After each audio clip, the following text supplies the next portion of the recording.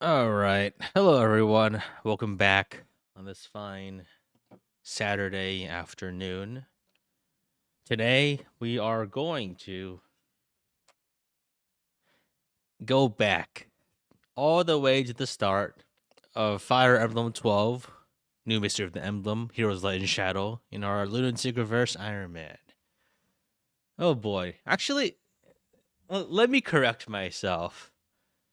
In fact, we're actually still continuing the run. It's been going on for about 168 hours,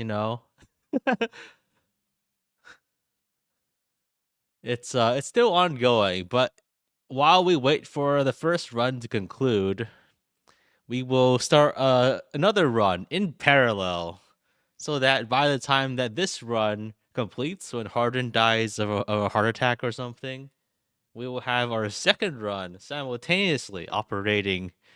And we might even go faster, possibly. Yeah, this situation's fucked. I should win this time with 0 resets this stream. Yeah, absolutely. The world's my oyster. Isn't Harden like basically he's only like he's not that old. He just looks old because the dark sphere aged him. All right, so yeah, let's get back into it. Actually, wait. Let me fetch a beverage.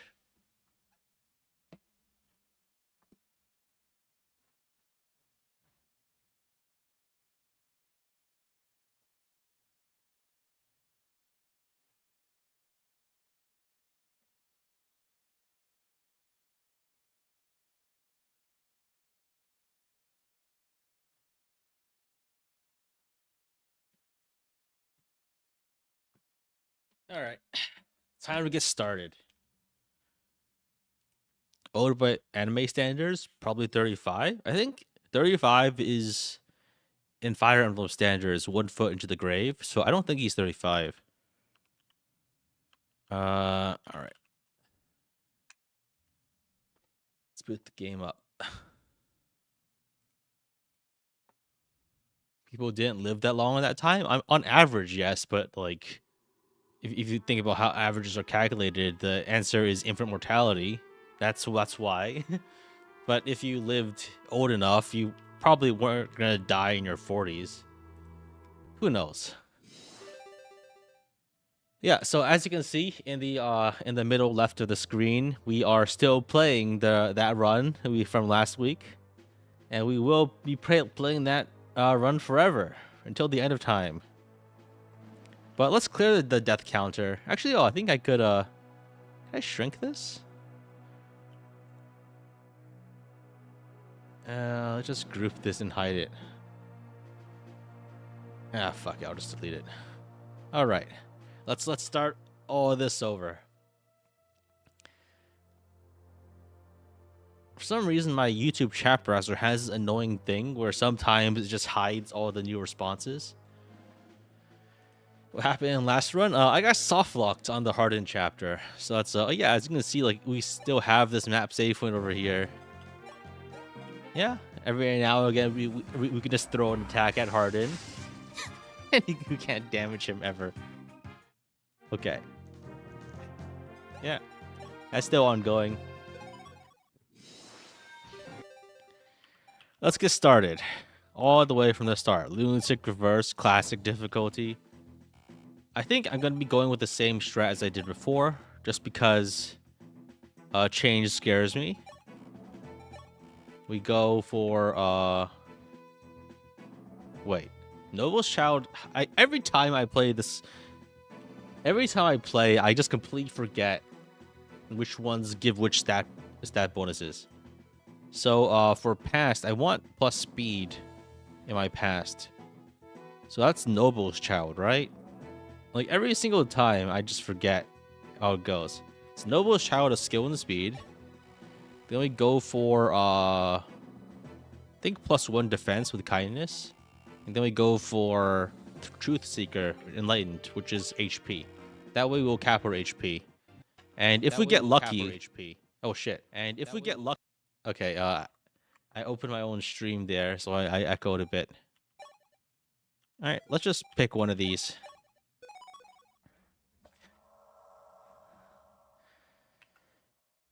How about Arena this time? I think for Arena, I might delay it until Chapter 21. Because if I'm going to die before that, you know, it doesn't... I didn't really use those benefits very much. That's okay. I think we're on reset 44 now, if I'm correct. So I need to adjust that.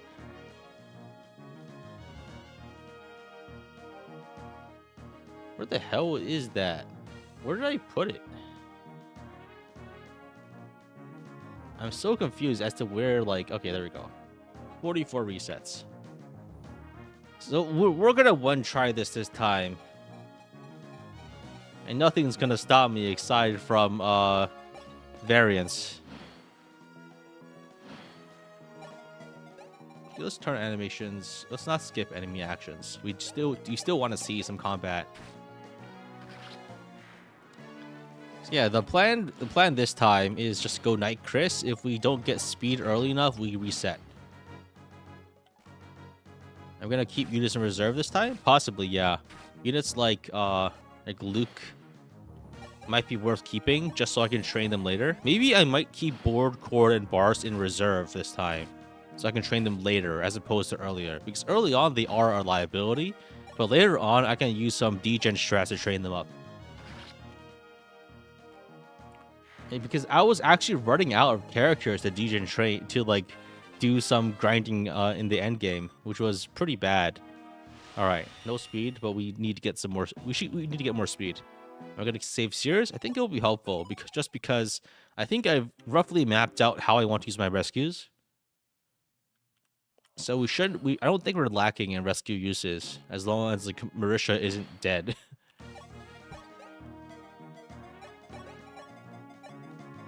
All right. Are we using Sirius this time? I don't know. I mean, we probably will just because he's very decent in the early game as like an additional unit that can do things. So yeah, this is like the 6th proper run. I mean, I guess technically like the 3rd. I don't know. It's kind of hard to classify these things. But it's the 6th run that made it out of the prologue. So there's that. I'm gonna stream the direct on Tuesday. Is there a direct? Yo, we got speed? Okay, we're in business. Is there a direct? Rumored? I guess we'll see then. But like, what's even gonna be in the direct anyway? I get leaked by a reliable leaker. I don't know. I feel like I won't stream it just because. Oh, or maybe I will. It's gonna be like 40 minutes, right? I think I can organize that. Fortune's Weave? There's no way.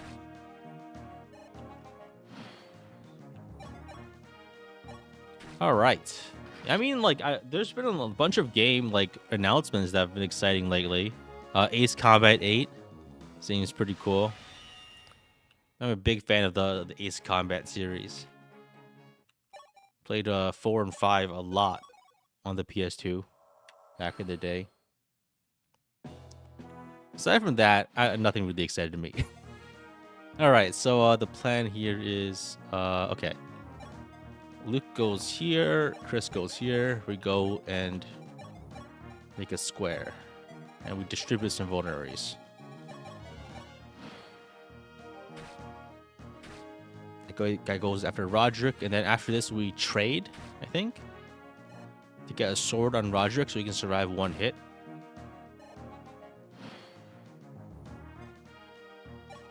So we trade the sword for our lance and bone. Roderick trades the sword for our lance and bones. He should survive, and then Kris bones. I think I shoot this guy. It's been like a few weeks since I've actually executed the strat, so I might be doing this wrong. No, we're fine.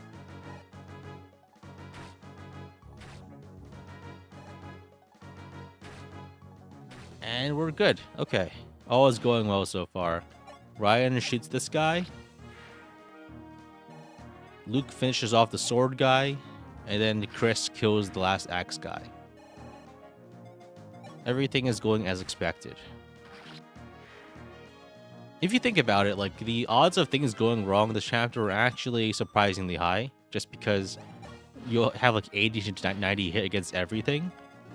And when you consider they have to do like 6 or 7 actions with that hit rate to actually accomplish getting through it unscathed, I think after multiple attempts, the odds are actually just from a binomial perspective, the odds of getting punked are pretty high. You see, if you miss even one of those attacks, someone's gonna die. Same thing over here with Sita. If Ryan misses the attack, you're a little fucked. I just realized that tomorrow is in fact the first official 6-7 day after 6-7 became a thing. Shame I wasn't streaming tomorrow.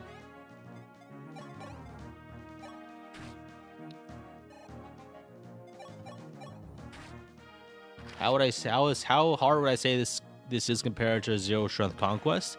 Well, I mean, Zero Strength Conquest, I guess, a reset whenever. So, in that definition, it's a lot easier to play a game when you don't have to reset the 24 hours of progress every time you lose. But I think it required a lot more long-term planning. The Zero Strength run. This one requires a lot of long-term planning too. But it's whatever. It is what it is. I think I can have Kris here. That's fine.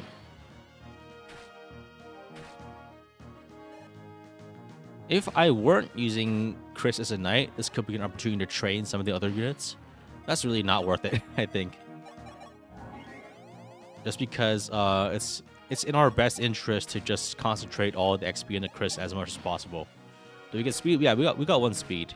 So we're at like 4 speed and 13 defense, which is okay. Ideally, we get more defense and more speed and more strength and more everything else, but you can't have everything. We have double 6-7 day because the rest of the world's date order is different. Interesting.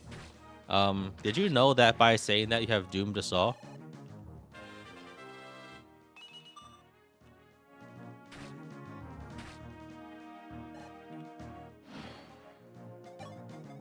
Alright.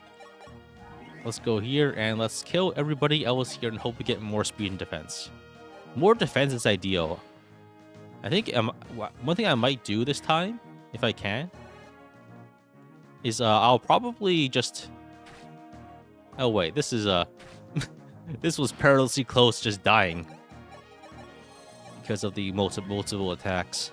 I'll probably just throw every single Draco shield I can onto Kris ASAP.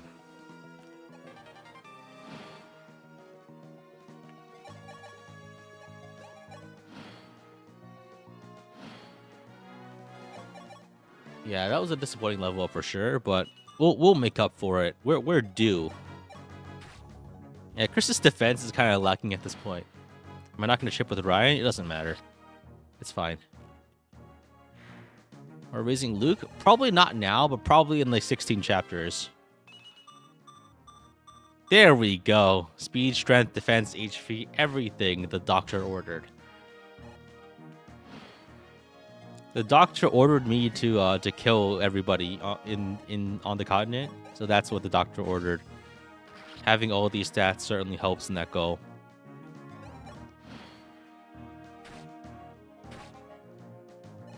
They're so back? Yeah, we're so back. We're gonna one-try this. Just watch. Do you want to know what ended the last run? It's highlighted in red. I lost to Lysphere and I got soft locked and hardened because of a unfortunate trade swap incident that re-equipped my weapons and caused Sita and Katria to die. So the whole situation is kind of fucked and a little funny, but it's funny because it's fucked. You're surprised Roger turned out so well? Yeah, he basically capped his stats. I'll probably try using him again if I need to. I think he has more HP than Drag, which is pretty important. Having high HP is more important than defense, I think, for units that only don't really need to take hits. Okay, so I think the plan is Kris is strong enough to not get doubled. Gets 3-shotted though. I think this should be okay though, because they won't prioritize Kris. We go over here and then we can put I think we put Sita. Where was the Tayo again? So I think the Tayo was exactly behind Kris over here. And this is the reliable strat that lets me almost guaranteed to not take casualties. Right? Yeah, so that guy goes after Sita. And this guy goes after Kris. And then this lets me do a lot of things. The most important part is actually that Sita, I have full HP Athena, I have full HP other units that can be used to kill things. So I think the plan here is to attack this guy from the back here in a way that blocks off this guy and this guy. And I put Athena on this fort and heal, I think. So I think this is the plan. We go over here, attack. Athena on the fort. Actually, Athena could probably go... No, Athena can't really go there.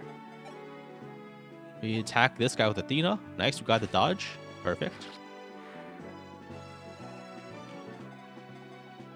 And then doing it this way, this guy can only attack Kris. And this, we can, if we play our hand cards correctly, we can block this archer from moving in.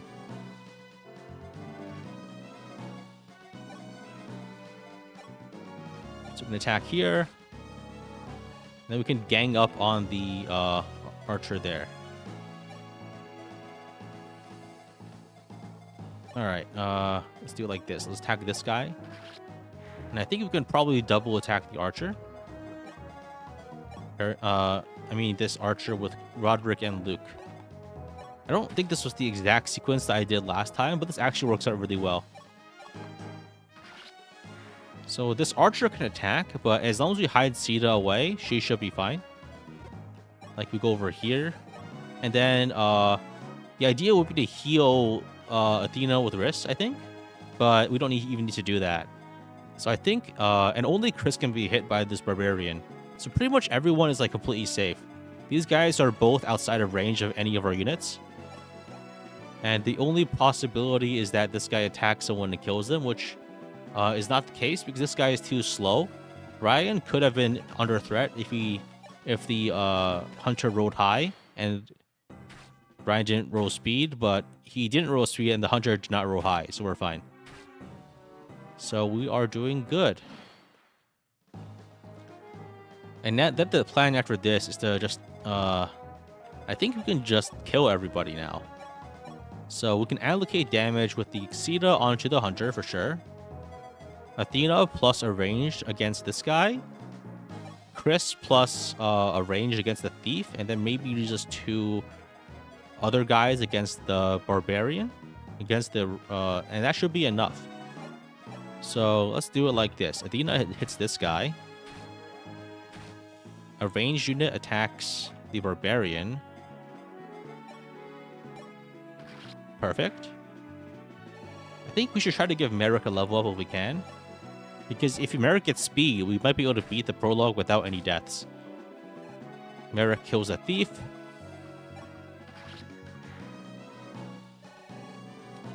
Sita kills the hunter. I'm moving like a well-oiled machine. And then we can, if you want to guarantee things, here's what we could try doing. We attack here. We move wrists over and trade the sword. And heal. then we move Luke over and we trade the sword to get weapon triangle advantage. So we have a guaranteed hit as opposed to the 80. It would have been so funny if Luke just got killed by a vantage critical hit right there after this, honestly, like this elegant dance of movements that just completely solved the map like almost entirely consistently. But fortunately, the life is not that cruel after the immense number of misfortunes I have experienced at no fault of my own. I mean, oh, super chat from Akihiko Sonata. That thumbnail is a work of art. Thank you very much. It took me 30 minutes in MS Paint. No, I did it in Photoshop. But it's spiritually MS Paint. I just used the brush tool and some tinting.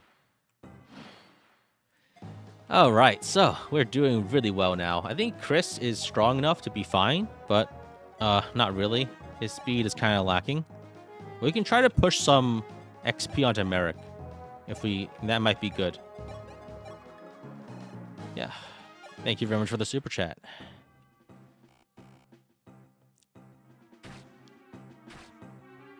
You missed a joke there by not making it 960.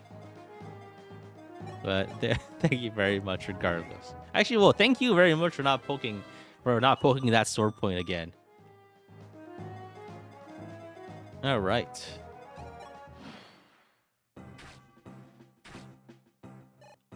I think we just feed the kill here.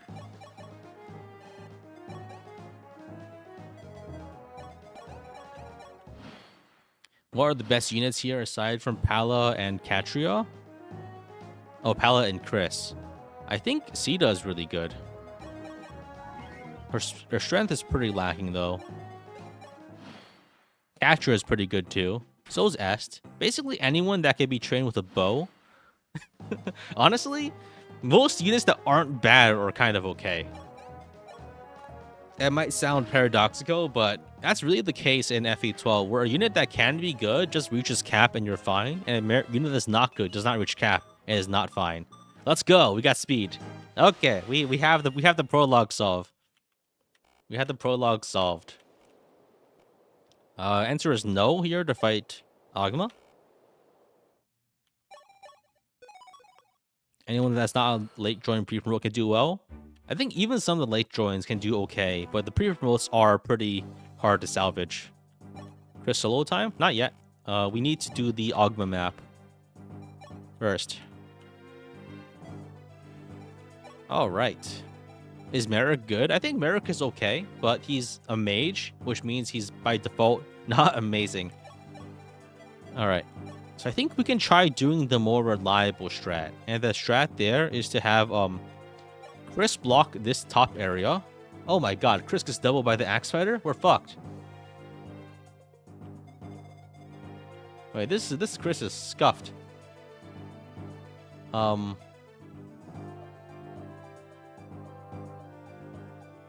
think this is okay. We block here with Athena and Kris. This guy doesn't kill us. With 23, it's like 8 and 8. So we can try healing here. If we block with Kris here, we can heal. And we can try baiting the archer with Merrick. Oh, we doubled the archer with Merrick. That's huge. I think this is okay. I think we can salvage this. Because as long as we block the archer and the other guys, we should have a fighting chance. I need to put Invulnerary on Kris. And also like on Athena if possible. This is gonna be tight. Vulnerary on Athena and probably like 3 on Kris. Maybe more. I think we split them up 3 and 3 on Kris and Athena. No, we have 1 from Riss. Let's put 3 on Kris and 4 on Athena. Where the hell did I put the rest of them? Oh my god. Okay. Fine. 5 on Athena and 1 on Kris. Okay. Merrick is decent. The thing is like you don't need mages for most combat in FE12. You want units with high defense and or like super strong damage, which doesn't really come from tomes. They're useful for sure, but it's mostly like an edge case thing. So I think here this gets trouble. The archer does 5. Kris, this guy does 18 to Kris. I think we should be okay if we do things right. We can, and against this, I think Merrick can fight the mage. Let's not attack turn 1. And here we block with Athena and Sita. Is the plan. I think we can go put Cecil here and trade over a Steel Lance. Just do some more damage. And I think we just have to run it like this. The guy goes after Merrick and we double him. I think we can kill him without actually needing to heal, which is good. We need to double heal Kris. On the bottom end, things are very precarious, though. So I think we can kill this guy without healing, which is good, because that means we can do things. Oh, actually, now that I think about it, maybe we can get away with we can get away with it, and we can just attack this guy down here. And then we just double heal Sita. We can block with Agama.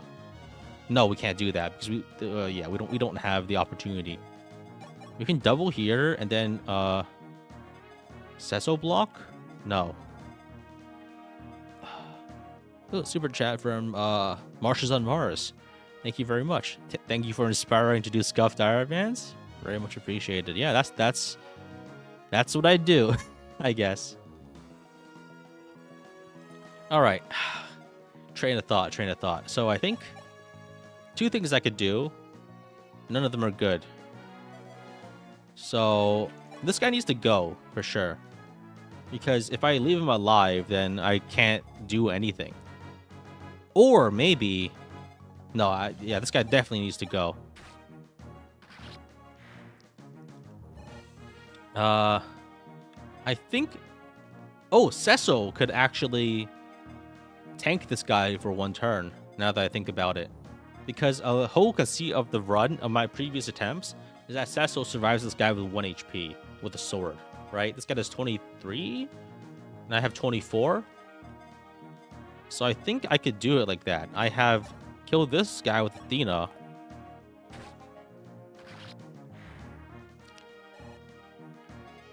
We heal Kris.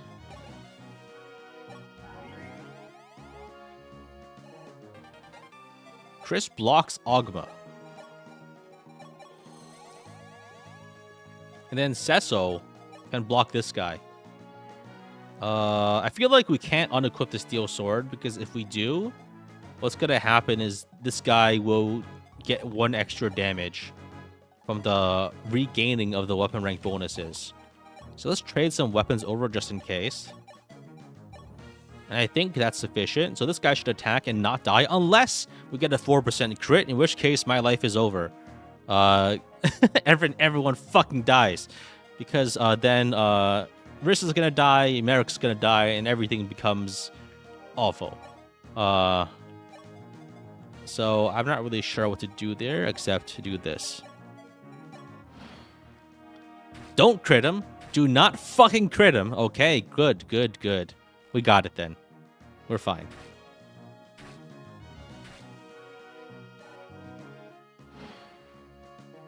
Alright, I think the play now is kill this guy with Merrick. Or maybe we can,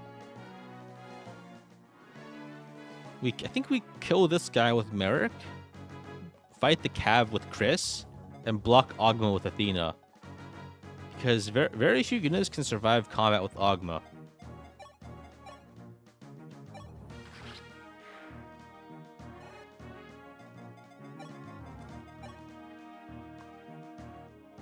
I think I just want to block him. And we can block here. I think that should be good enough then. I think that should be enough to clear the house. Unless we get an accidental crit, in which case we're fucked. Okay, we're good.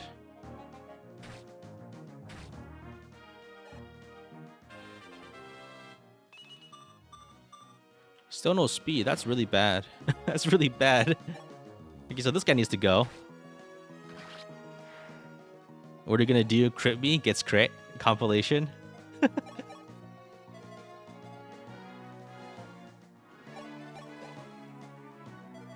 Let's heal Athena.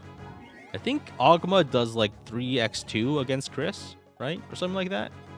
We should be fine.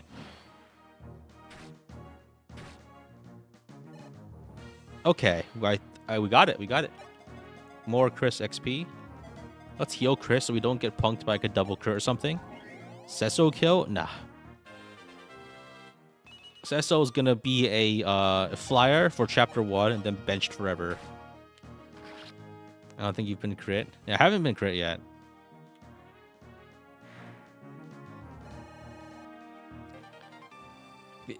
My worry is not necessarily about me, the enemy critting. It's more about me accidentally critting. That's typically the more dangerous instance. Because if the enemy crits, that's just 3x more damage. But if I crit and I keep critting, that could be many, many times more. I do feel the same, and now we just... Wait. I don't think this Kris is strong enough to solo this map. 16 and 5? This is like a really weak Kris. Man, do I have to actually play this map normally? Yeah, this Kris is too weak to solo. So we have to do an actual strat. I hate to say, it should work. I've worked out like a good strat that works kind of okay here. But I think in the interest of us first trying it, we should try something off here.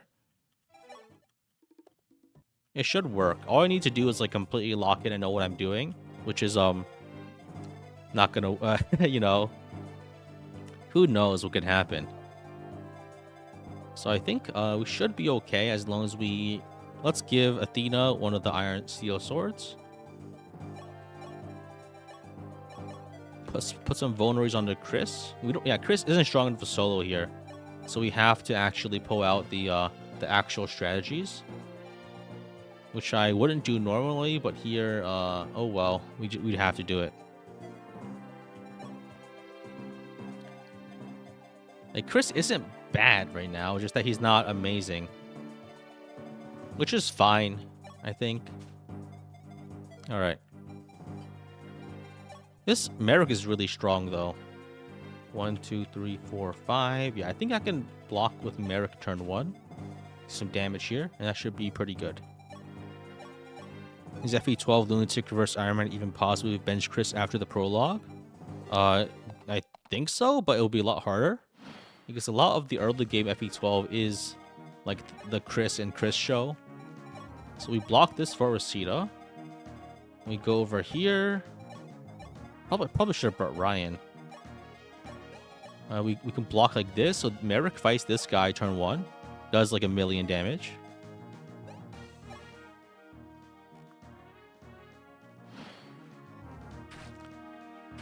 Then we can finish him off with Kris and keep blocking, I think.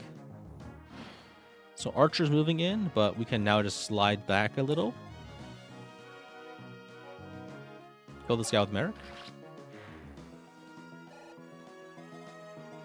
This guy can now move down here, so we should move our units away. Kris goes here. Kris heals Merrick. And then we move down here. This way, this Archer will move to block the fort.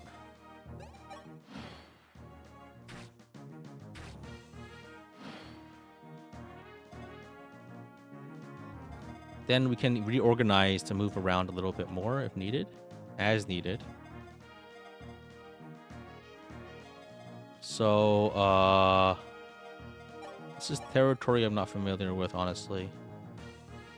I think we attack here. Just to kill the Archer. Then we heal and block with Kris up here. My heal broke. Oh, that's really bad. We don't get the heal back until Kane comes at me.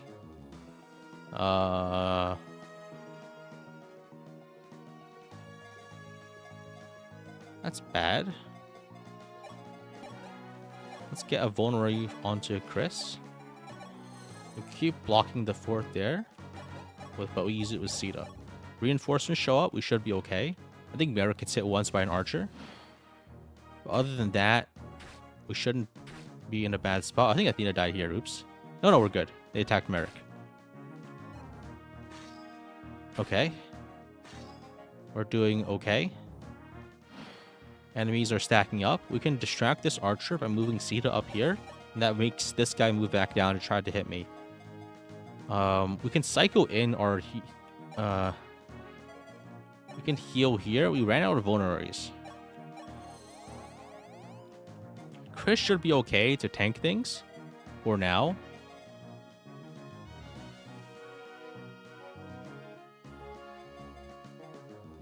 I think I kill this guy right now.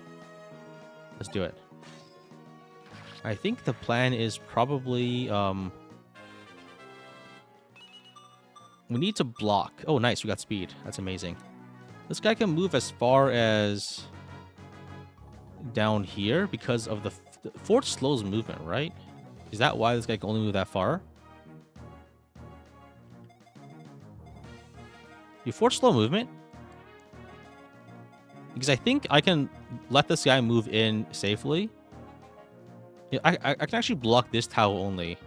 Because these guys, as long as this guy can't attack a swords guy over here, and Kris can survive enough damage. He can't solo the map, but he can survive damage, which is all that he really needs to do right now. Let's trade a vulnerary onto Ogma for now. And we can heal. We're distracting the archer from up top. Yeah, we're okay. So this guy might attack Merrick again, and that's fine, because Merrick can just heal. This guy goes after Ogma, all as well. This guy goes after Merrick. I think we should be okay after another heal. And then they just pile on Kris. That's fine. Kane's moving in. That's not great. We're a little bit of damage off from dealing with... Oh, wait. I just realized. I could kill this guy with Sita. I think Sita doesn't die to anyone here. And if we are... Since we baited the bow archer guy away, they can snipe him with Sita. And because on the river tile, they can only attack from the top. So we only have one tile of exposure anyway. So Sita should always survive here. Unless, like, too many enemies pile on there. But we should be okay. We can kill the mirror. Then we kill the armor. And Athena blocks Kane. I think Kane does 24 damage. That's not enough to one-shot Sita. This guy has a lance, 23, not enough to one-shot. And Athena can just block this guy. Ogma can slide back and heal. And I think we've got a solve here. This guy's 9 speed. And actually, I think I can maybe 21 attack. Okay, Risk can't bait. We're fine.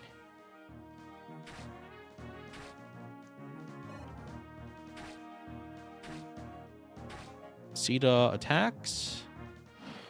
We got it. We did it. Okay. I wasn't expecting this to go that well. Because we've been using the brainless strat for so long that actually having to think on this map is a bit of a surprise. So, I think we kill this guy with Merrick. We slide Sita back over here to bait the archer back. And we move Athena back. We move Ogma into position. And we just start fighting him with Kris. To try to soak up XP here. I think we just wait here and block. For now.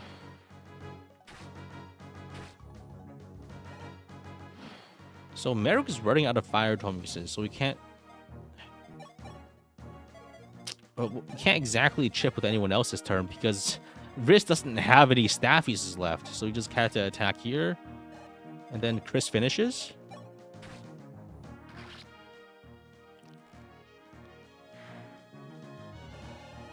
And we got it. We've beaten the map somehow. Okay, I wasn't expecting this to go that easily.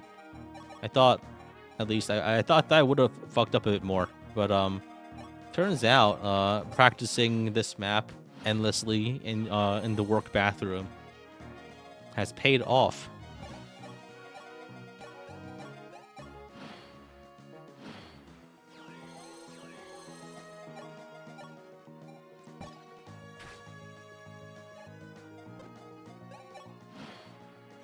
So what happened? Oh, you mean like what happened to the run?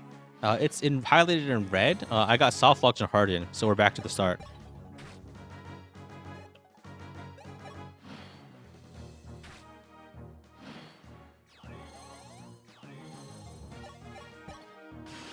Practicing the work rhythm? Yeah, I play this on my phone while I poop.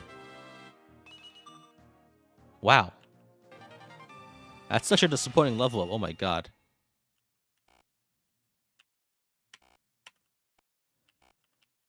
This Kris is cursed as fuck.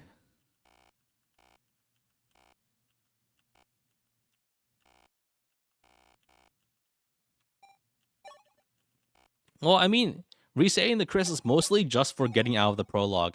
After the prologue, we're just gonna eat every stat booster known to man. And since we have so much more starting gold, I can just buy every Draco Shield probably. But I think this is also because Kris is lower level than normally. Normally he's like level 15 by now. So this is actually okay. We can speedwing. We can also consider speedwaying Kris, honestly. Just because, just to get him up to speed. up to speed. Because the speed thresholds are very important here.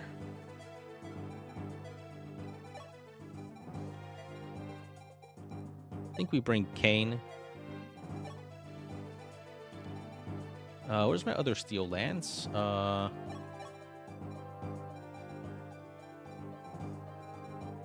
You only have one steel lance? That should be fine. So what steel sword? Who even needs the other steel sword? I think I have too many of these. Am I gonna arena grind? Maybe later. Probably not in chapter 15 this time because I didn't really use the gold that I needed. But maybe. Actually, I don't know. We'll see. We'll see. I might do it for less time just to like train like staff units. That might be better. But I think maybe this time if I pick a better method of doing it, I can probably get more out of it. Because I was using a pretty suboptimal setup. I think some people in the YouTube comment section suggested better classes to try cloning.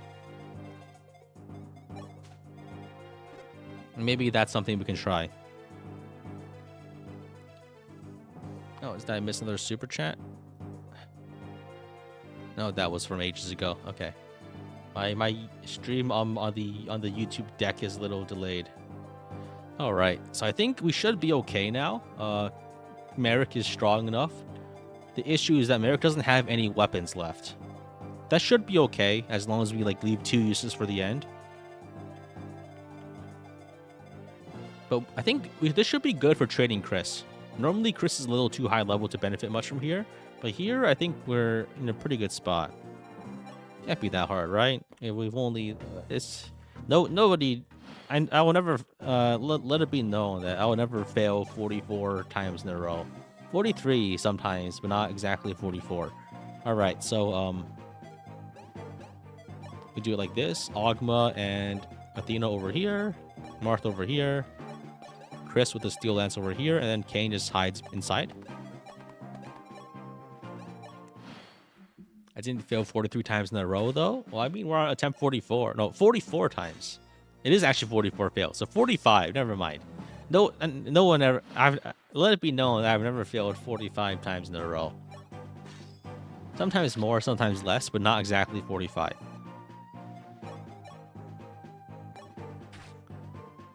These are risky 1% crits that I'm risking here, but don't let anyone know. It'll just be a secret between you and me. Yeah, no one's actually died so far, which is a little surprising. I don't usually get like deathless prologues like this.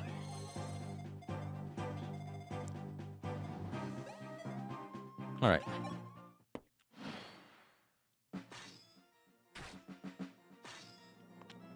Jagan 1% moment. Well, here this is like the exact game where you cannot actually get Jagan 1% moments specifically because Jagan cannot crit and cannot be crit. At least as far as I know. I think he's like specifically hard-coded to not have that happen. To my knowledge. If anyone has a counter example, please let me know because that would be really funny. This Kris feels a little iffy. I think if I allocate my stat boosters properly, it should be fine. It should be fine. So I think what I need to do this time is I need to make this guy attack from a different position. Not from over here. Ideally from, like, over here. So I think the play here, actually, is to make him attack Marth on the throne. Or something like that. Or maybe even attack Riss. Possibly from, like, behind Athena. Because the reason for this is that if he attacks from this tile exactly, that's trouble because it blocks a thief and we don't get a free hit on him. So we need to make him attack. I think we can convince him to attack Riss because he does like nearly the most damage to Riss because Riss has the lowest defense. I think that's the play. This guy goes after Riss. Perfect. This guy goes after Kris, and this guy goes after Kris, and we get the free hit. Very good. There we go. There's some defense. If we cap defense and not speed, that's also honestly fine. This is like the slowest, worst Kris I've like managed to like force through this part of the game, which is surprising. I think there's 1 damage off killing this guy. Damn. So I think there's 1 hand axe here, 1 hand axe there. We need to block Riss from being hit.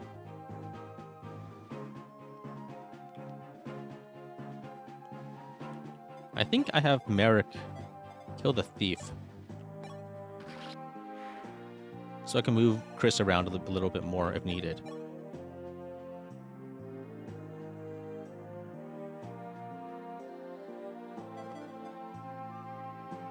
So I think what I can do... This is tricky. I don't know how to do this properly. Is the first attempt at the prologue today? Yep, first and hopefully only for the rest of time. Okay,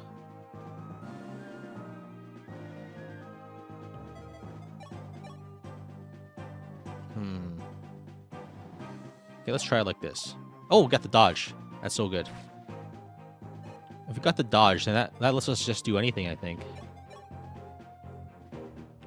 We hit this guy with Kris. We just put Kane over here, and we could put Athena here and heal. We just put Marth over here to bait, because they'll just attack Marth, so they don't have to, you know, deal with things. Or they could attack Athena and ruin everything. I don't know, man. It's fine. Oh, they go after Merrick. That's perfect, actually. That's even better than any other possibility at the moment. That's actually perfect. Okay, we got it. I think we feed to Kris if possible. Kris is very underleveled compared to what he normally is in this run.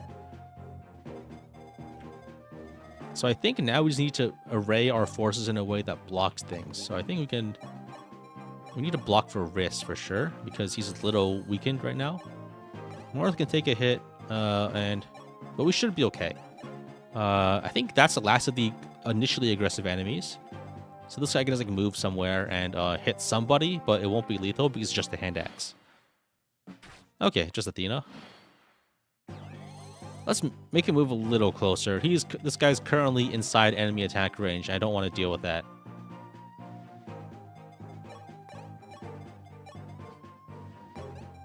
Let's make him move like a little closer.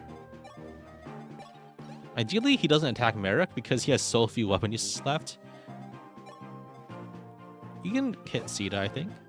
That could be that's affordable. All right. Attack Sita, very good. We are doing well. I think we trip with Marth, kill with Kris.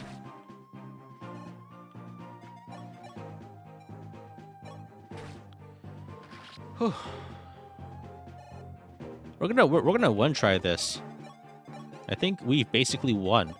All the tricky parts, I think I've done this so many times. That's basically muscle memory. Maybe I should just make like a narrated guide, essentially in the style of this.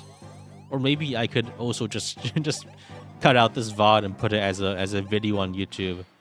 And I think that will be sufficient guidance for anyone trying to Iron Man this. So basically, I think, with what I've done here, we only need 5 speed. So we only need 1 speed level up. So this strategy is actually basically completely agnostic to any stat boost you have. Now that I think about it.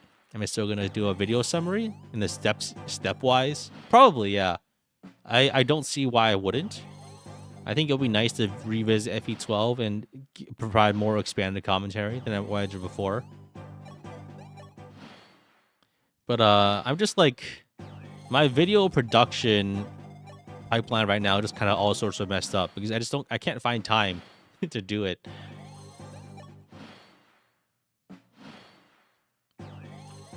But once I get back on track, definitely.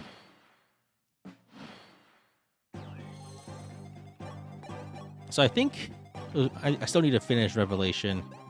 I think I finally finished making all of the goddamn PowerPoint slides. Do you know how much text I had to write for Niles, even though I never used him?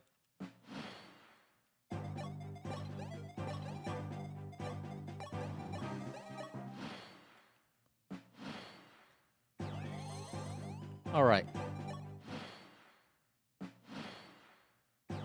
Okay, we got it. So I think here we just bait with Kris, and then we kill with everybody else. Step 1, reset 43 times. No, I think I'll just go, like... I think my plan is probably to go relatively consecutively. And then when I die and recap, I just fast forward to the already played chapters with a much more brief summary. Am I doing a wall of text for Odin and a wall of text for Niles and only a few lines of text for Odin? That's the joke. I pride myself on repetition.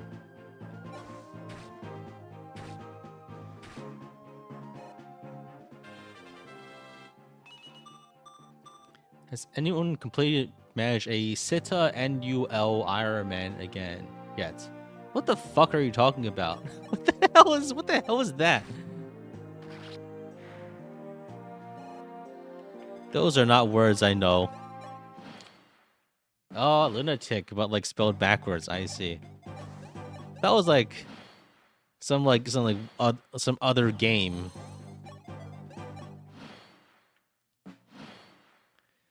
I'm sure people have completed it, but they haven't documented it and they haven't put it on video. So there's no proof. You know, anyone can claim anything. That's the issue with like video game challenges. It's full of people who just like say they did things. But the issue is like actually documenting it is something that can only very specific people like me can actually do. Because no one has time to verify things because, you know, it's just like academia, you know? Everyone wants to write their paper, no one wants to read anyone else's paper.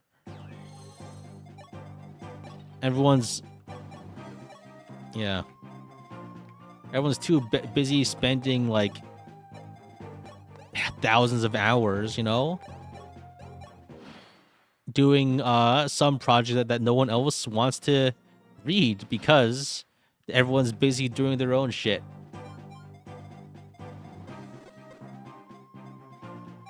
All right, I think the play here is we just kill the axe guy and then we let the archer move around.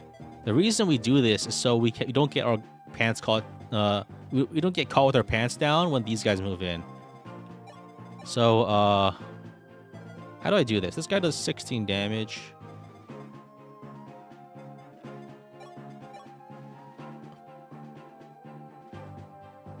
I think this guy doesn't kill Riss, right? 9 speed versus 8 speed. Why is Riss so fast? Oh my. Maybe this time I actually save Riss and he saves our run.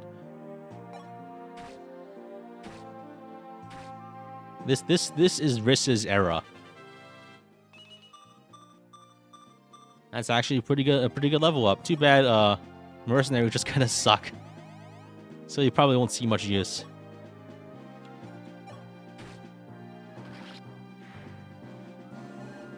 Thing is I think for most like posted runs or like FE12, it's not really like they generally don't do Iron Mans just because the nature of a pre-recorded run isn't actually evidence of an Iron Man. You know?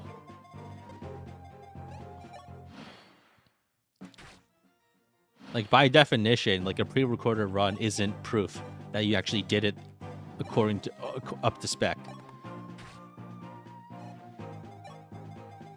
So I feel like most people like who do challenge runs of that nature and record them like in videos posted 15 years ago is mostly in the realm of like LTC and other things that are more accurately represented by the tools available. Is the prologue reliable? No, yeah. I think I have reliably solved it basically, even with like a really weak Kris. Like 5 speed, 16 defense. That's like, compared to my other runs, that's like really weak. This time, it's like good enough somehow. I'm genuinely shocked.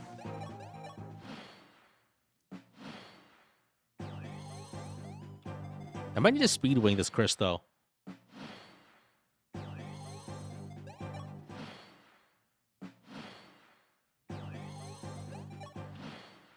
All right, so I think the plan is we bait this guy, we kill him.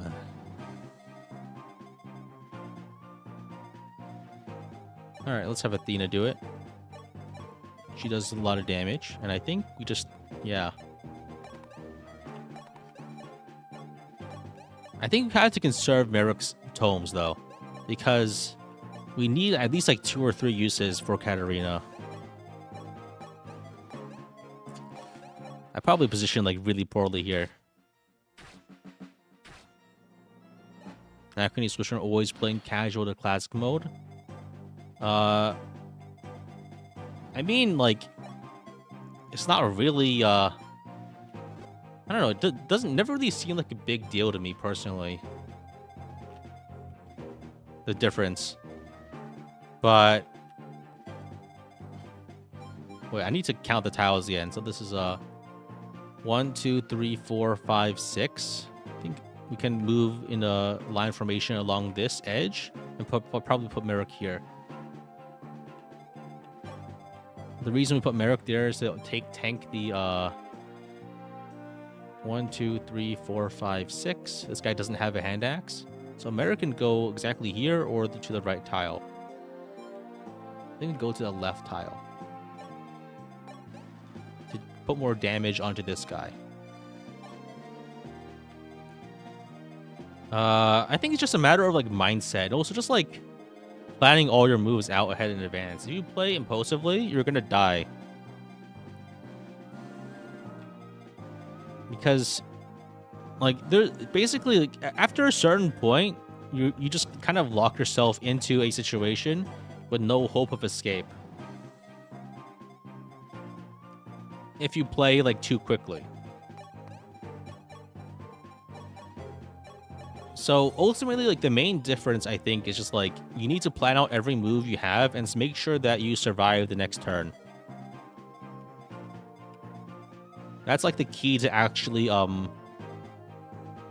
but Iron Manning or X Classic mode is not really that big of a difference if you just reset after every chapter if you die, right?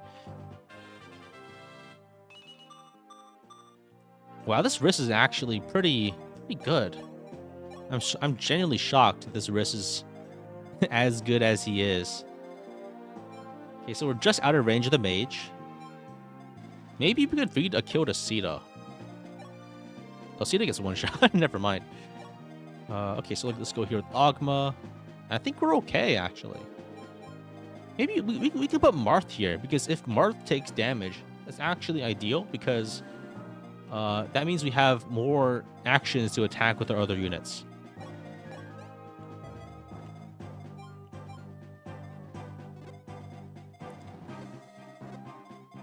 This guy can't attack Merrick. This guy can attack Merrick. Okay. It's fine. Let's not gamble. But is he even gambling? It's not. It's not even a gamble. We're just like objectively better. That's what they all say. And then they get punked because they accidentally they traded between 2 units, which re-equipped their weapons and then got everyone killed because of the trade re-equip mechanic that is in the game for some reason. I mean, I understand why they do it, because I think it would be doubly even more annoying if you had your weapons unequipped after a trade, because that just means you don't counter, which could be even more lethal potentially. So I think we attack with Kris here, and then we finish attack with Mara, finish with Kris over here. So like I understand why they do it like that. I just wish, like I don't know, when you unequip with intention, I feel like the game should try to respect that a little more.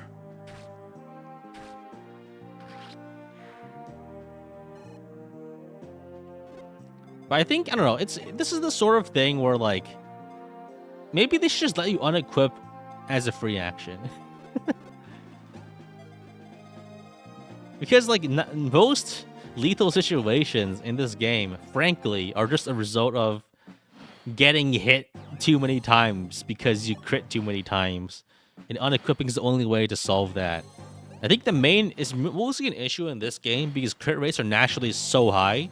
Like, even units that don't, like, do anything have, like, 16 crit against the 0 luck enemies in the entire game, right? Enemies have no luck at all. Which is, it's bad because everyone hits you anyway, but they all just have, like, effectively, like, negative 16 crit evade dodge. I mean, it's usually not an issue. I'm just, like, a little salty because that's specifically what got me last week.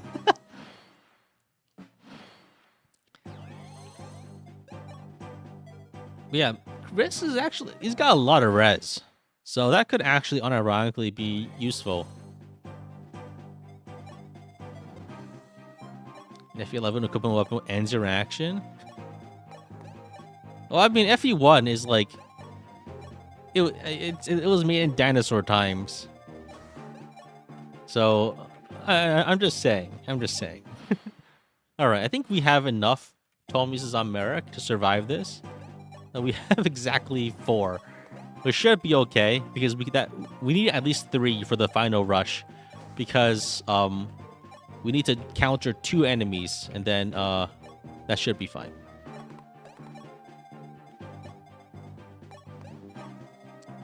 I mean, I understand why it's there. I'm just miffed that the exact mechanic screwed me over. So these guys are actually both 30 HP, huh? So I couldn't do the suicide strat even if I wanted. I would need one of those guys to have 29 and 3 defense. Both of them high rolled HP, which makes them hard to one-shot. The aggro line is like, I think it had to be within 2 ranges. And Merrick qualifies if he overlaps both 11 sword ranges. And if we consider the 11 sword ranges, we can then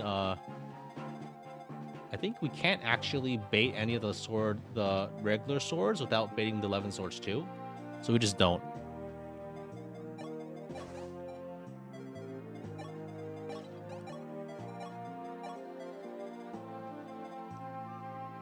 Yeah, we can't. Yeah, the silver swords just. Yeah, I think we should let both of them hit Merrick. Let's move our Athena. Yeah, this should be fine. We got it. He goes after Merrick. Merrick does damage, and we can one-shot them. He goes after Merrick. Merrick does damage. I love doing damage. Don't you?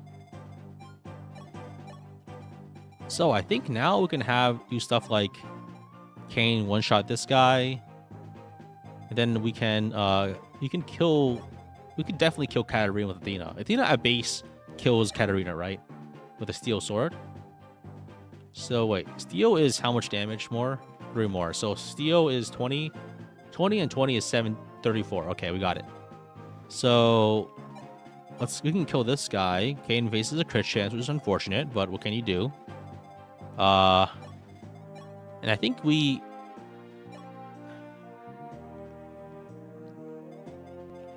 I mean, if we die from a crit, that's just so unfortunate, but we can't do anything about it.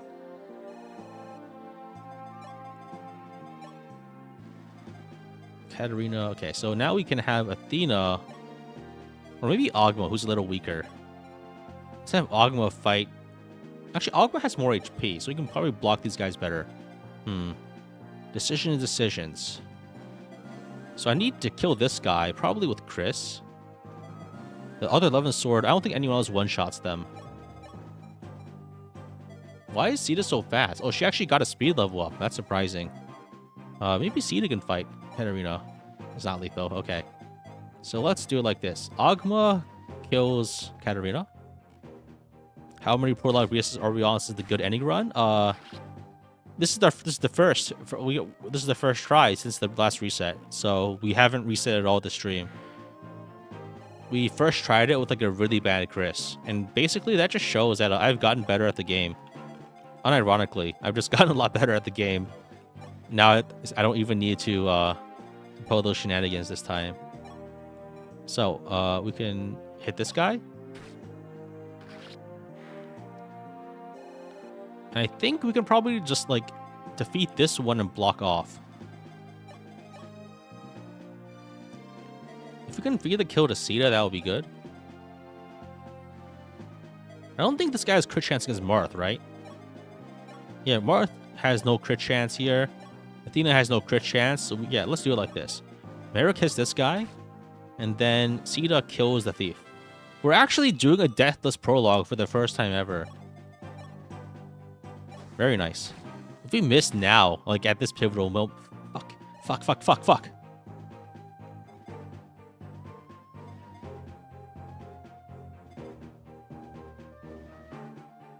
Should have used the Iron Lance.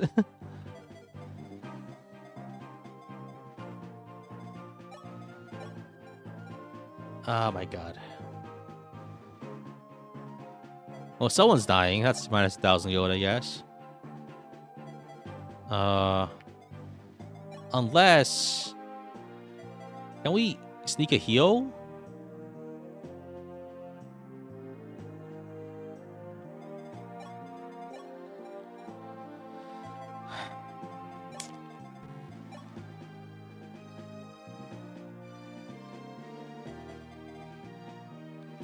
Is there any way to get around this now? Because Ogma is nearly dead. Sita's nearly dead. South Athena, place Marth on top of left thief. The issue is... How do I kill this guy without... Because this guy is threatening too many enemies.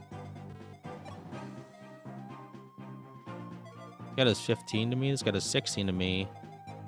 This guy does 17, and this guy does 15.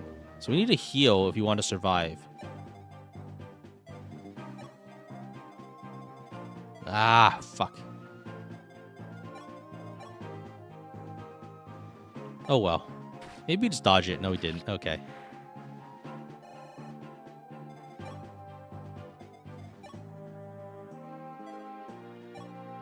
Oh. Marth can't get a 50% crit, I guess. That was asking for too much. Rip. Okay, rip Athena.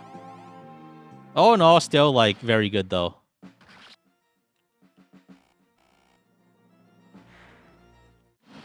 Yeah, the thief does one round risk. He gets one shot for sure. So that's unfortunate, but other than that, we did amazing.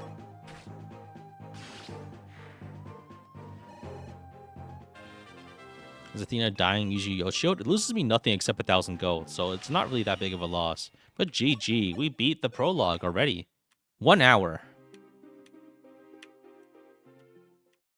Okay, next time we'll do a deathless. Wait, I shouldn't say next time, because there won't be a next time. We're gonna beat the game. All right. So I think let's reclass Kris into a. This is a really scuffed Kris, man.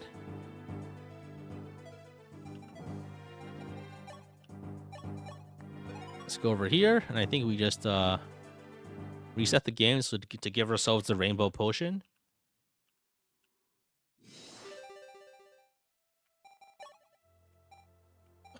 All right. Oh, round one. This one. Can this Kris even defeat enemies? With stat boosters, probably.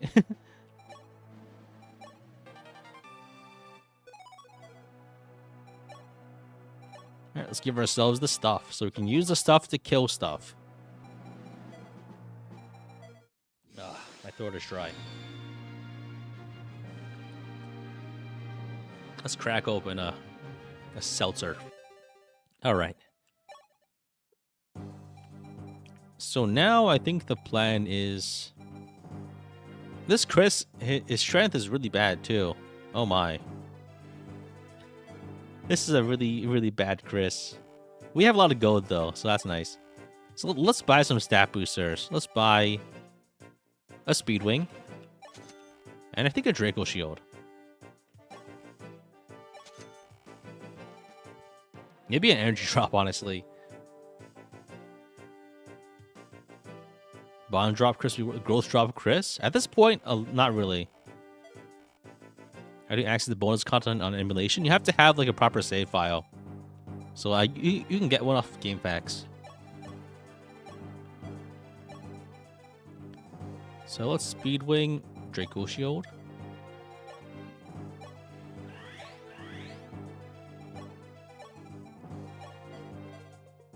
Am I gonna grind 100k with Zane? I might go for it, but that's a few streams off. Maybe we also just like buy a... Honestly, we'll probably just buy a strength drop here. Energy drop. Because Kris is just like not really up to task. And he's not gonna cap strength. He might not cap strength. Alright. Let's run it like that.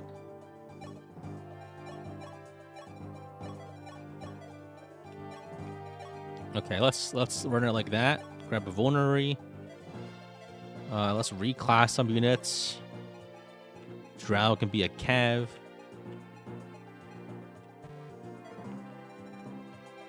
Cecil goes into Pegnite. Drow goes into Cav. Yeah, I guess this is the penalty of going like strength feature and like HP feature instead of strength feature. You're just gonna get messed up on those growths. We reclass Aaron into a general. I think we should be fine. Should Kris be given the growth drop to offset bad gains? He's already high enough level that I feel like it wouldn't be worth it. I'll probably give it to Castry again. Because I think we had a good thing going last time, and changing it would just be... I don't really feel like it would change things. Okay, let's get started. Actually, let's move our units around a little. The lower move units to the left. Higher move to the right. We block the cave with Cecil.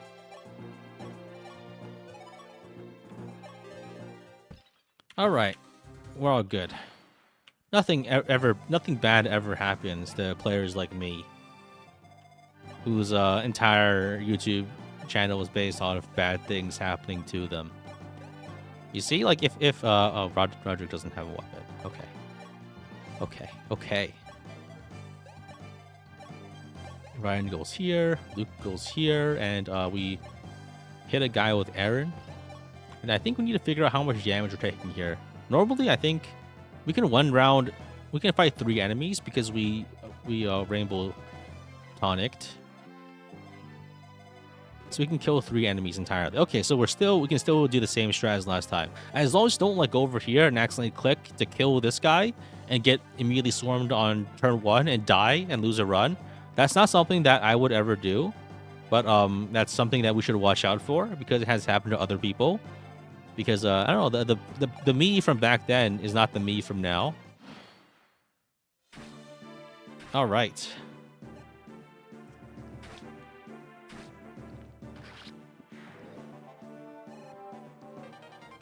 This Kris isn't even -1 on average for strength. This is just how Kris normally ends up. That makes sense. I think it's also just that Kris is like a lower level than he normally is. I think this is just the price I pay for going HP future, which like it's good because it saves me it saves me from needing to use more energy drops. But for other reasons, it's obviously bad. Alright, let's feed Marth XP if we can. Because strength, like, you can compensate for strength a lot. And Kris doesn't really need, I think, to be super duper strong. In fact, it's actually a bit of a penalty because, at least for a lot of the early game, it makes high strength Kris makes it harder to train other units. I have some word to have a curate to heal. Oh yeah, probably, but a bit late for that. We should be okay. I think the first X chapters are just gonna be like this. After this we forge like a good iron bow, I think, and just start going to town. How do you get the DLC items nowadays? You use like a save file from GameFAQs, probably. That's typically what most people do. Because, yeah. This is still prologue? No, we're chapter 1 now. We've beaten the prologue. In record time. Record time from the start of the stream, probably, because this is the... No, I think in in the previous one before this, I only had one reset before I got going. So yeah, we're actually just doing well this time.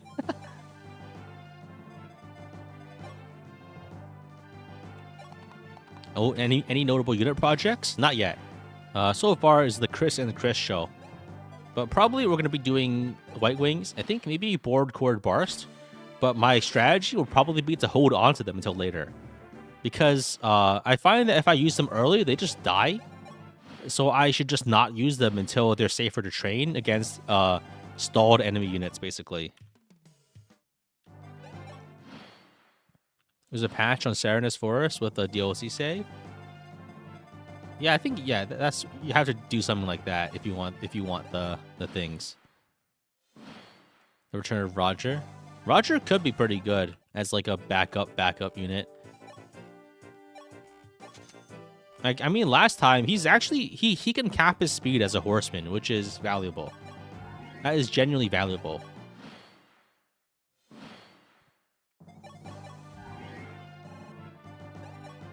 Funny thing is, I didn't even ever get to use the triangle attack properly, even after training Est.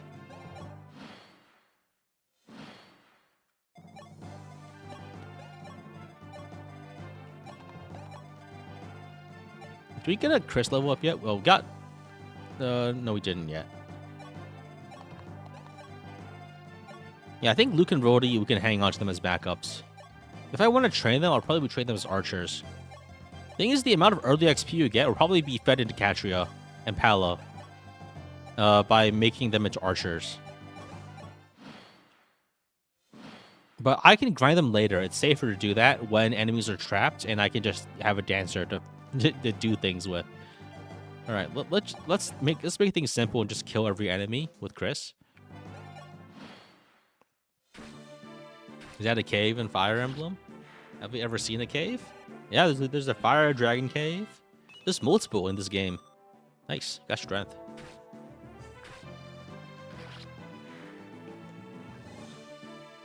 The main downside of going minus strength Kris is that you can't really make a capped berserker, which is okay because other units can do that.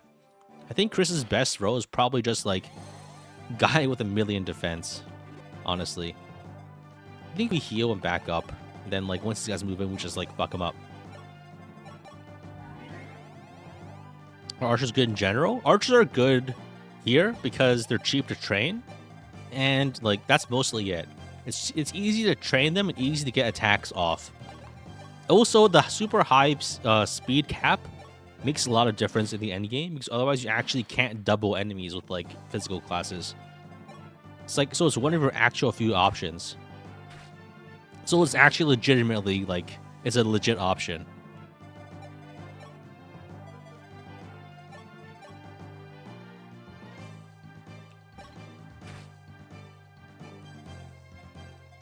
These guys have 9 speed. Okay,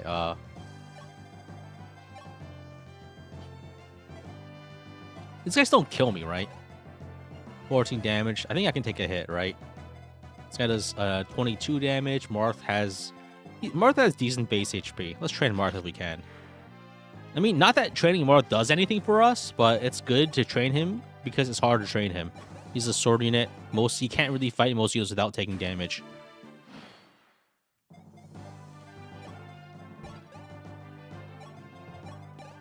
Put Aaron a Wyvern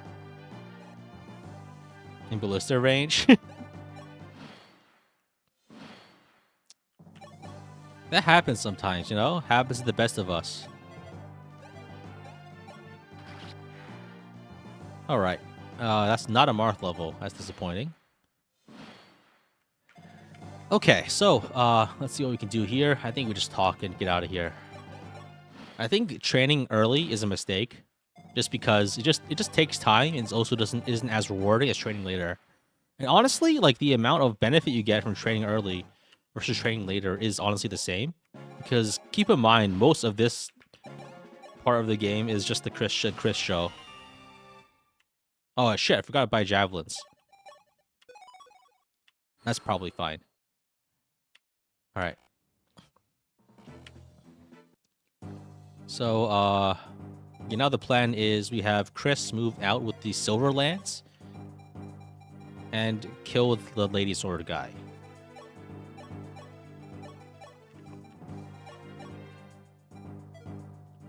So Kris drinks a Rainbow Tonic.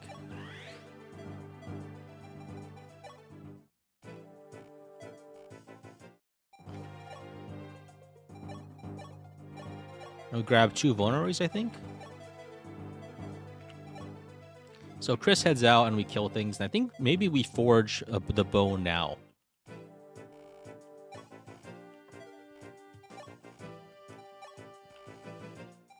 I'm calling it the bow because like I used that like forged iron bow last time, like all the way up until like nearly the end game. I think maybe like I sell maybe 1 or 2 things. Like, steel swords I think are especially not very helpful because you get too many of them, and honestly they're not really that useful. Like swords are probably not usually just not an amazing weapon type just because the classes that can use them are limited.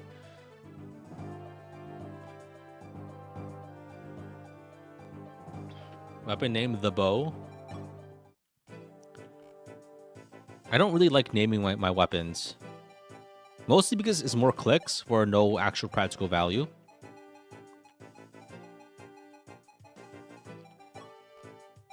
Alright. So now we can reclass if we're gonna train like Luke or anything, it'd probably be better to train him as an archer. Just because it's easier. Or like a hunter.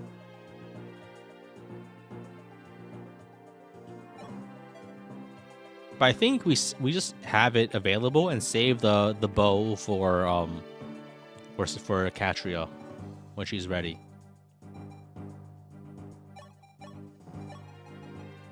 Maybe Draug is better, honestly. Just because he has higher potential speed. His HP isn't as good though. Actually, it's around the... Luke is lower level.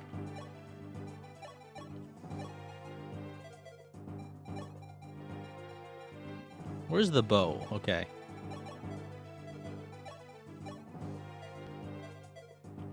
Okay, let's make Draug into Cav. Rename it from Iron Bow into Iron Bow. Clearly you understand.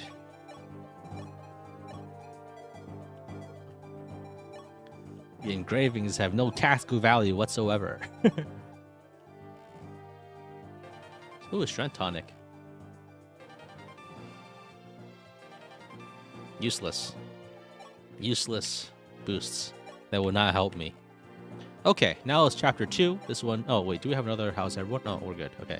Plan is Kris moves forward, kills everybody. I think maybe we can make Aaron into a Draco Knight. I guess we have to class Cecil out of out of the class so we can use Aaron like this. Do we not even have like a free axe yet? I think you only get one starting this map. You don't start with any axe users. Okay, I think that should be fine. Honestly, maybe actually I think we keep Aaron as a general here. He says so can be useful now. Not really. I don't think that's the lesson you should be taking away from this, but okay. You do you. Can't be that bad, right? Alright. There's Katria.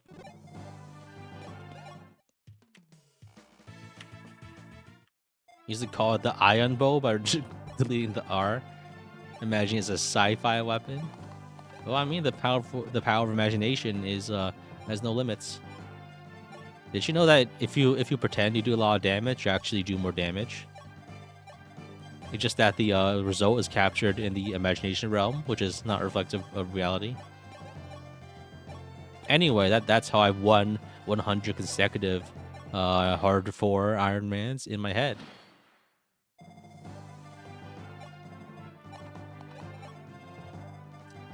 Okay, so there is Cord, and he's gonna be benched. I think maybe we train him as like a. We can train him as a cleric. And we check out the Darksphere run. You miss it? It's on the screen right now. You can check it whenever you can check it whenever you want. Fake it until you make it? No, I think faking it doesn't actually work. I don't know about you, but I don't think delusion is like a adequate replacement for reality. Can I double this guy? Oh, that's nice. Wait, do I have no defense here? I definitely do, right? If I use a lance, 2, 7. This guy doesn't damage me. 7, and 8. Wait, 7, 8, and then 2.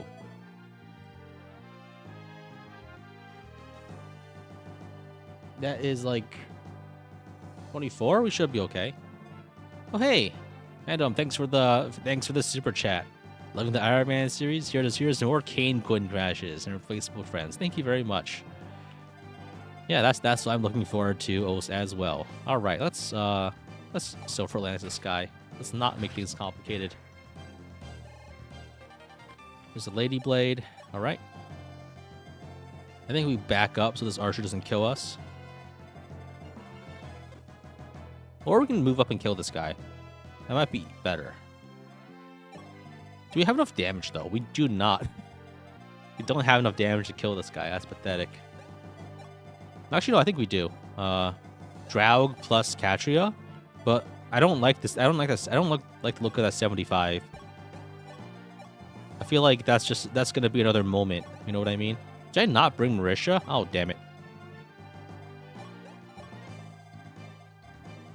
They're calculating with sword weakness. Oh, okay, then we're fine. Overestimating enemy damage is fine. Unless, it's typically fine.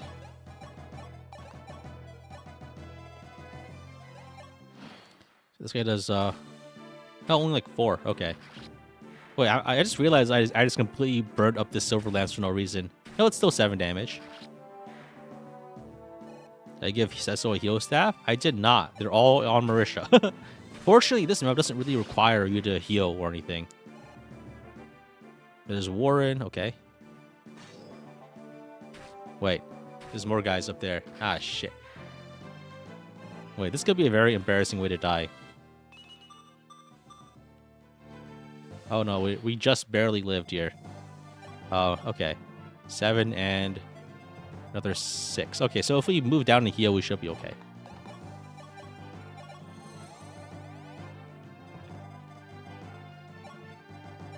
There's a Marth level. 6 and 7. Damn it. You made Kris with red hair that may go faster and get more speed levels. Maybe 3 times faster, possibly. Okay, so this guy does. I just put Marth in range. That's bad, but it'll be fine. Nothing bad ever happens to people who accidentally do that. Okay, let's see.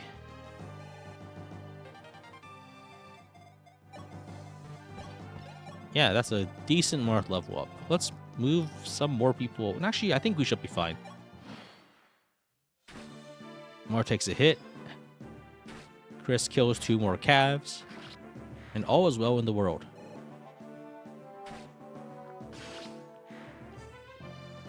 I don't like hearing that sound. The crit noise is like a sign of danger.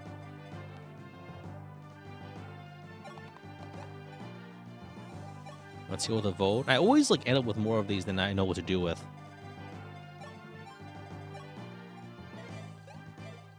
Alright, tackle the Catrio. We didn't miss. That's perfect. I love it when that doesn't happen. And a Marth kill. Okay. So Warren should move down, and we can probably recruit him next turn. Or maybe not. I think I moved Catrio a little too far away. So in that case, let's prep to fight the other cav over there, just in case. Maybe we could put Aaron in range just to do a free hit. So we have more leeway next turn. Okay.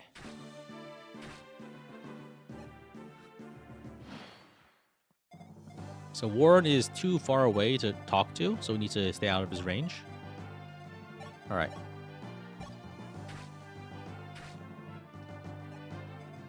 Maybe this is a Catria kill? Need to check Warren's range again. Okay. Marth can not get the kill without dying, so let's not do that.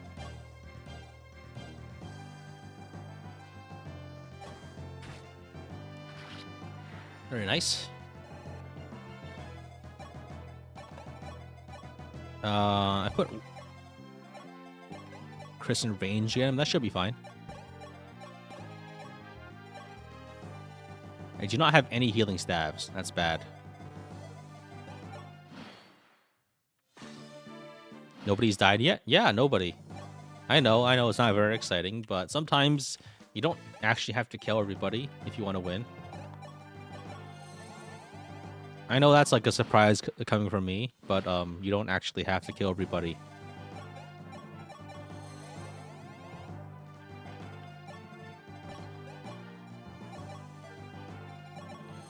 Let's give a bow over to Aaron. And maybe we can try to feed kills to whoever, honestly. And actually, Warren doesn't look so bad as a unit either. He looks like identical to Luke, basically. Marth holds a mend. Oh, that's true. Cecil doesn't have rank to use it, though. Only Marisha does. Okay, so I think Kris is probably just barely strong enough to fight the wyverns up there. 16 defense is probably good enough, I think.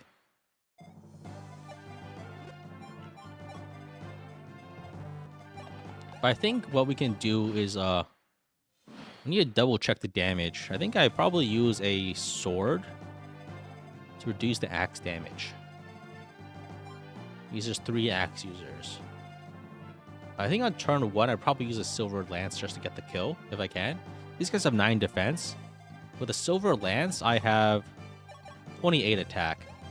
So against the silver lance versus silver lance is 19-19. And that should be 36, which is enough. Is exactly enough to kill this one guy. Okay. And I think next turn, we kill this guy first. Luke has higher speed growth. Okay, that's good to know. I don't actually know how good any of these early units are because I never use them. They always die. Excellent thumbnail. Thank you, thank you. Took me 30 laborious minutes in MS Paint. I'm glad to hear that my toil paid off. So I think if I equip a sword here, the 4 gives +1, right? Okay. So 8 damage, 10 damage. Do I run here or do I can try to bait one enemy away. That probably buys me enough time. The issue is that if I bait the enemy away, then it's hard. The other enemies move in closer too. Do I make everything in MS Paint? It's Photoshop. I say MS Paint because it's a little funnier, but it is Photoshop. I think maybe what I could do is does Silver Lance kill these guys? It does not. And the boss is a little tough too.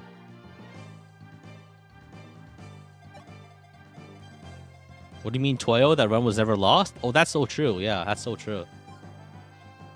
The main issue is, like, if the enemies dance slightly outside of range here, then if I attack one guy, then I'm in range of the others, and then I die. Then some units die, which is bad. That's the main issue, is that, like, the enemies could move, like, a little closer in an inconvenient way. But I think if I bait this guy specifically, that should be okay.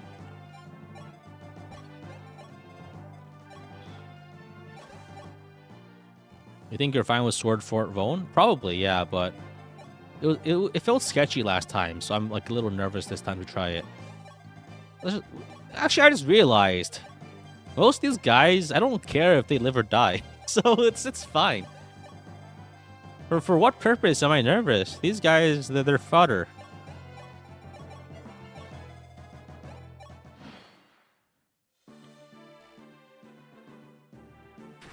Boss goes after Kris. All as well. We bait Aaron with Aaron. And yeah, I think we're okay. If we baited one of them away, I think that's good enough to feel very safe. Oh, we got a crit. And we got a kill. Oh, okay, we're fine. Now we're perfectly fine. All is well in the world. Disappointing level, though. So if we heal with, like, a Vone, then Kris should be perfectly safe now. I think we can actually just get the kill with anybody right now. Luke.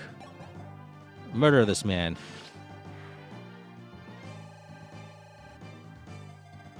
Okay.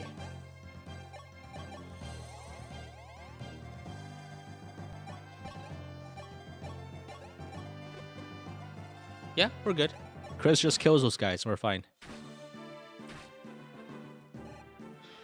Even without the crit, we're fine, though, honestly, because both of the wyverns die, and then Kris is just fine. I think one thing that is good is I'm getting a lot more sword rank than I normally would, and that's a good thing. I'd like to have more sword rank. We can just wait a few more turns, because Kris is not fast enough here. And that's honestly fine. Kris doesn't need to be very fast. He just needs to be fast enough to hit Cap, which is pretty easy, I think. I mean, we also did give him 3 stat boosters, so there's that. But you know, this doesn't feel like a great Kris. Yeah, this Kris is very mediocre. That's mostly because typically my previous runs have always had an amazing Kris. So this Kris is like about, honestly, like probably about average. This is not like a bad Kris from a statistical perspective, but from like a survivorship bias of runs that make it out of the prologue previously, it's a bad Kris. Because previously my strat hinged very much on Kris being able to just survive things, which means he would have to have higher than average.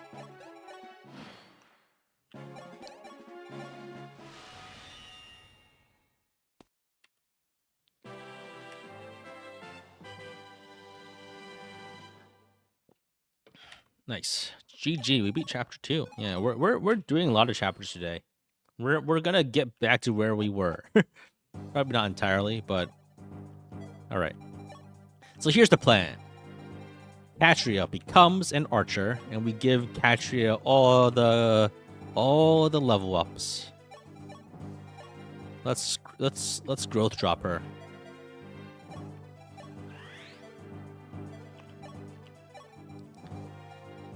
And okay, let's not train Cord. Let's actually bench Cord until like chapter 16 or something, because that's when he can shine in an environment that's actually completely safe and isolated from enemy contact. You can bring Marisha. We can bring Lind, I guess. I don't know.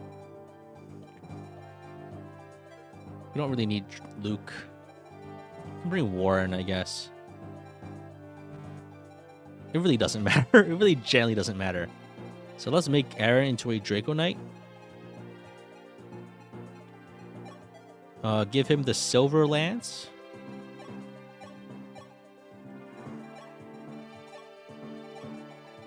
I think he needs a Silver Lance.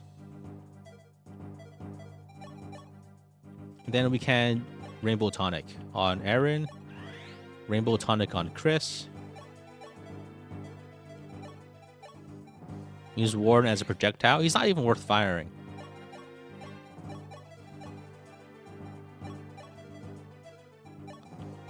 You do understand that, like, to qualify as ammunition, you have to, like, pass the test, right? Like, in today's employment environment, you can't even, like... Do you know how long the application list for Kamikaze is these days?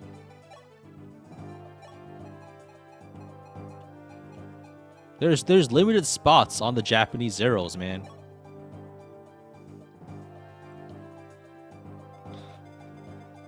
Zero survivability, 0 strength. Okay, so, let's get a steel sword now. You need 5 years experience in the Kamikaze. How does that even work?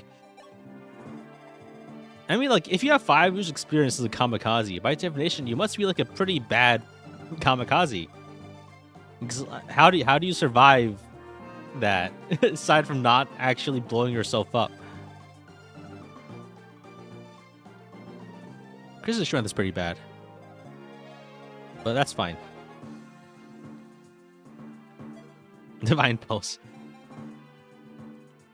Let's merge these bones. Where's my other Vulnerix? Must be on other characters. Aaron needs 2, yeah. Let's get one from Catria. Are we using Aaron long term this time? I don't think so, just because that's a...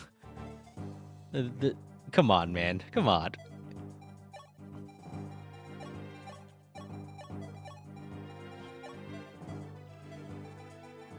Let's give Kris a... I think we give Kris the Javelin.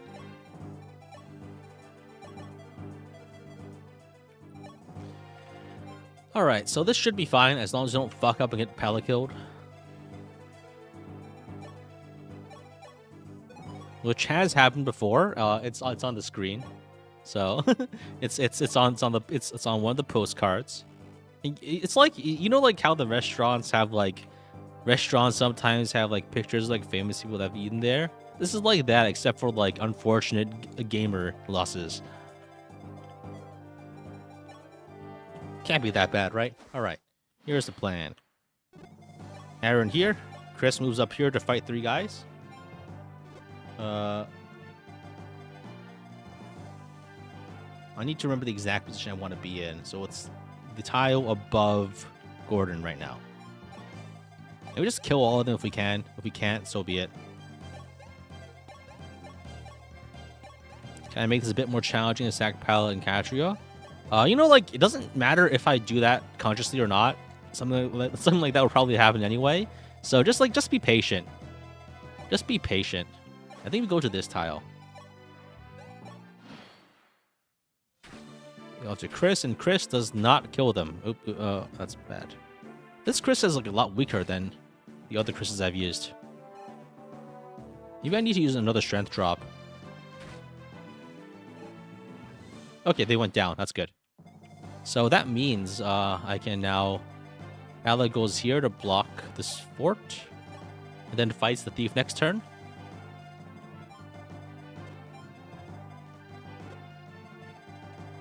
And then I think...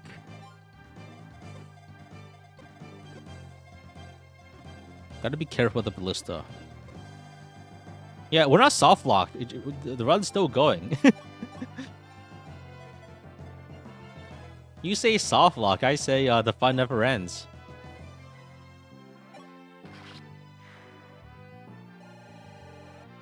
Wasn't Kris at cap this time last time too?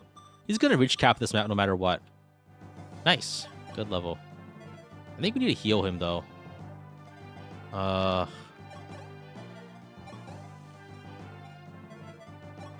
think we can feed Martha Kill, maybe? That's not something I want to be doing though. Yeah, normally Kris would actually just kill some of these guys by now. But I guess I'm not lucky enough for that. I guess Gordon gets a kill. Waste of XP. Thunder here, and then Marth gets a kill. Oh, if we miss this, we still have other options. Okay, good. We heal Kris.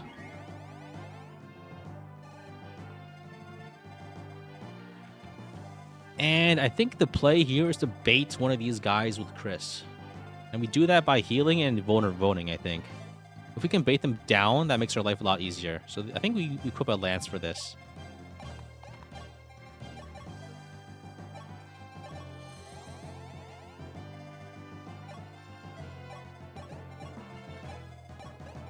All right.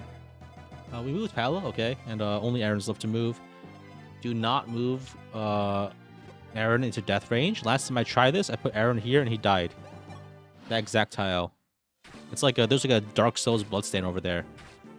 Oh wow, this Kris' strength is so bad. Oh my god, I can't believe it. This Kris has no strength at all. Oh my god.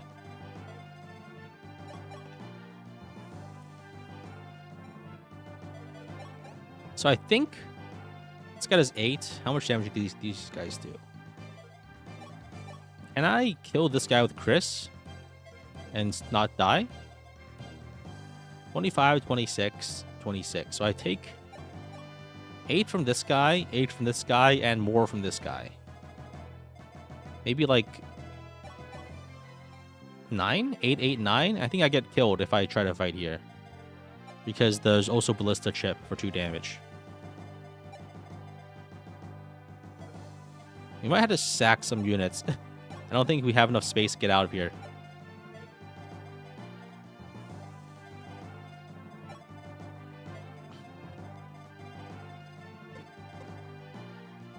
I could jab the first guy. Oh yeah, I could jab, yeah. Yeah, that works. Okay. There we go, a level. I think that should give us room to run away. Oh my god, this Kris' strength is so bad. It's so bad. These guys have the same range, so let's not put anyone else in range there if we can help it. Leisha already dead? No, she's out of range. The extra range there was from the guy on the left. So we're fine. Oh, Pala still needs to move. I almost ended turn without fighting with Pala. Probably needs to use more strength drops. Cutscene, we're not watching that. Kris gets hit. Kris gets hit.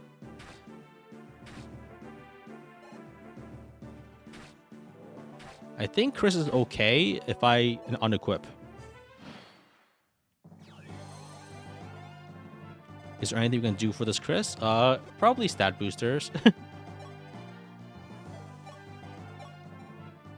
So, I got 10 HP now. That's not something you want to be seeing, if possible. 7 and 8. So I think if I fight from the bottom here, I don't get hit by the ballista. The issue there is I can't really reach with any of my other units right now. So we need to run. I think it should be okay. Now, these guys have a lance and an axe. It doesn't really matter what weapon I use. So they do like 7 and 8, so we should be okay if we heal.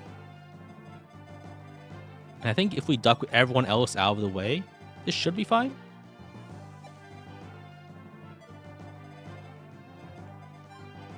Yeah, I think that should be fine, as long as we put like the more fragile units in like farther away.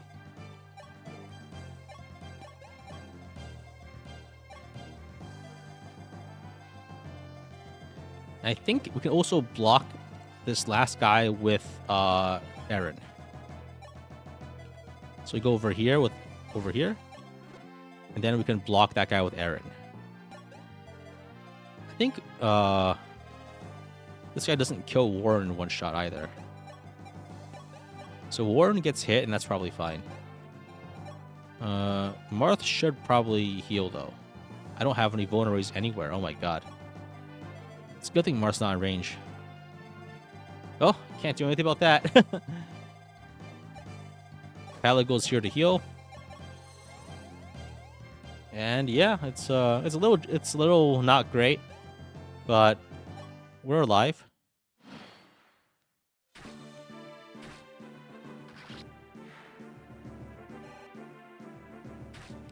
Warren survives the 1H. What the fuck is that guy doing? He went back to heal? Oh, that's probably bad, isn't it? What the fuck is that guy doing? We're okay, I think. We just bait that guy back down so he doesn't kill Pala. But that's not good.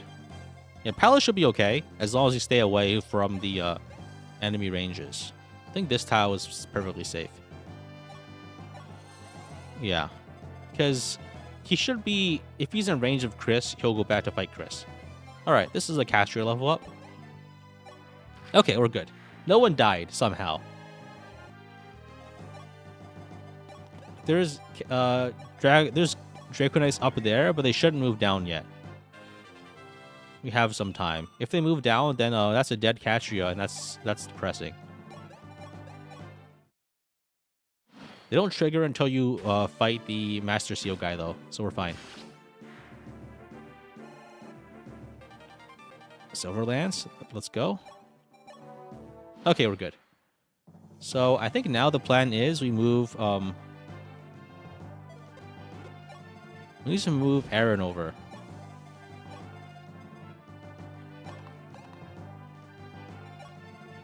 So sure, Master Seal Draco will turn 8. I think we have just barely enough time.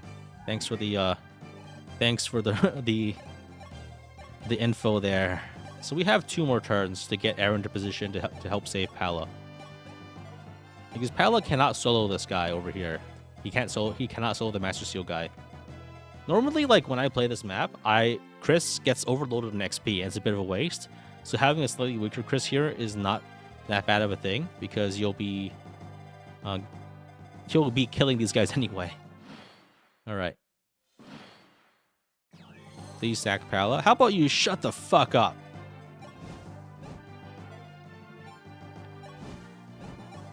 All right.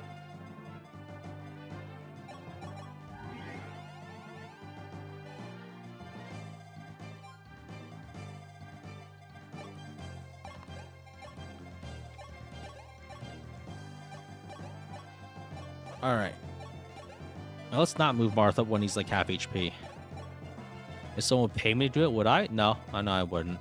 I got better things to do at the moment. Because thing is like I have to think long term here, right? If I lose a unit like that for like basically no reason, all that means is I have to do it again anyway, and then that's just a waste of everyone's time. It's not even that funny. I think the joke's already worn a bit thin.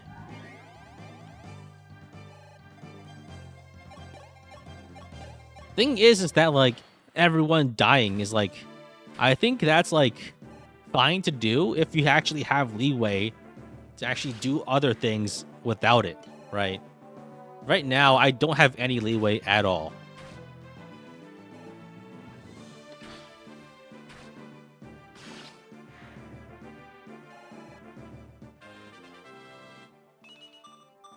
There we go. There's some strength.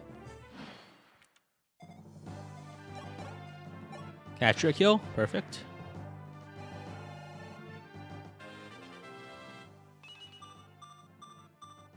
That's very good.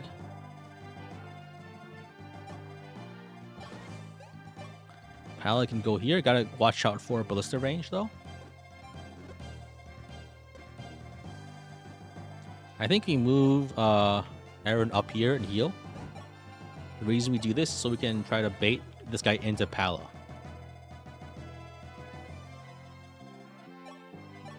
Hopefully this Pala isn't like the worst unit in the world, as she was last time. So I can actually get some use out of her.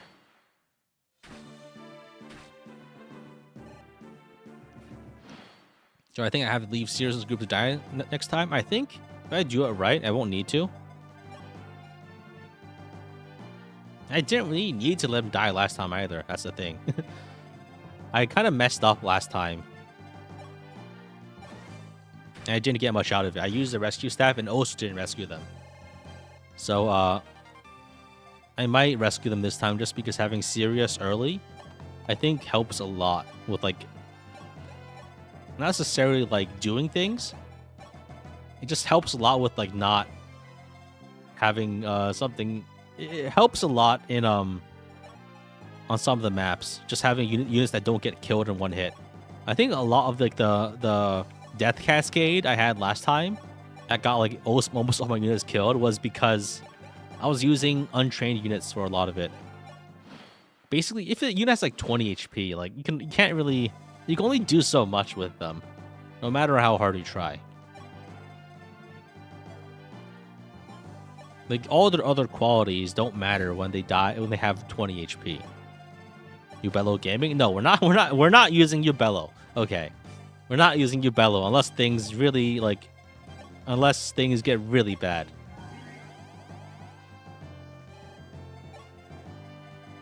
Keep in mind, like, he's not even that good. So there's not really any point.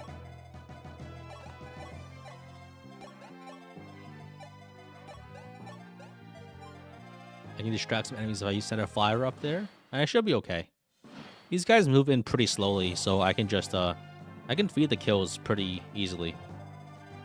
And I think maybe Kris should just kill all these guys, because he does need the XP to level. So we might as well like just equip the steel sword and just whack all of them. Yeah, that should be fine.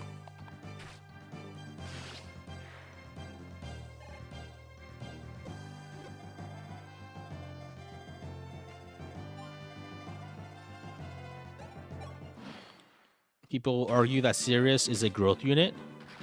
Does he reach caps? If he reaches caps, then maybe. If he doesn't, then no.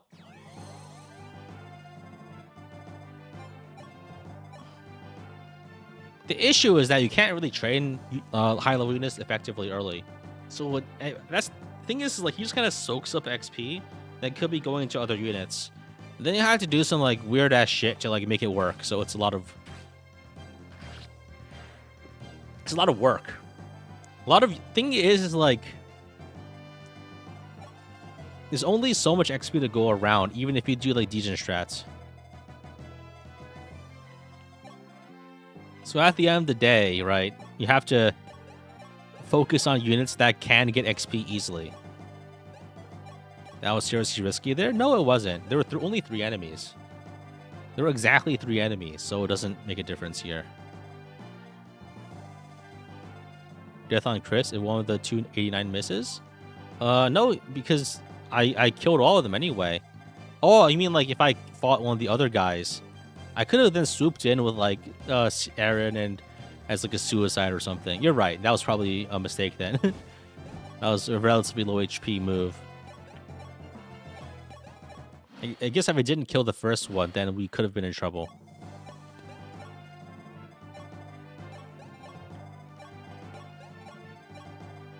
Sirius starts leveling from Honoree's way? I guess.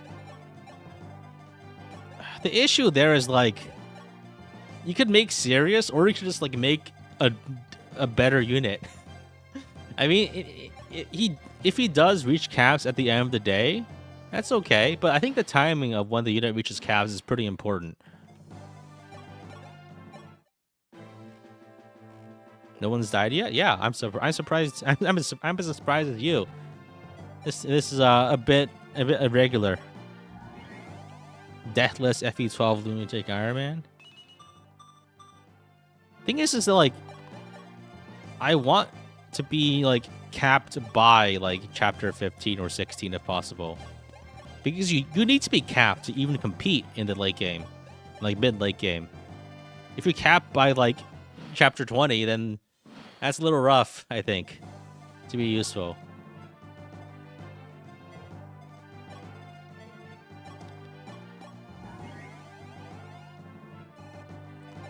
Catra is better, mostly just because she's better for longer, I think. I don't know, it's like the availability is weird. It's like, it's hard to state, just to really judge like in the same way. So I think we send Marth up there, you know. I think we can probably... Oh wait, I just realized that since we did the prologue with everybody but one person living, then we don't actually need to meet the time limit here. Like we can just let the we can take as long as we need because we already got the guidance chapter anyway.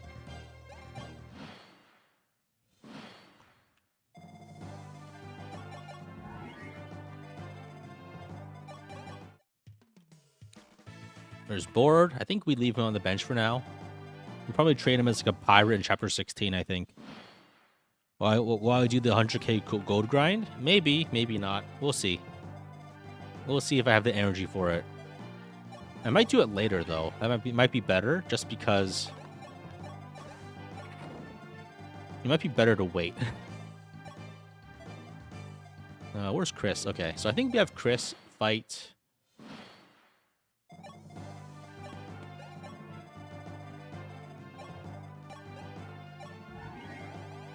Yeah, I think what makes a unit good depends a lot on if they can hit the speed cap.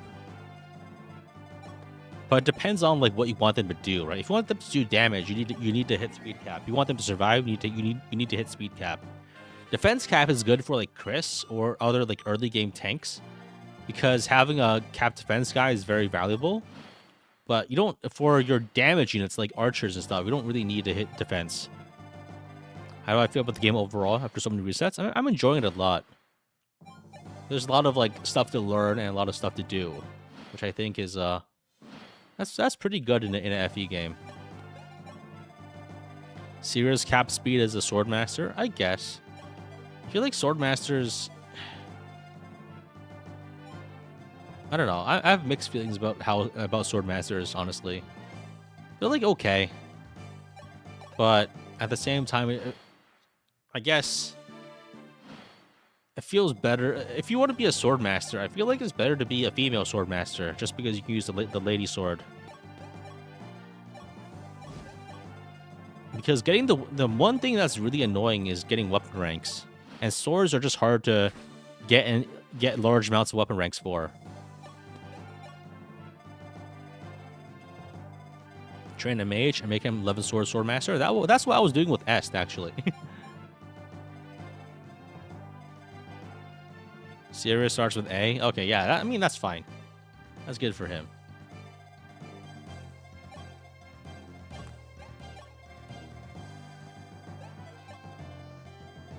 So I think the play here is just kill every last one of them. I think I have enough to do that, right? I should wait until I get Julian, though. I mean, we have plenty of time.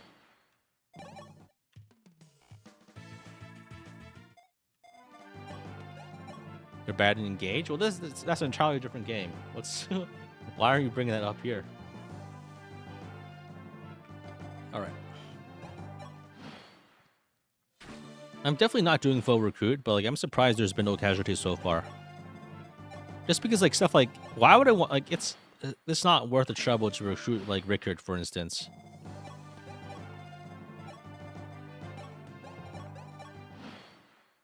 Yeah, swordmasters are good here because 30 speed is one of the few ways to actually one round certain groups of enemies in the late game, which is very important.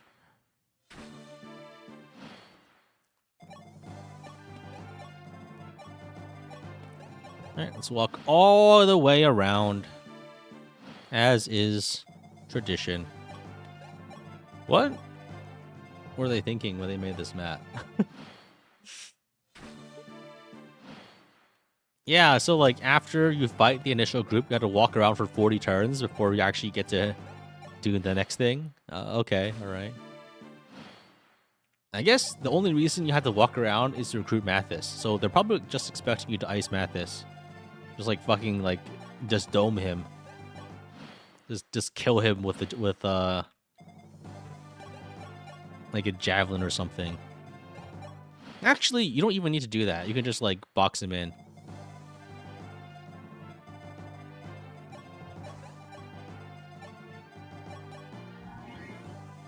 So I think the play here is we can actually just like let Mathis attack Julian, right? Maybe like Aaron.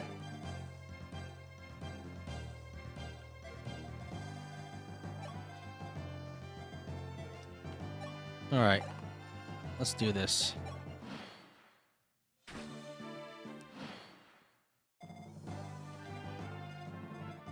So these guys do 27 damage, and I have 18 defense, so we should be okay. I'll just Steel Lance this guy.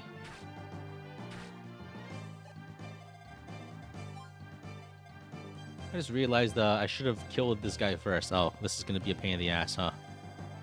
So we can't actually bait Mathis properly, but that's fine. You should be okay. It doesn't mean anything because we still kill all the Cavs, except for the Javelin guy. And Mathis won't die because he'll attack with the Javelin. Can you explain the soft lock? I lost the Light Sphere after a unfortunate incident, and then I couldn't kill Harden. This is a really awful Kris. Oh my god. Did they not equip the Javelin? Oh, they wouldn't have done any damage with it. Okay. We're good. This Kris is so ass.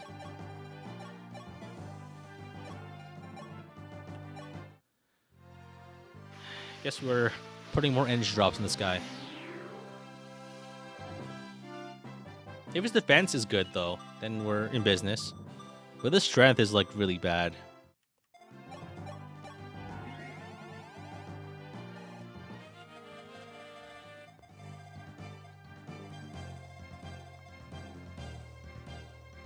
I think Julian survives in Aerospate, right? So we can move in a little closer if needed to try to recruit.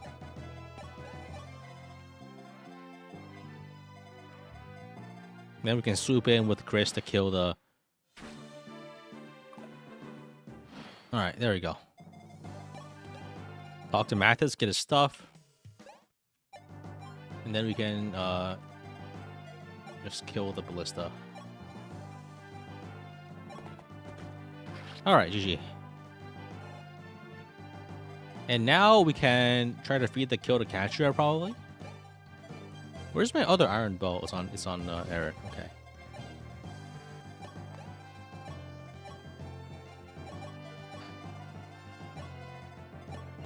All right. Maybe this time I'll learn how to actually beat 3x without getting risk killed. Maybe one time that will happen. What do you guys think?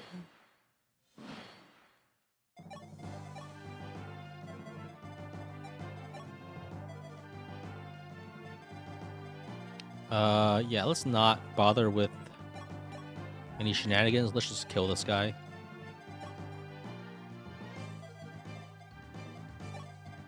He starts with his Javelin equipped, okay. Turn 41. So this is actually a little late if we want the paralogue, but since we already met the requirements, we can take our time, actually. So I think we equip the... let's use the Steel Sword just to get more weapon XP.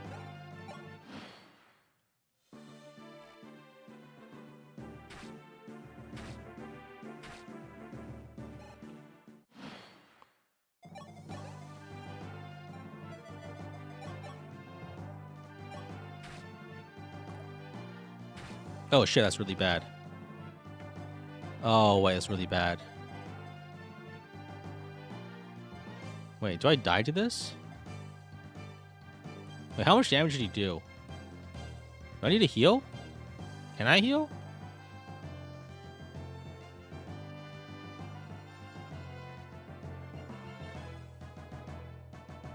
He did how much damage?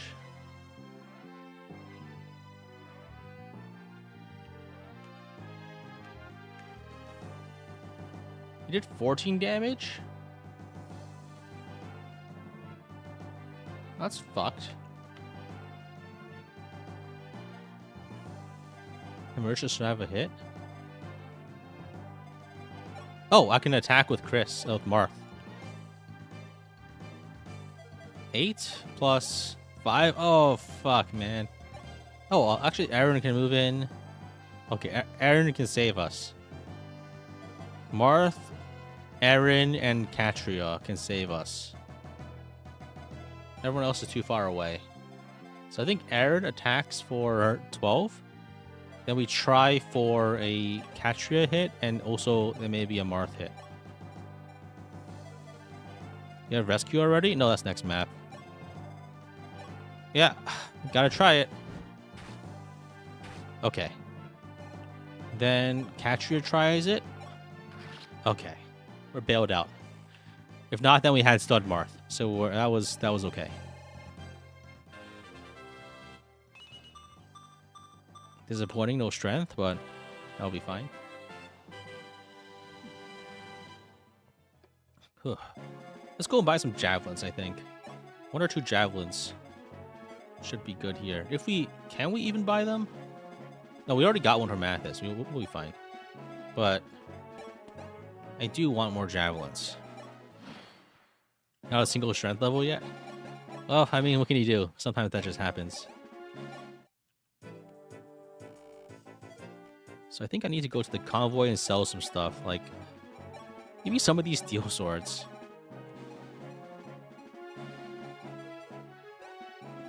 Normally, I don't like... I'm not this broke at this point in the game. It's probably because I bought 3 stat boosters instead of hoarding all my money like a dragon.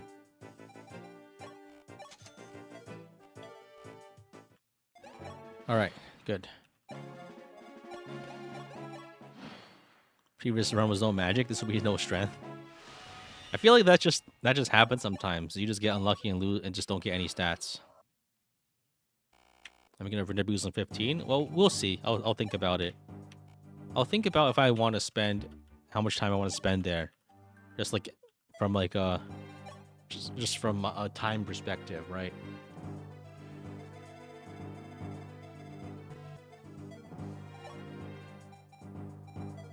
So I can bring Ala, Atria, Aaron, Marisha as a healer. Who else? That's it. Okay, so I think the play here is just to tonic everybody up for everything. We tonic Kris. We tonic Katria.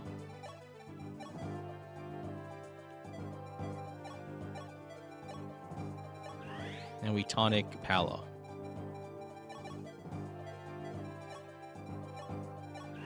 The reason we do this is just so we can fight things better. Draco Knight Kris and Zoom over. I don't think Kris has enough defense. But maybe the play there is just to sell some stuff and just buy 2 more Draco shields. 21 defense. Maybe that works? If I equip like a iron axe or something? I don't have any iron axes though. No, I do have one actually. I think it's on board or cord. There, it's board.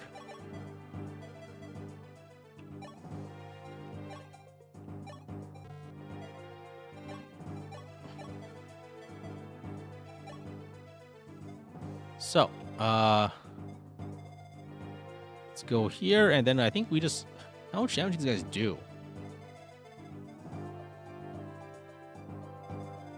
They're 23 with Silver Bow. Silver Bow is 12, so 36 plus 9 plus change. So 36 plus 11. 47 damage. 47 minus 21. 26. And then these guys do like 4 or 5 each.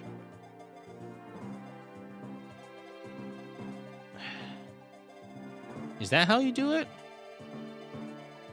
You just have Kris zoom over here, take a bow hit or something?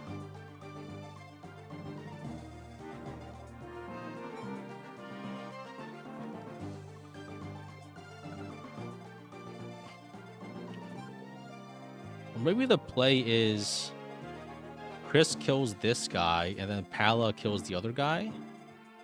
And then we just like keep killing them. I mean, if we tonic up Aaron, so Katria does 23, which does 30, 26. 27 on 27. Am I 96% sure I want Archer Castria on this map? Shut the fuck up. But yeah.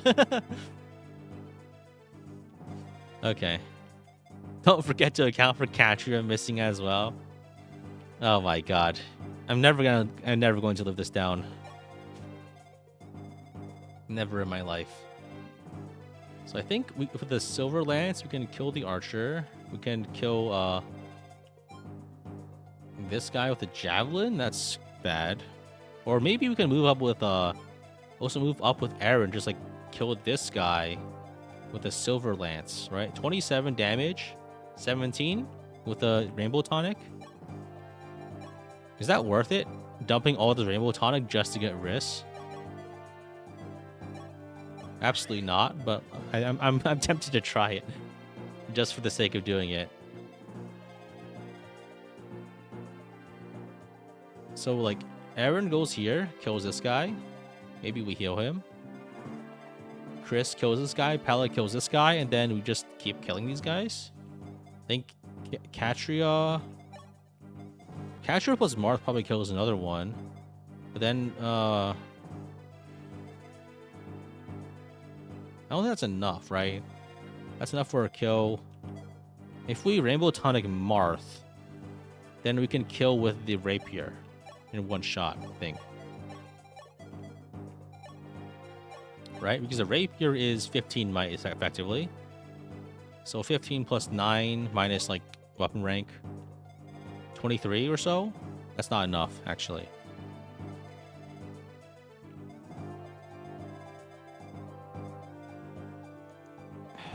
Can't be that bad, right?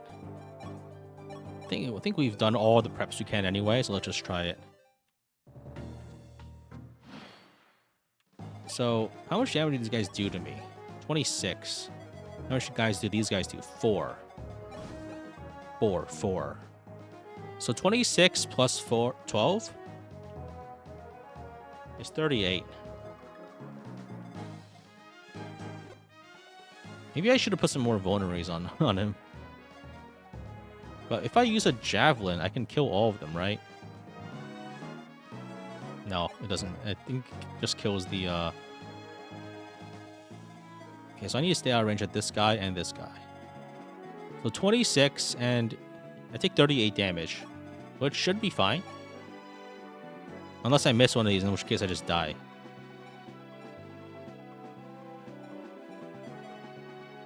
You know what? I'm going to Silver Lance here. I'm not taking these risks. Oh, wait. Shit. Using a Lance, they do 3 more damage to me. I take 5 each. I do 38. Well, that's the 41. That would be a very embarrassing way to die. 27. 6. Wait a second. Wait 1 goddamn second. 27 damage? 6 damage a hit? 26 plus 18?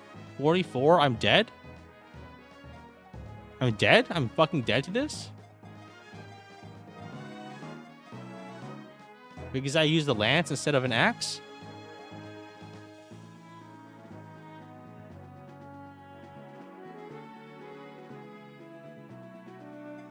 I guess we're sacking Aaron then.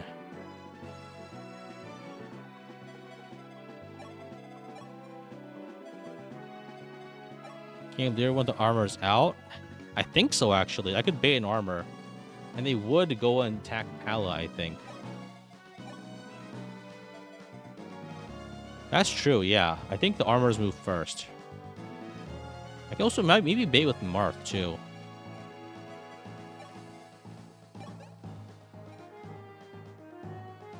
I need to check enemy action order. So I think... Yeah, the boss moves last. So it should be these guys, then this guy. So I think the armors move first, right? Is that how it works? Over here, we can bait Pala with 1. We can bait 2 armors. We can bait Aaron here. Let's see. I think this works. Wow. Okay. That's a little embarrassing. We want. There's a lot of work just to not get risk anyway. But okay. They go after Pala. Okay, it would have worked. I was just I kind of just fumbled at the pivotal moment there. That's a really good level up though. So maybe Risk's sacrifice was worth it actually. Trading Risk for a good Pala level? Hell yeah, I'll take it.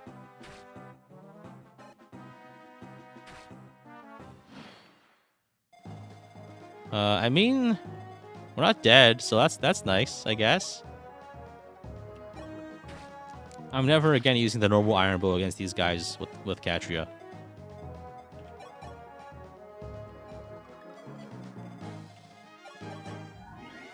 Yeah, this is what happens when you panic.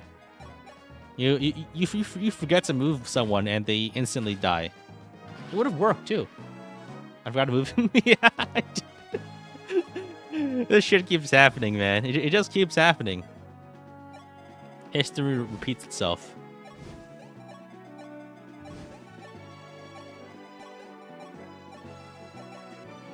We used all that Rainbow Tonic for nothing. Remember to block the forts? Yeah, I think it's like the middle fort. And this one over here.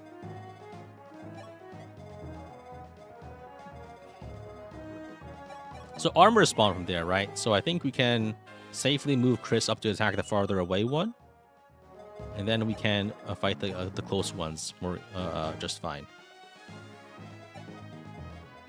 I don't like how the closest guy is getting, so let's have Aaron get him.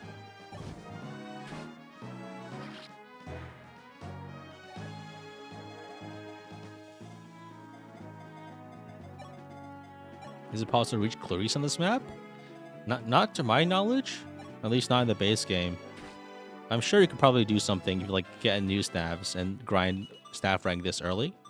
But what's the point in doing that? I don't think it changes anything. I think she just leaves anyway.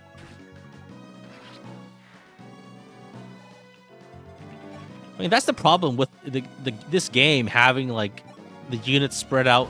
Like the map area that you can view on the screen is quite small. That's the thing. That's the main reason why I keep forgetting to move units. Is like compared to the size of the map, this actual screen is just small.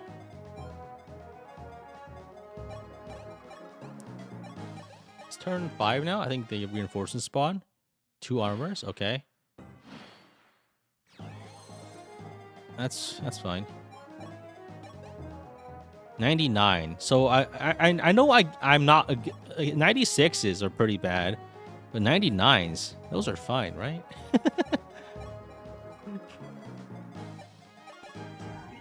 No one's ever missed a 99 before. Not on my stream. All right. If you do with cheats, nothing cool happens? Okay, I see.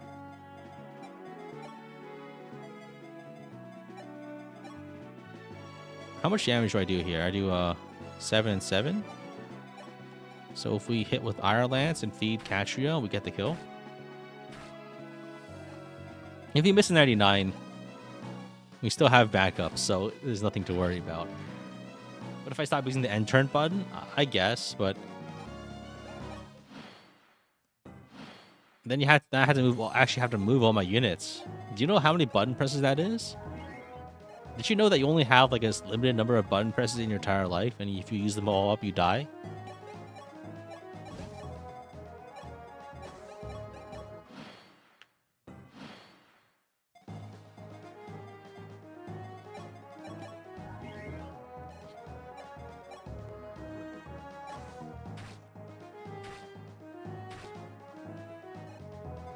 All right. More Katria XP. Okay, we're fine. We didn't lose anything of value aside from I don't know, I feel like Riz could actually unironically be a very good swordmaster, because if he gets good magic and he gets good speed, that's all you need, right? And he has super high res too. You played Street Fighter once and you button mashed too much. Now you're on life support. Rest in peace. Oh, I guess you're not dead yet, so that's probably a bad thing to say. It's like when Quan killed the one of the guys in my Iron Man. Yeah, I think like if Quan can bug out if he actually survives, because I think he tries to seize, then the game just like crashes if you try.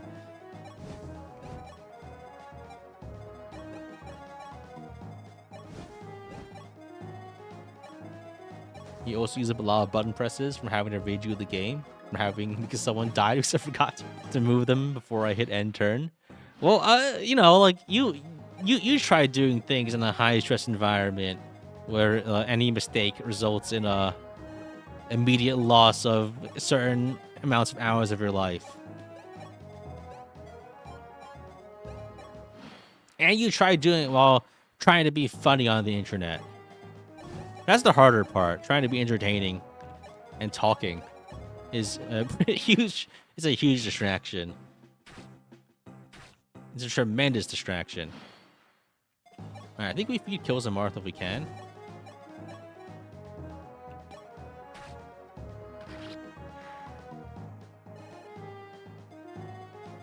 There's a dystopian novel being put together here. Every kid is wasting their lives on button presses because of social media. I feel like that seems like a crappy movie that some YouTuber would make, because like they want to justify not having an education. It's like, the school. Remember, hey kids, am I right? School is the worst.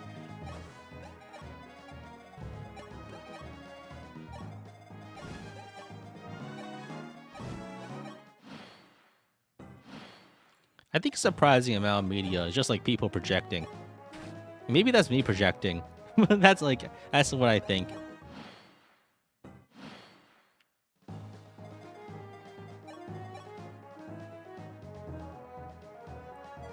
That kills me. Let's not do that. See? I'm so restrained right now.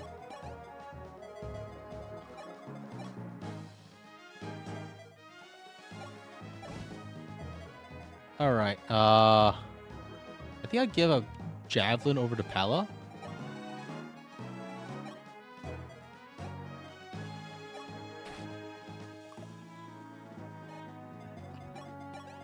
Usually, like, things are under control and I can play just fine because I know what I'm doing. But like, if things go off the rails a little, that's when things get a little uncertain. Hey, GG, we beat the map and got nothing of value out of it. I love wasting my time on a chapter. You can't be funny IRL. How can you do on the internet? It's easier to be funny on the internet because, like, you're not afraid of like disappointing real people in your life.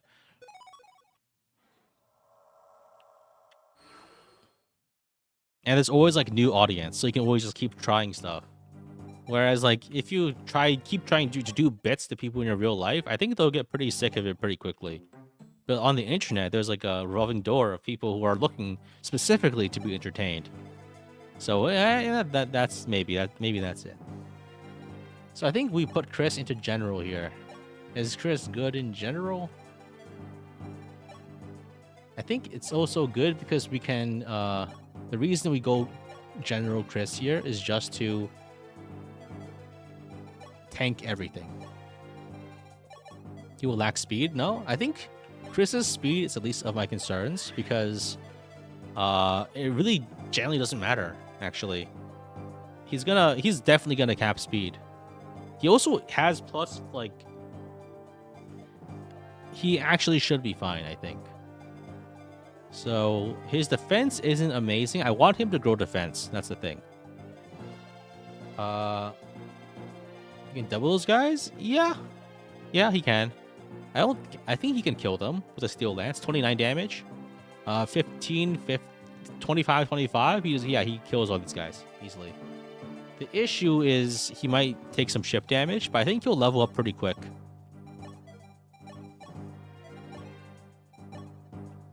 Let's merge some of these steel lances.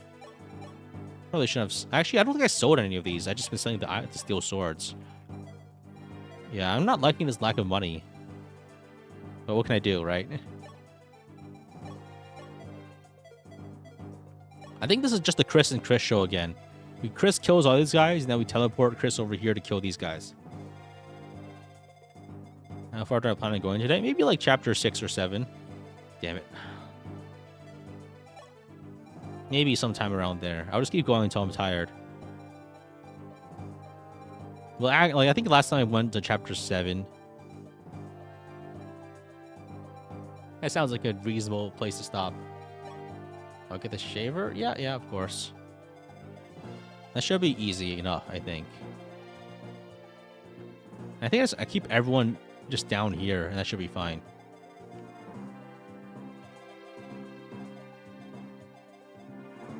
Everyone's an archer, that's probably fine. Maybe I bring another healer. Do I have another staff?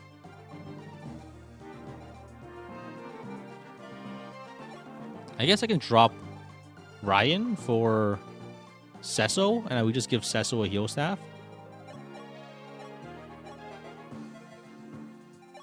So yeah, let's do it like this. So Kris kills everybody up here. We give Kris all the vulneraries that we can. Really running out of these things, huh?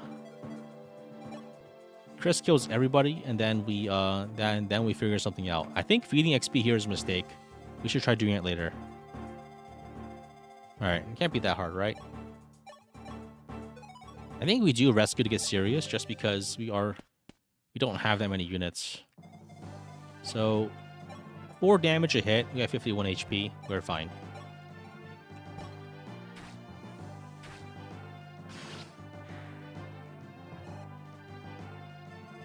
Can recruit Sirius, rescue him, and then rescue Kris. No, I think the plan is probably to we just back up here entirely first.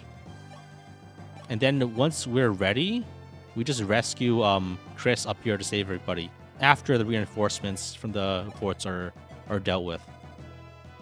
I think that's the play.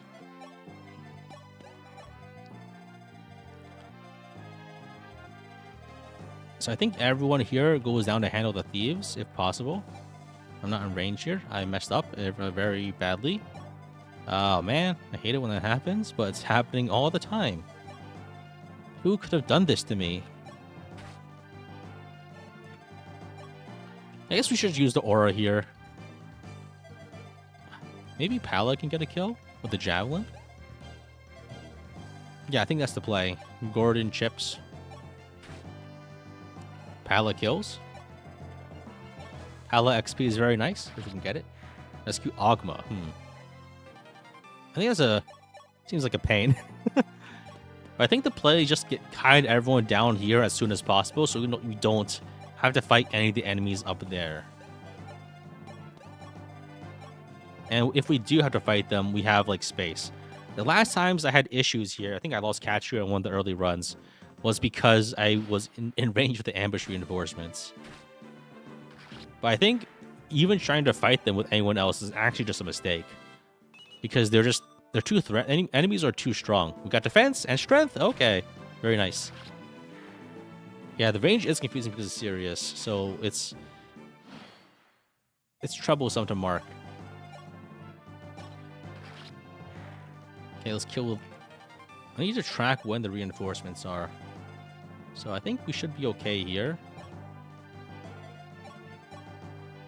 So I think this guy just goes for Ogma, right? The thief just tries to beat the fort and the town, and if he can't get the town, he doesn't do anything else, right?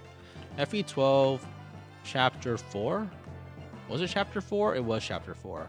So that thief prioritizes raiding villages. So I think he doesn't... Yeah, so I think if you block the town, he attacks you. So I think he just attacks Ogma here, which should be fine. So we can do some chip damage here. That's probably the play. And we like back up here. And we can grab the shaver. And I think it was like we camp as far away from the enemies as possible. So reinforcements, I need to track when those are. But I don't remember, so it doesn't matter. Okay, there's some right now. Oh, okay. Well, never mind. It's all a wash up there. No need to get anyone. I guess if you block it at all, then you can't, they attacks anyone. Well, the more you know. The decision is out of my hands.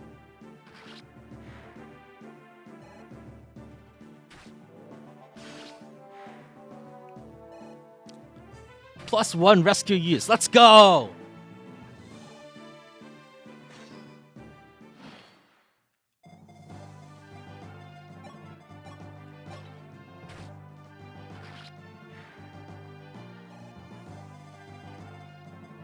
So I think maybe the play here is just to rush down and recruit Sirius ASAP, but maybe we just, like, keep attacking this guy. Maybe we can get Caster.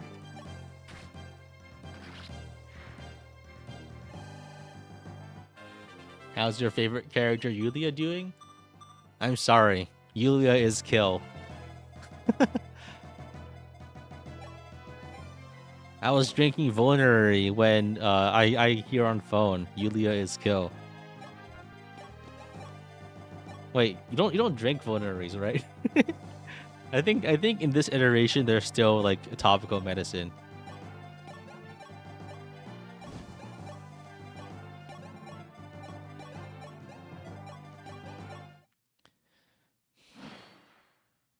Everyone on top is dead? Well, yeah, but like maybe I can still save Sirius if I try hard enough. If I march Kris all the way over there, maybe we can do something. Nope, it's over. It's over. It's so over.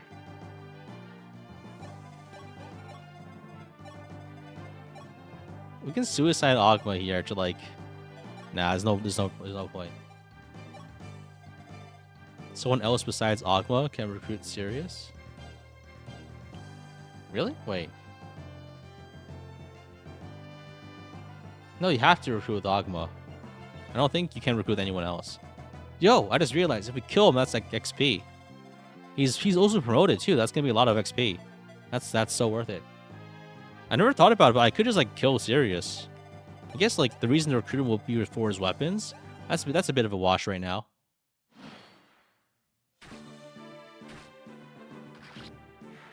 You have to use Ogma, I think. You can rescue Ogma? I mean, the whole reason to rescue... Yeah, rescuing Ogma could work, actually. Because getting Sirius might be worth a rescue staff. We don't have the rescue anymore because Yulia died with it, so we can't rescue. So it doesn't matter. Doesn't matter. Doesn't matter. It's turn 5. Are the reinforcements over? I think that's it, right?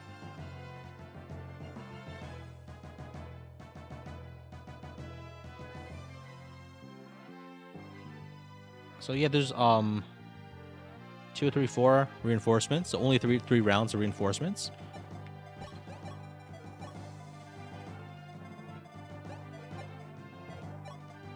Don't items go to convoy and death? Yeah, but not during the map. So they're all dead. They're all dead. And it's your fault for not telling me about. No, it's my fault for not realizing. But honestly, who cares? We don't need this loser anyway. Now we're back on track. Everyone's dying.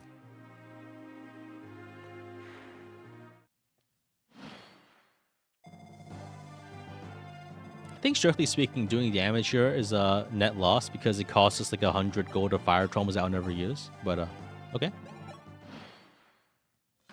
Ubello's dead. And I think Caster will die soon too. Because the thief is just gonna obliterate it. There he is. There goes Caster.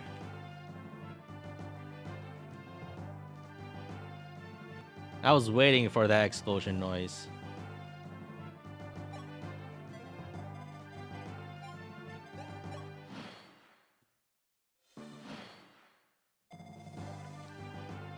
This guy just runs away now, right?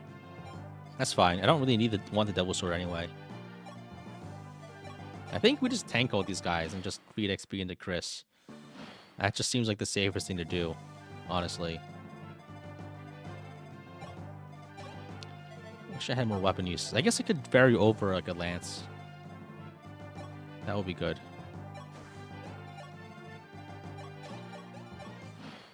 That's a lot of enemies, man.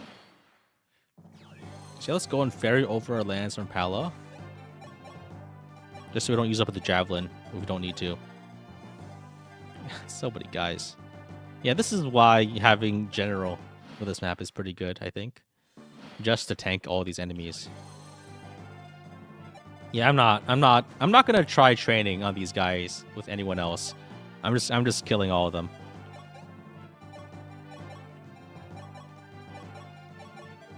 Alright. You try to split them up? It's not worth it. It's so not worth it. Devil Sword guy's aggressive? Okay, that's good to know. More Kris XP.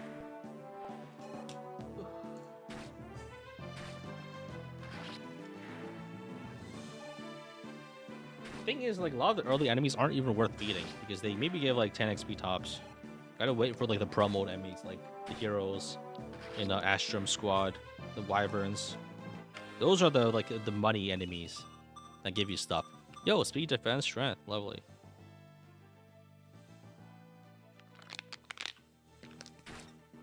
I think my focus right now is just to get Kris as obscenely powerful as possible, so we don't have to think. And then like once we get everything set up, once we have our super juggernaut unit, we can then just kill everything else as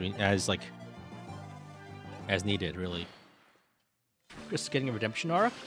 No, he's just killing everything as he usually does. I guess the stat boosters help a lot here. But I don't really think this changes that much long term. Feed the hunter to someone else? Yeah, I probably should. Maybe Pala. Or maybe I can feed it to Marth. I can feed these guys to Marth, actually. That would be good. If I can give Marth some kills this early, that would be really nice. Katria too. Katria is nearly level 10.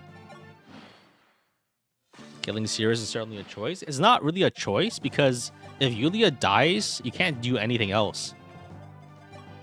Because for one, you can't rescue Ogma because Yulia's dead. You can't save Ogma because Yulia's dead. You can't do anything except kill Sirius. We lost any good units? Sirius will... I have to kill him soon. Wait, does he? What happens if he just like leaves him there? He just like fucks off, right? If we don't do anything to him, he just like leaves, right?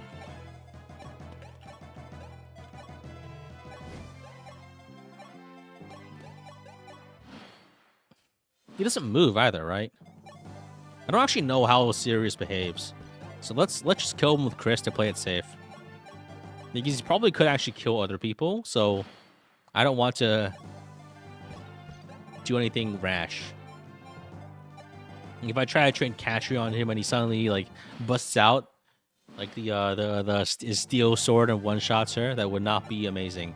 I don't think he can though, actually, but the notion of it is not great. Tatiana won't see him again. Yeah, well, what can you do? It's his fault for washing up on a foreign continent with a mask. It's his fault that Shozo Kaga really liked Mobile Suit Gundam and made him like an actual copy of Char. Well, not actually. I think motivation-wise and like character-wise, he's nothing like Char. But the mask is like 100% Gundam. Can I explain how the soft lock happened?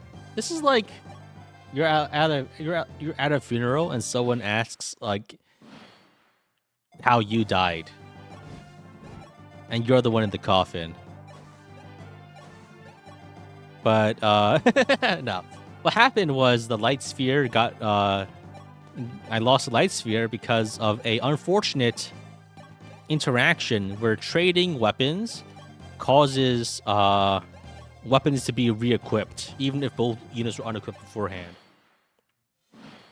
And this caused this is after like another interaction where I didn't realize that baiting the longbow guy in the upper left also causes all the enemies to move.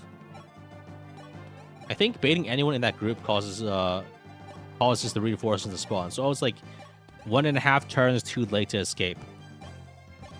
So basically, yeah, that happened, and I could have sacked Etzo. I didn't because I was playing a little. I was trying to save my units, but then everything would have worked. But then weird unit interaction killed me. He doesn't attack, right?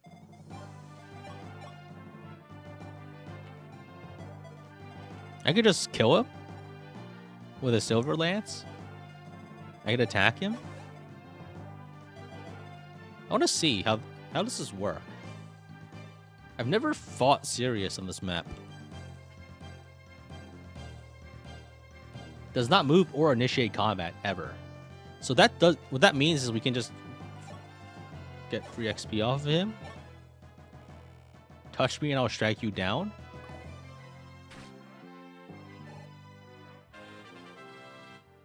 I don't know about that, buddy. You don't seem very very enthusiastic to engage in combat here.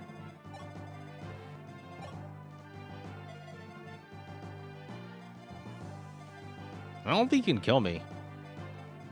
He does what, like 23 damage?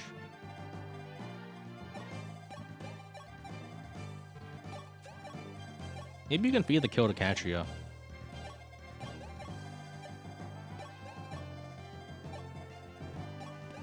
Maybe he's stronger in the other the other games. Oh, he does go for you. Okay. If you attack him, he does go for you. I see. I see. Oh, the more you know.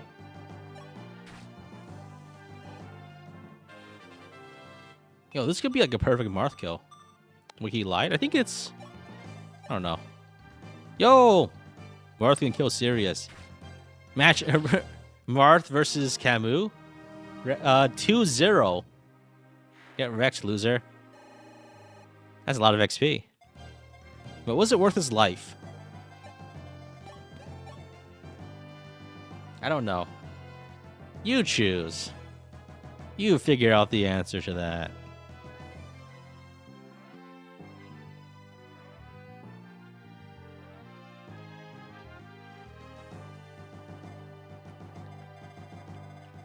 All right. Okay. Now that's done. Let's. I think these kills we can feed if needed.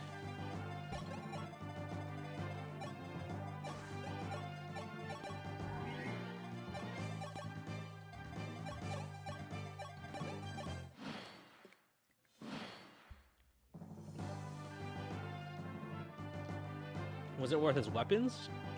My gold is infinite anyway. Not really.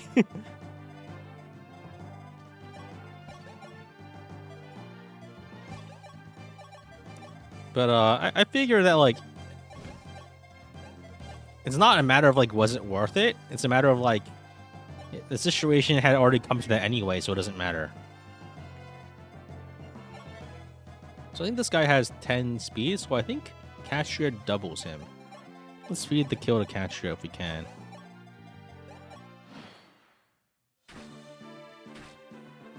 Very nice. Oh, I could probably trap the archer.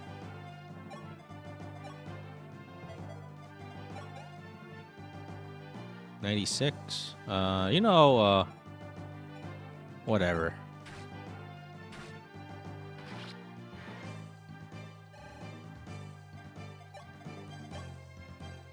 I didn't look at that number, but I can't let it hold me back forever.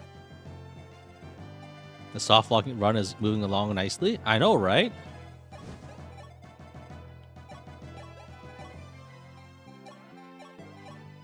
I can't believe like that run's still going after 168 hours.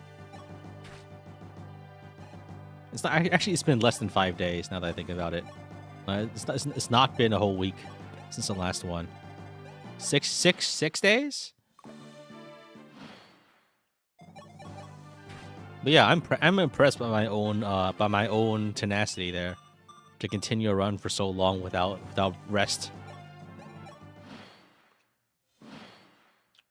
All right. Kill with Marth XP.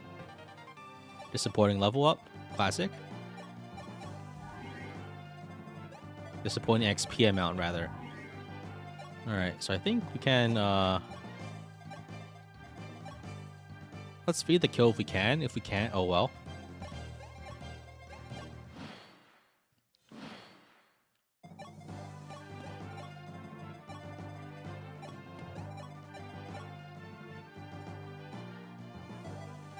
Alright, let's feed some damage here. We could try to break the weapon. I think it's not worth it, honestly. Because we can probably find the XP somewhere else anyway. Boss abuse him? Nah, it's not worth it. We don't really need to. It's just time wasted that could be spent on actually playing the game.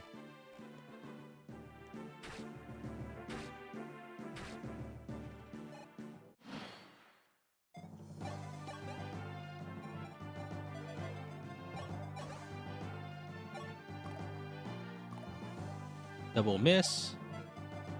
Man. Okay, let's feed the kill to Catria if we can. If we can't, oh well. We'll just get out of here. Wow. Wow.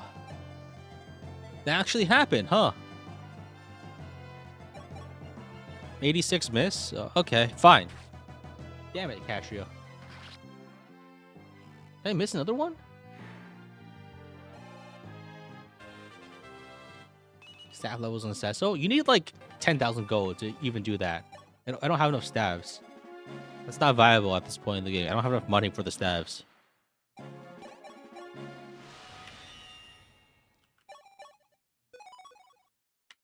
Kris misses first attack. Yeah, I saw that. That was another.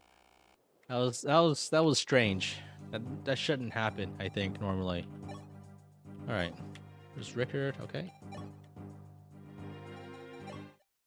It's like 4 consecutive attacks. I mean, the Pala was like hitting with like 40s, so that's expected. The 86 miss was bad. Then the other 80 something miss was also a little bad. All right, okay. So I think the plan is Kris goes into Draco.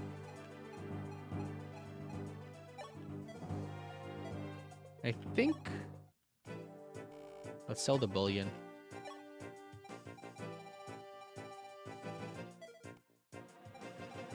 Does talking do anything? Sometimes you get like stat boosters out of it. I mean, tonics. And I think it support bonuses give like marginal value, but they're hard to calculate.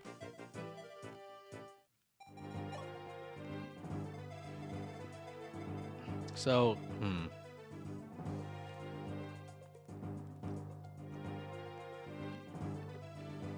Did I ever plan on doing an FE7 Hector hard mode video? Probably not. But maybe. We'll see. I don't have anything in the works. I got a lot on my plate already for video topics.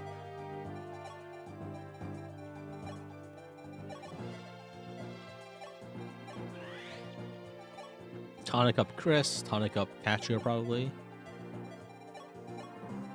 So I think the plan for this map is to kill everything with Kris and then move to the upper left. Silver Lance, grab that, grab an axe. I think grab some healing items. Lucida again? Yeah, sure. No, this map is rough for Sita though. I don't really have the stat boosters either. Alright, I'll be right back. Gonna stretch, go to the bathroom.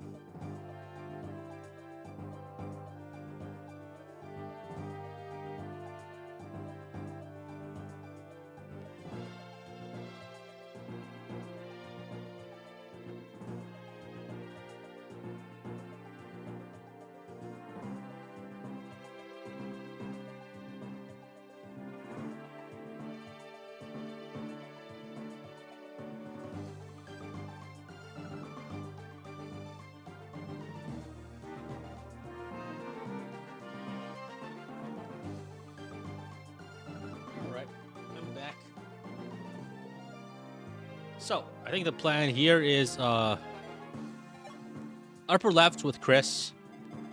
Find out a way to take out the mages. We don't have Agma, so things get a little tricky. But we should be okay, I think. But I think Sita should be fine here. We should probably tonic her up. Maybe give her a angelic roll. So yeah, I think we can dip into the cash fund and just buy some more stat boosters. Seraph I mean, it's always confusing. If you want to use cash, Sita, she probably needs angelic rope. Also, probably a strength. It was probably energy drop too. All right, let's use Sita like this. This way we can probably double and kill the calves pretty easily. How much do they have? 34. And with the wing spear, how much do we have? 8 plus, we got 32 damage. I'll recruit Barst. Yeah, I'll do it. So I think I need to bring board or cord. Let's drop one of these guys and just bring board, and then we just don't use him for the map, if possible. Barst is pretty good if we can get him. Maybe we bring some fodder, like Warren. I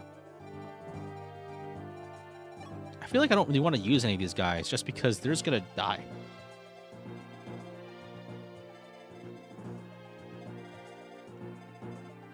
So I think Kris needs a javelin, and Kris needs to be able to one-shot mages. So I think that the play is to kill Rickard, like over from this tile, maybe?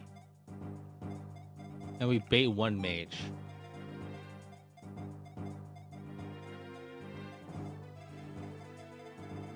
What's Chris's res looking like? 3? Maybe if I had the money, I would just buy the talismans and put them on Kris right now. And you should drop for Sita to one-shot. Does she need it to one-shot? These guys have 6 defense, so with... I think one-shotting versus doubling doesn't matter here. And using up the wing sphere isn't a problem because there's not enough cav enemies in the entire game to use it up.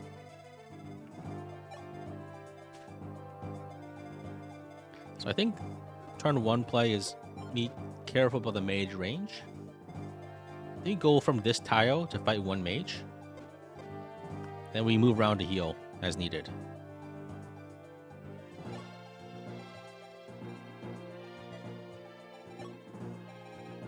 If we had Sirius, things might be a little easier here, but what can you do? Sometimes things just don't go your way.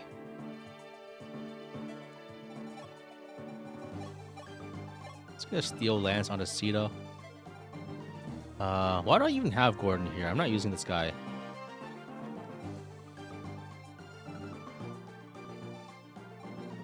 This should be fine, I think. So how much damage do the mages do to Kris?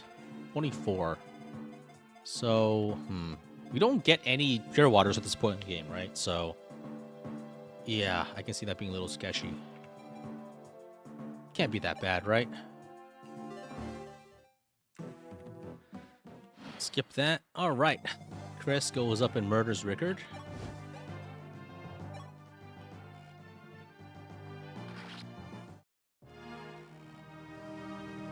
You'd love to see it. We get the silver card. I mean, the VIP card. Which is... Maybe do we have to buy the Master Seal here? I don't think we do. As long as we're economical with the Master Seal usage, we shouldn't run out, but it could happen. You never know. We should recruit Barst. Maybe do it next turn. He doesn't move, right? So we can move our units over here to buy some space. Have more flyers, move around. And our other units just move back. So they don't have to fight yet.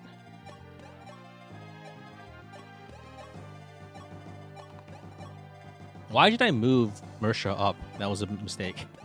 That was a big mistake. Kris fights a mage.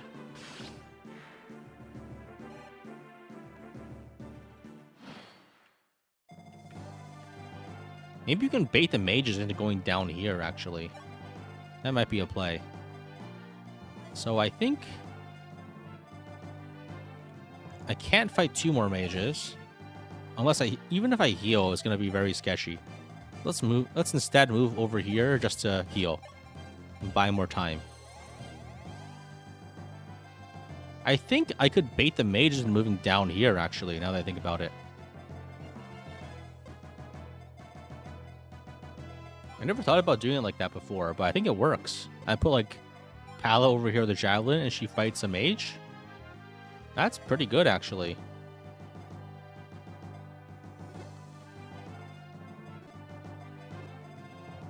Yeah, that should work. And if they move in that direction, we can just Boros doesn't do anything until like you recruit him, right? So we can recruit him later. We don't need to recruit him now. It's a little dangerous at this moment. If we actually recruited him, getting out would be a little sketchy. I think we drink the Rainbow Tonic just to have a bit more hit rate. And I think we move other people down here. If possible.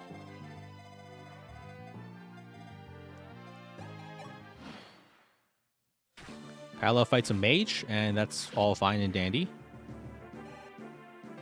Got the pure water.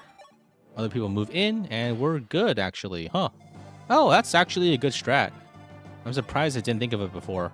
It's probably because every time I've done this, I was always just in such a hurry to get,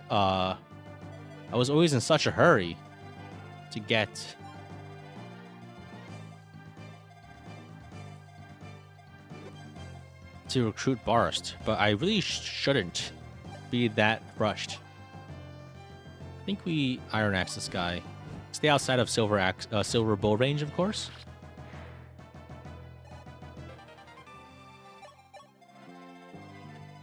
And I think we probably keep backing up here. These guys have too much range. So I think maybe we can actually bait the Silverlands guy with Sita alone, because Sita probably kills this guy in... Yeah, he obliterates this guy with Wing Spear. I think her first level was pretty good, actually, because I think she got enough defense to just survive, which is very surprising, because her main feature in the game is not being able to survive anything once she joins. I think we should also move up a little farther up here, so we can try to do more damage next turn if possible. All right. Sita fights and kills a guy. Wow. Very surprising. Doesn't George move in this mode? Ah, the physics staff. Forgot about that.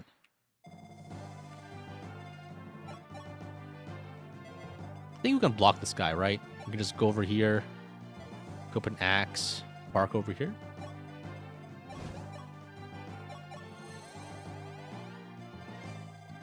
That's all good. I think the play here is to heal. And I think we just kill that guy up there with Katria. I mean, with Sita. I keep mixing them up. Just, they're both naturally Pegasi, and the names start with the same letters. You know, it's hard to keep them. Alright, Pala, I think, cannot fight the mage without being healed. And Sita can't fight without being healed either. So we need to find someone else to fight this mage. Probably Aaron. Aaron plus Mathis. Mathis gets one shot. Oh my god. Maybe Katria can fight him? Nope. Too far away. This is a we're in a pickle now. Actually.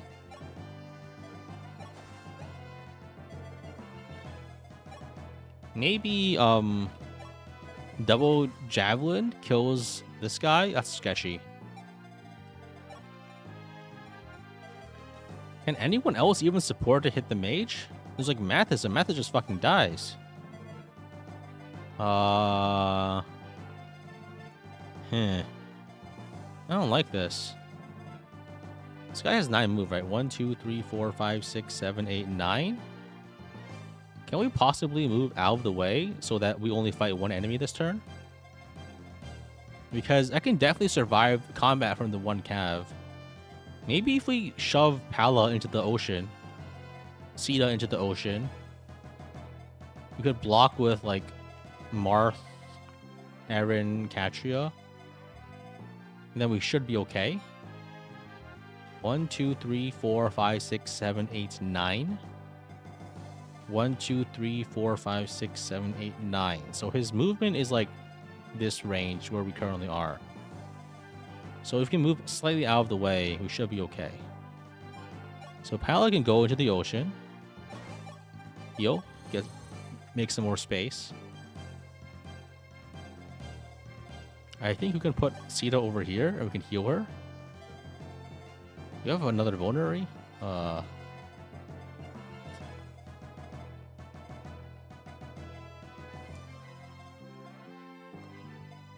We might need to sack somebody to make this work. It might be hard to block everything.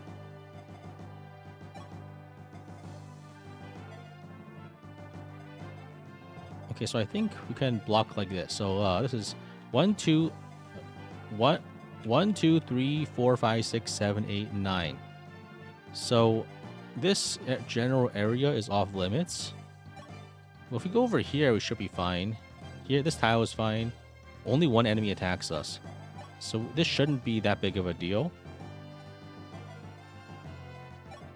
Okay, let's do it like this. Marth goes here, equips a rapier. Lynn moves back. Aaron goes over here. Trades a vulnerary over to Mathis. Sita goes here, grabs the vulnerary, and heals. It's because they're still out of range, right? Mathis moves away.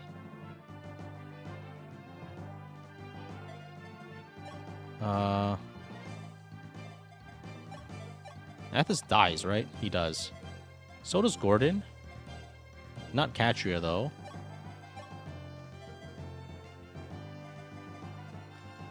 I think I probably should have put Palo over here. Or maybe put Sita into the ocean. I think I don't have enough... There's not enough space in the bunker right now. For everyone to survive. So, yeah, Mathis. Have you ever heard about taking the concept known as taking one for the team?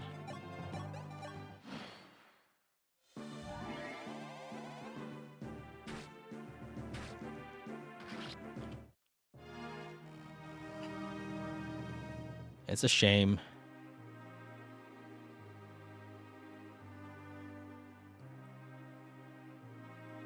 He does get... Mathis does get one shot, but he also gets doubled. This is why you bring some fodder. Nice.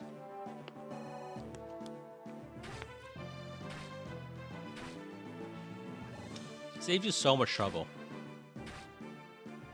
You don't think Mathis has any potential anyway? That's fair. This is the first sack? The first intentional sack, I guess. The others were just like mistakes. Richard is intentional, but not really a sack. So definition-wise, it's like all over the place, yeah.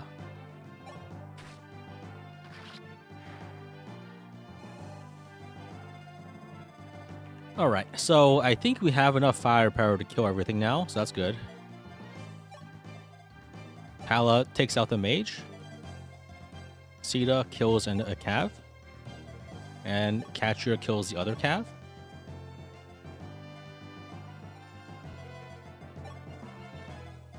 Let's do it like that. Mathis' growth rates are pretty bad. Yeah, FE12 has like really weird growth rates. Like some units just have like 90% strength and 30% speed, or like 30% speed and 90% strength. I think it actually really adds a lot more diversity in what the units can be. Just because like if the unit can hit a cap is pretty important. It basically just means this unit hits cap A but not cap B.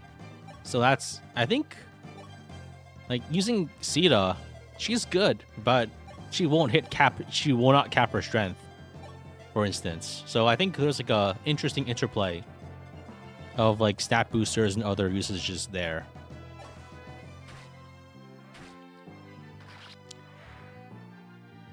And some units like can be like, yeah, this guy can be like a capped horseman, maybe.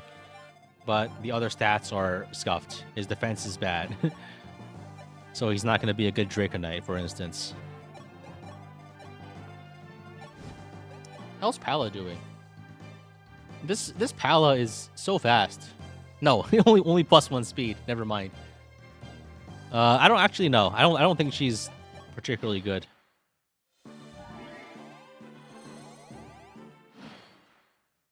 All right. Okay.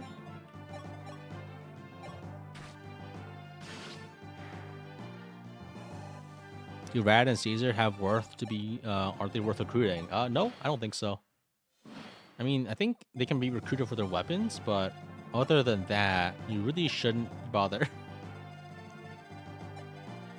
Like, the map they are on is just a risk that it doesn't need to be taken, I think, is my perspective. All right, there's Barst. There's the 3 Axe Brothers. They're going to be on the bench until I need them, while I focus on more important characters. All right, there's the guy that tries to destroy the Hamern village, so he needs to die. Let's go ahead and start beating things up with the Iron Axe to get weapon rank, so we can use the hammer eventually. I need to make sure I actually block the village. It would be very embarrassing to lose to Hamern, because that would be very devastating for my late game Anu usage. These level ups are really disappointing.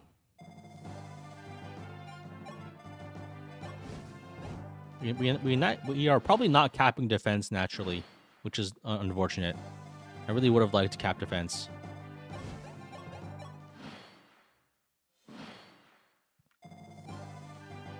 Because hopefully this time I actually like lock in and I get the hopefully this time I actually get the Yoth Shield. And if I get the Yoth Shield and have a cap defense a Draco, that makes my life so much easier in like every single possible way.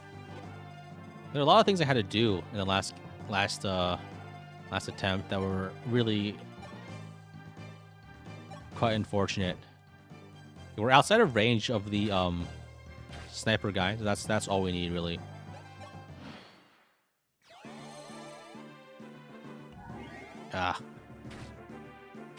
Forgot about the physics staff. We grind on Legion? Probably not. It's risky, and also very few units can actually do it. It might be easier to wait until like chapter 16 and just do a stuck strat. Let's bounce back out here so we don't get hit by the arrow spate. Now everyone's moving to the right so we can fight them over there. Okay. Did I run out of healing staves? Oh, damn it. Oh, there's Yulia's staff. Oh, yeah. I love looting the dead. Yo, we got magic. That's insane. Well, I mean, I say that. It's not really that impressive. It's just that other attempts have not been friendly to Marisha's magic growth as a cleric. Is the sniper still, like, lagged behind? Okay. I need to be out of range of the arrow spate if I want to fight the sniper. Actually, I think we can probably, how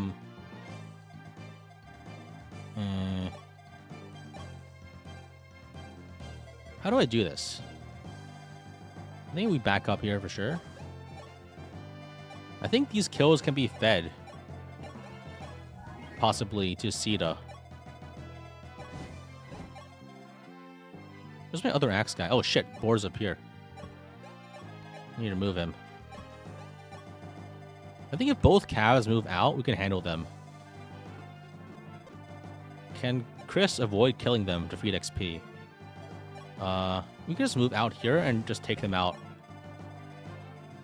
separately. I think that works. That way we can feed the armors if needed.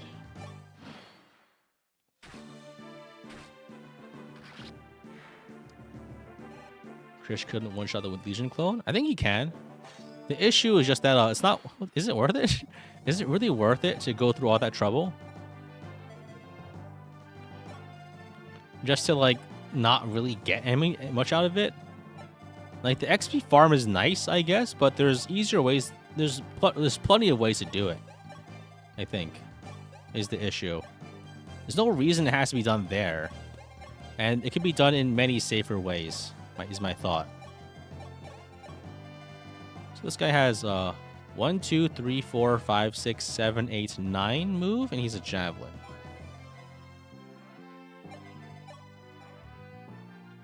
I could Silver Lance this guy. Silver Lance the sniper, probably.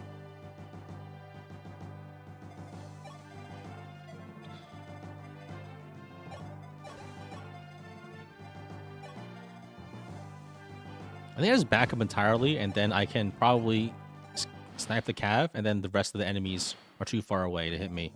I'm mistaken. Okay, we're fine though. I think the armors are far enough away, and that's all we need, because we can kill the sniper with Kris. If I have a steel lance here, I think that's more efficient than using the silver lance. I don't know why I'm being so conservative with my lance uses here. Do I even have a steel lance left? 4 uses? I think that's efficient enough. Steel lance here. Nice. Like I've done it before, but like every time I've done it, like if the enemies pile up too quick, and you can just wombo combo them too much and die. That's the issue. That's literally what happened once. And the last time I tried it, which was 5 years ago with Kane. Hence the instant. How's this run going? Amazing. We first tried the prologue, and now we are on track to actually be doing a good chunk of the game without considerable losses. We did lose Sirius because Yulia died turn 1, but that was like, even if that's something that just happens sometimes, and you just kind of had to put up with it.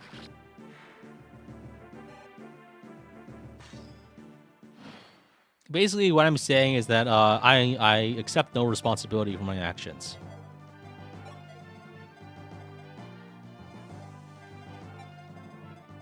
All right, let's just have Sita kill this guy. This is the run? Yeah, I think it actually is. All right, let's go and take care of the boss.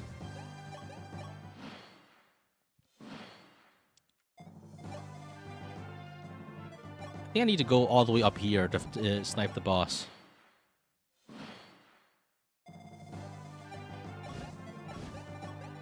It's chapter 5 already. Oh, wow. Okay, we're really rushing through things.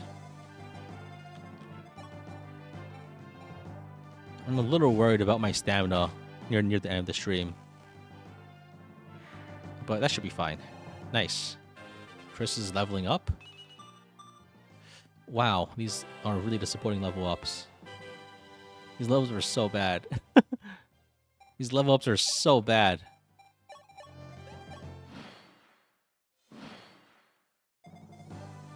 Okay, we should feed some of these XP to, like, Pala and Katria. But maybe we just don't.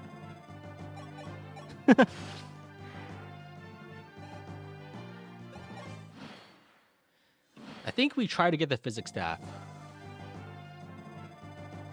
I think that's important, to get the physics staff. Because if I have the physics staff, I can pressure the thieves on the map that has the whatchamacallits. You know, the I can pressure the thieves on the Fina map a lot better. Last time I had to chicken out of getting some of the items because Kris got stalled from the enemies being a little too strong. Do I even need more javelins? I think I'm okay on javelin usage right now. My lance usage is like a little scuffed at the moment, but we should be okay. Pilot has the same speed right now as she did at level 20 last time. Yeah, that's yeah. It's so disappointing. It's actually amazing how bad she ended up being last time. It's truly impressive. So I think the play here is just to have Kris over here, move every single other person up to do combat. I think last time I did a board chord Dord Barst triangle attack to some effect here. That was like one of 2 times I've ever used it in this challenge. And then Cord died on the next map, as is always the case. Don't forget to nab Hamern. Oh, you're right. You're so right. It would be so embarrassing if I forgot to get the Hamern staff. And it almost happened. Thank you for the reminder.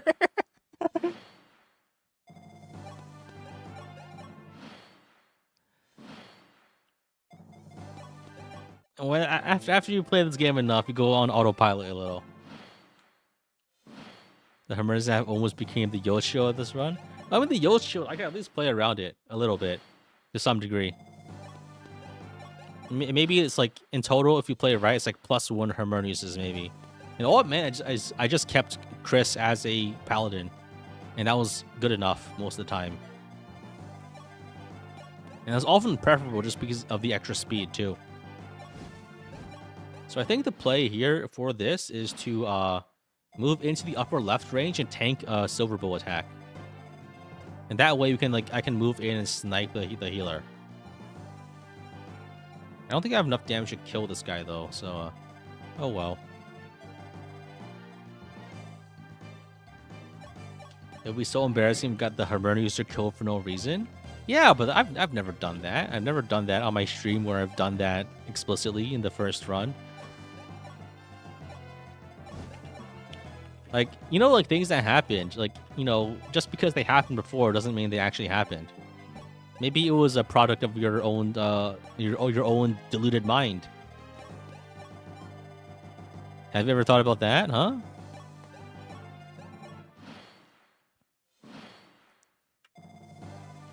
Like, just because it happened doesn't mean that this is reality.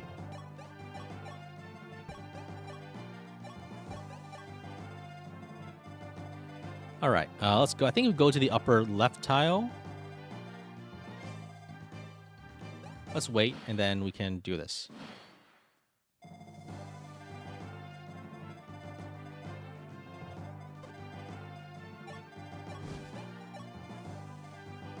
Yeah, there we go.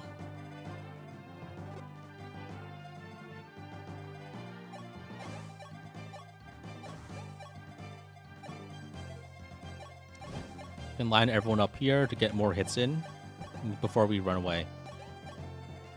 All right.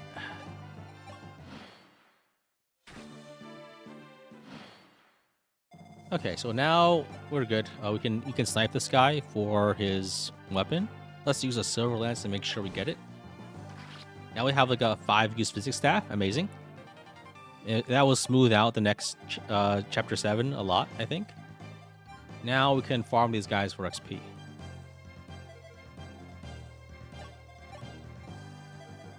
How do I do this though? So I think Ala can get a kill. Probably on the weaker one. She could probably one-shot one of the weaker ones. No, that is the weaker one. We're 1 damage off. Hatria can probably... She's not fast enough to double them. Yeah, these guys are pretty tough.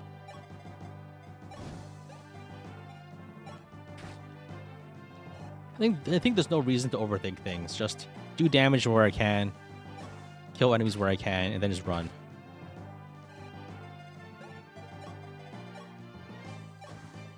Get a Pala level, if possible. And grab Parthia now. It doesn't really help me at all, honestly. I don't really think getting the Parthia right now actually benefits me. I brought too many bow users. Well, that actually hit. Wow, okay. That hit too? Very nice. That's a Katria kill. Alright, I think that's everyone that actually wants XP. Free level for Katria. Yo, we got strength. And defense. Oh, very nice. Very nice. So, yeah, I think that should be it. Let's get out of here. Very good map.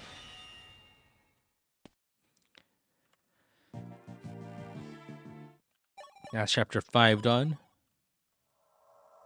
I'm so efficient now. All right. So I think the play here is to reclass Aaron into a general, and I think Kris probably goes paladin. The reason for this is because of the mages. And I think I sell the bullion and buy 3 talismans and just put them all on Kris. Where's that bullion? It was somewhere. Did you get anything from the secret shop? It was just an extra Master Seal, which I don't think I'll be using if I play my cards right. Basically, last time I was only short on Master Seals because I used them on units that didn't really need them. I did get a bullion, right?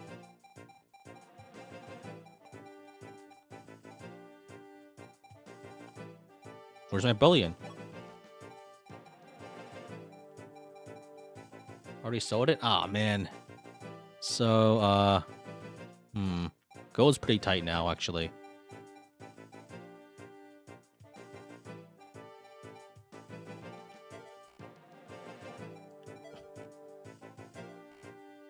Does this catcher have the growth bond? Yep. Yeah, I think we can sell some items. We get another hammer right later, right? We don't really need it now. Hopefully we can get the money back later, though, like next chapter. Hammer. We can sell the hammer, I think. Can Catcher use steel bowls yet? Nice, she can.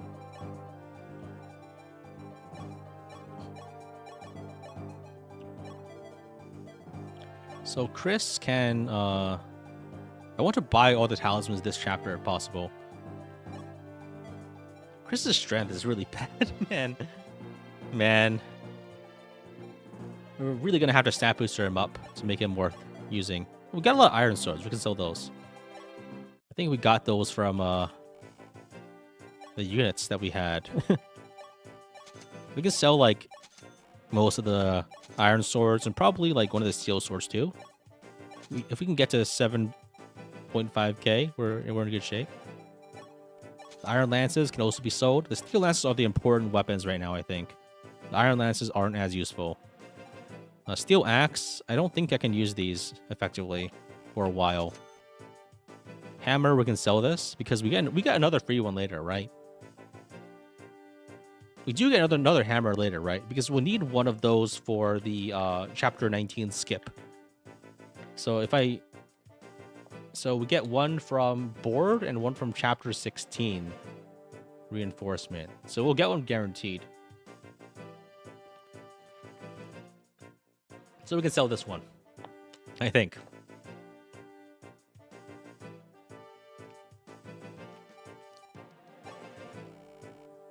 Time travel for weapons? I don't want to do that. I can still sell the shaver. Honestly, I don't use this thing. I'll just sell the shaver. I've never really used it to any good effect, and especially now, I won't be able to use it. Let's be real. I think that'll just have to do. Let's just buy 2 talismans.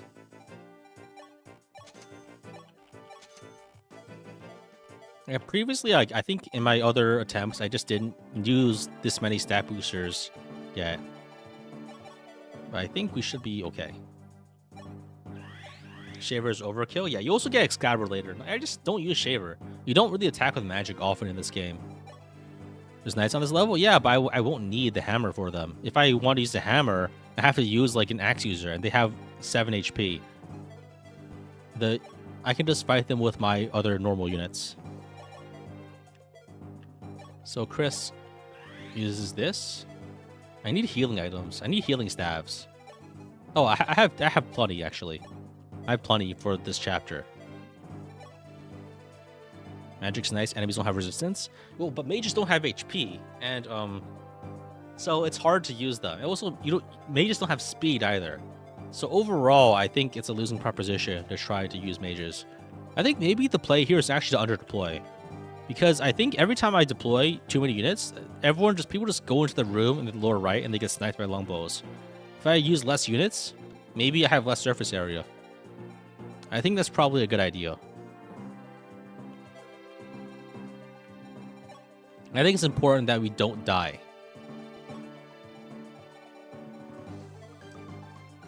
We could try to train Catcher here if possible. That might be good. But we should probably bring more healers, maybe. Actually, we could stuff the empty slots with, like, Sesso and... just in case. But I think we actually under-deploy here. I really don't think that having more units here is actually a boon. Because it just takes up space in the room that I'm going to hide in. I guess we can drop Lind. Maybe I bring Julian just to open the doors.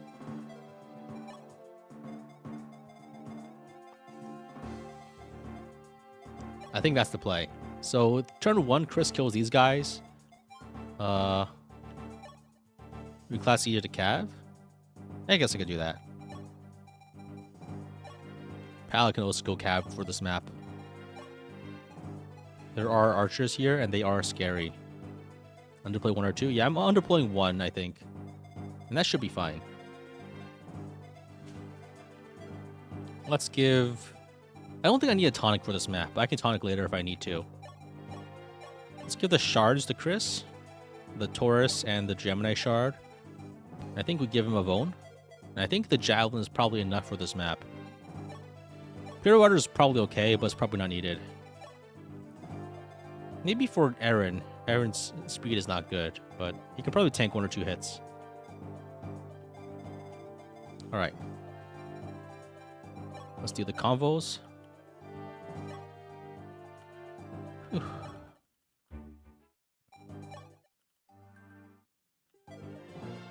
I want to at least do up to chapter 7 today, I think. Alright, can't be that hard, right? Alright, so I think we go here and we just kill these guys. Oh, it's so nice to see like no damage taken from these mages. 13 is so little. I think this Kris has more res than my other Krises. Right? 10 is a lot even for a paladin at this level. I mean, I guess 6 base. Actually, what's the paladin base res? Do you guys know? It's like 3, right? Or is it 4? In that case, maybe that's only 1 level up, so it's not really impressive.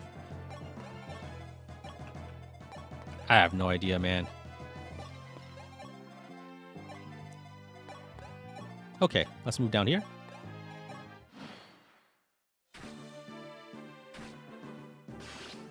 It's 6. Okay, so then we're at +0 res. So this is actually completely normal.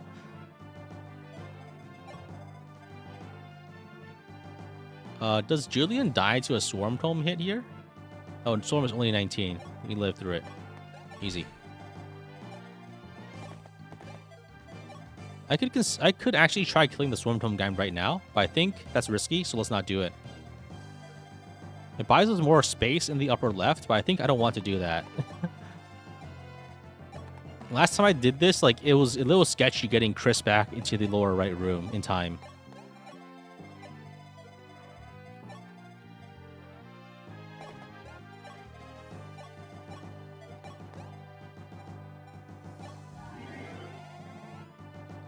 Just be more HP. That is true. I mean, we are going to cap HP pretty early.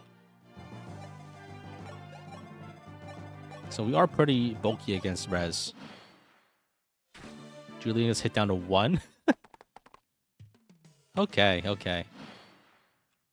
Alright. Everyone goes into this room. And, they expect one of us in the Wreckage Brother, probably? I'm not sure. Actually, Frey could be usable, I think. I don't know. Is Frey any good? I've never tried using Frey. Think he's decent? Yeah, I think I see his stats and they seem pretty okay. So we can leave him reserve. He's got good HP. Norman can die though. Yeah, we can use him as bait as needed.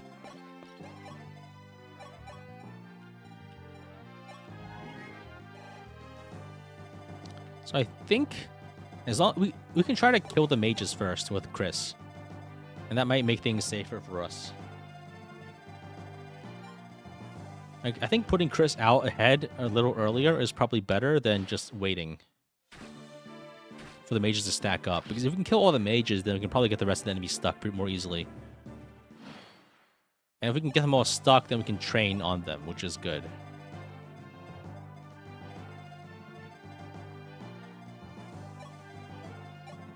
Okay, let's move some people away. If possible.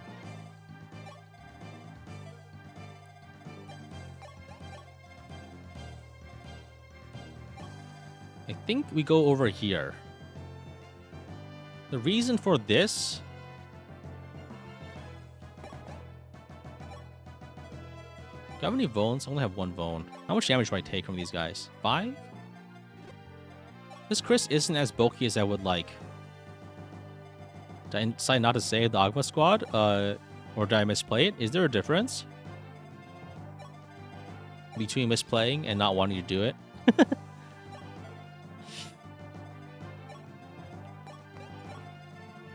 Like, I think it could really go either way for my preference, honestly. The result is the same. Indeed. I think we just go here and kill a few enemies first. I think getting enemies stuck here is just risk. So we just kill them. Kris isn't good enough to actually tank everything yet. We still need to pop more Draco shields on him for that to happen. Maybe you can bait the longbow guys out by putting, like, a unit like Sesso over here. That might be good.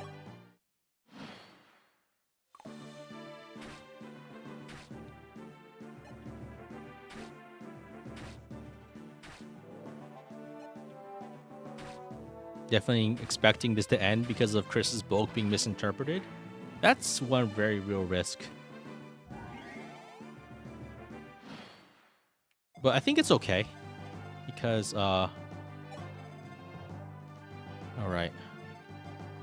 As long as you can get rid of the longbows. Norn is, like, so slow. It's really hard to walk her in here. Okay. There's a large Brillia. Lovely. You can have Gordon bait over here. I know a longbow guy's gonna move through here eventually, so... I don't like the weapon repertoire I have, the set of weapons I have on Kris right now.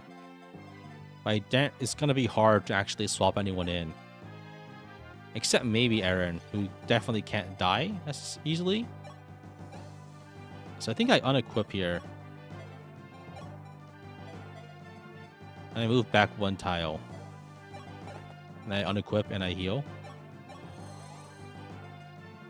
And we put like Norn here to bait the longbow guy into attacking. If we can bait the longbow guy up, then we can make ourselves a lot safer. We're playing with fire though here, but you know, if you don't play with fire, you will never cook.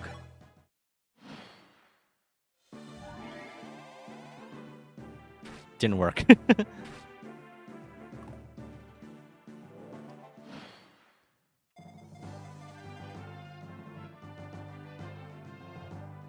That's a silver bow guy. It's a longbow guy, javelin guy. Let me think here. What do I do? Oh my god. I could try to heal and try to break their weapons, but that might just cause problems.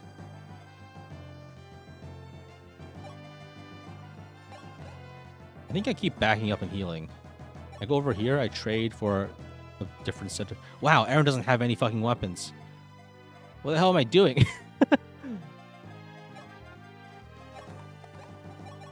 doesn't have any weapons. I think I back up and trade another javelin over and I just heal. If we can bait the longbow guy into attacking, then we're in good shape.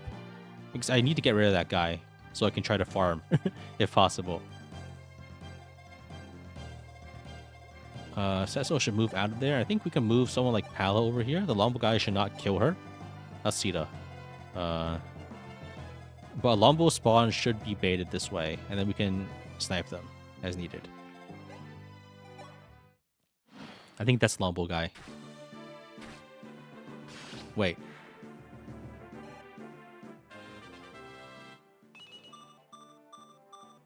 Defense? This could be trouble. Oh no, good. Kris is weak enough that we're not going to kill all of them. Okay, that's good. Yeah, I think if we could have accidentally died there if Kris was stronger. No, our defense is too good now. We're fine. Even if, like, we killed every enemy there, we will be fine. Whew. Okay.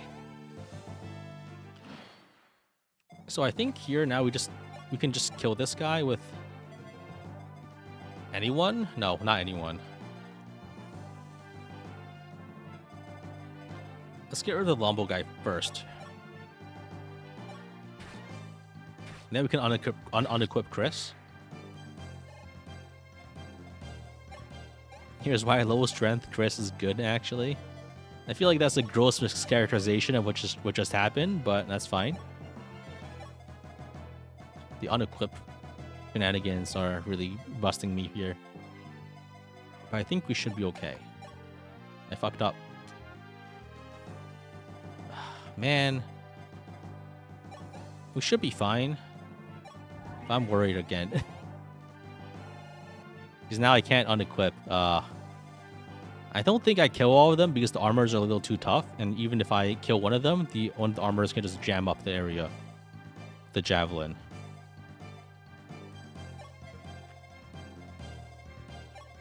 Let's move up Catcher over here so we can fight the Lombo guy.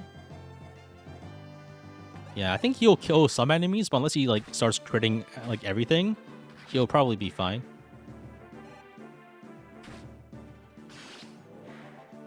Well. Oh fuck, I'm fucking dead, aren't I?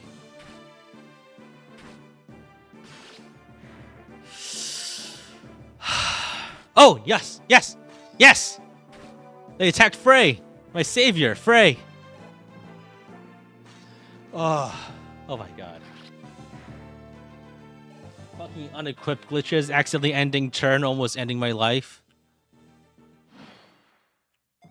Yeah, if a few more Silver Lance guys went after me, Kris would be donezo. Frey, okay, I'm training Frey. Frey is a hero in this household. End of story. How do I get out of here? I think I need to run and heal. You have jabs, though. Maybe I unequip Aaron and just move him up here.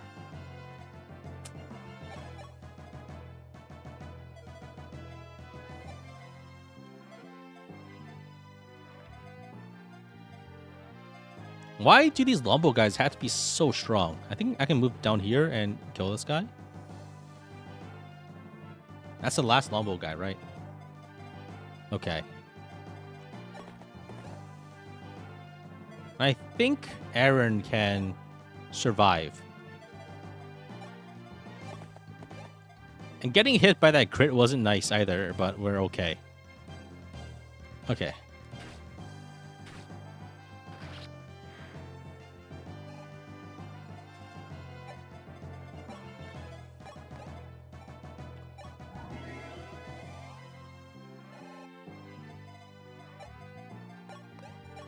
And no one died on this map yet? Oh, man.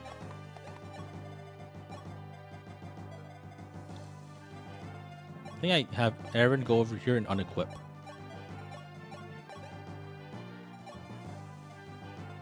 I messed up. Actually, no, it's only the Javelin guy that can attack me. We're fine. Oh, if it's only the Javelin guy, then... unless Aaron is double crit, then we're not in trouble. And that won't happen, because no one ever gets a double crit. That's never happened in my life. Oh, I could put Cashew over here to bait other attacks. Yeah. If I put Cashew to the right, I can bait attacks onto Cashew over Aaron, probably. No, I think Aaron just gets hit. Even if Aaron dies are good? Yeah, that's probably true. He got hit by one crit, but not two. So that's good enough. That's good enough. Okay. Drop a Mend on Kris. And we're safe.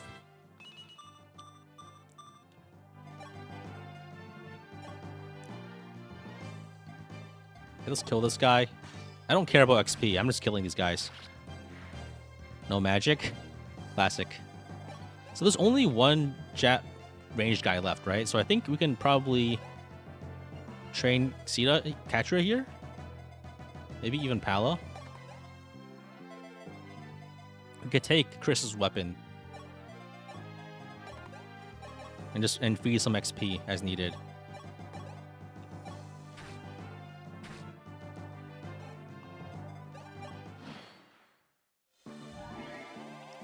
Physics staff being used.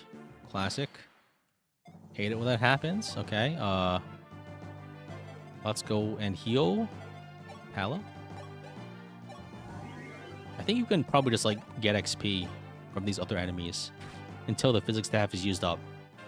That's like 10 XP a hit. I think at this point, very nice. Strength, speed, defense. Every stat you need. Every single stat that is valuable. I think we just like keep hitting the other guys. That's the play.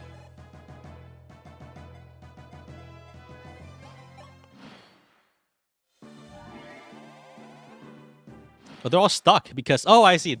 Since the archer doesn't want to move, since he can't move, and the other guys, he doesn't move out of the way, so the other guys can't move in either. This is perfect. Wonder reason Kris can keep healing Frey. I think we stuck them because of enemy AI movement patterns. The ordering forces one of the enemies to effectively wait, so they can't do anything. Nice. I love it when this happens.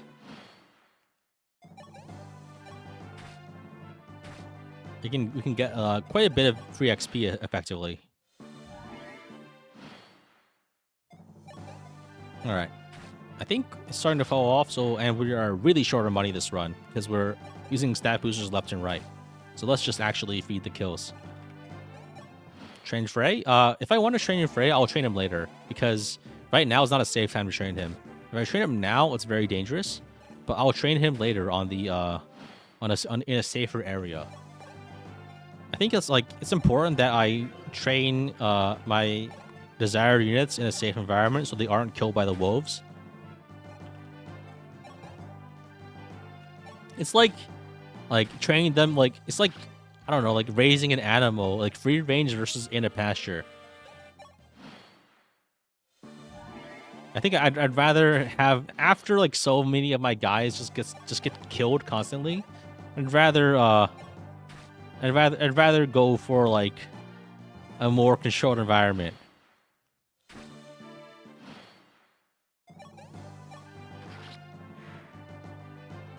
Try to use staffs always when you can. I should be okay on staff usage, and also like I don't have money.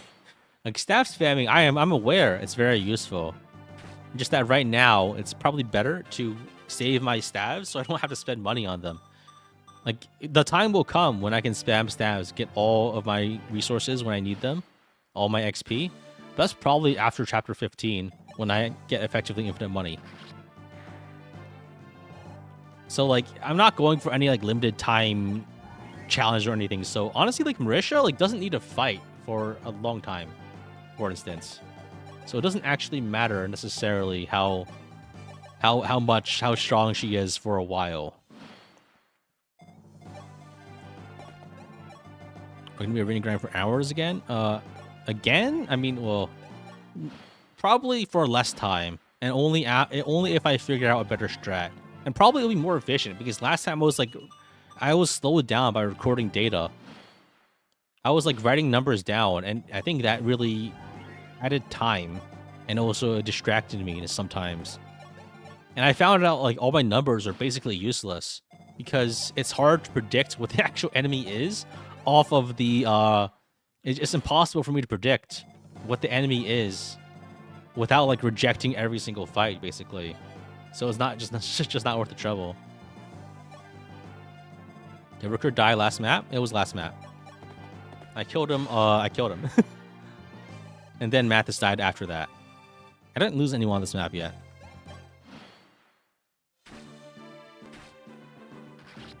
Comments are taking 3 minutes to load. Ah, I see. There's some like lag. I see. Okay. So I think the play here is just to... Let's go over here. Let's grab the treasures from the chests. There's no more chests on the left, right? Okay. I was level 10 Kris, getting 15 XP from bishops. They're promoted. And also, the XP formula here is pretty weighted, was weighted weirdly, in that, like, you can get good XP, like, you can get okay XP even from, like, low-level enemies. But the converse is you don't get that much XP if you're, like, roughly equal level. So it's actually pretty hard to train units well, right? So I think, like, spreading out your XP doesn't really actually give you that much more XP in the early game. Because enemies are all so low level that even, like, low-level units don't get that much from a kill. So I think that's, like, partially why concentrating XP into Kris is better, because he gets more use out of it. Because the economies of scale defense just play out better that way. I think that's, like, the XP formulas, like, are, like, invisible in a way, but, like, they heavily influence what ends up being, like, a useful useful XP allocation strat. FE12 is scarily balanced. You can save money by only using time travel items. Yeah, but then, like, actually doing that is just, like, such a pain. What's even the point?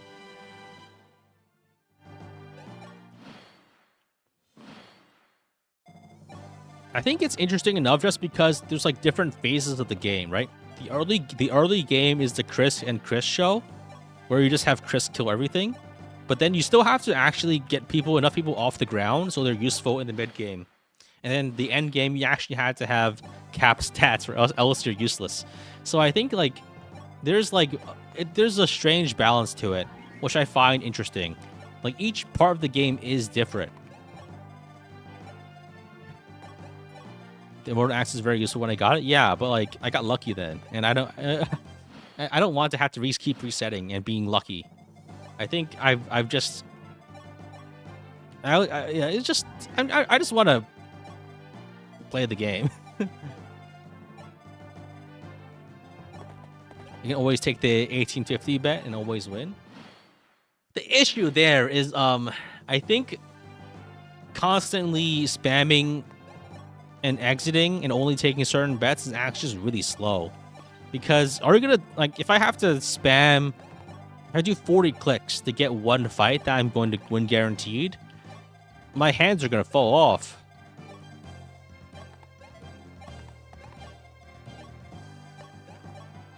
Like, I don't know. I feel like spamming for certain bets is also just, like, not something I want to do.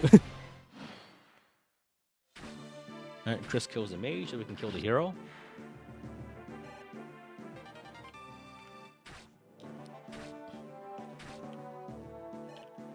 I think other classes also just work. So I'll probably try something like that. Why recruit Samuel? Oh, Samto? Probably. I think if you recruit him, he doesn't even have a killing edge. It's just an iron sword, right? So I think we could go around and talk to him that way.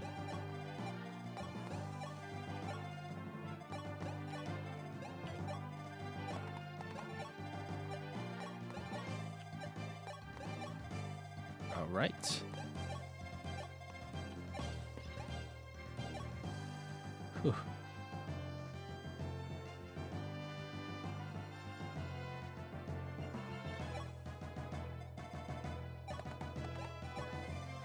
I'm pretty sure the killing edge is real. Oh, okay. The killing edge appears to be a killing edge. I thought, like, maybe this was like a joke, or maybe in some other version. But I remember there being like a Navarre imposter that, like, says he has a killing edge, but it's actually an iron sword. It's probably not, maybe it's not in this game, but I thought there was an instance of that, like, where there's like a different item when you recruit him versus what he has equipped when he's an enemy.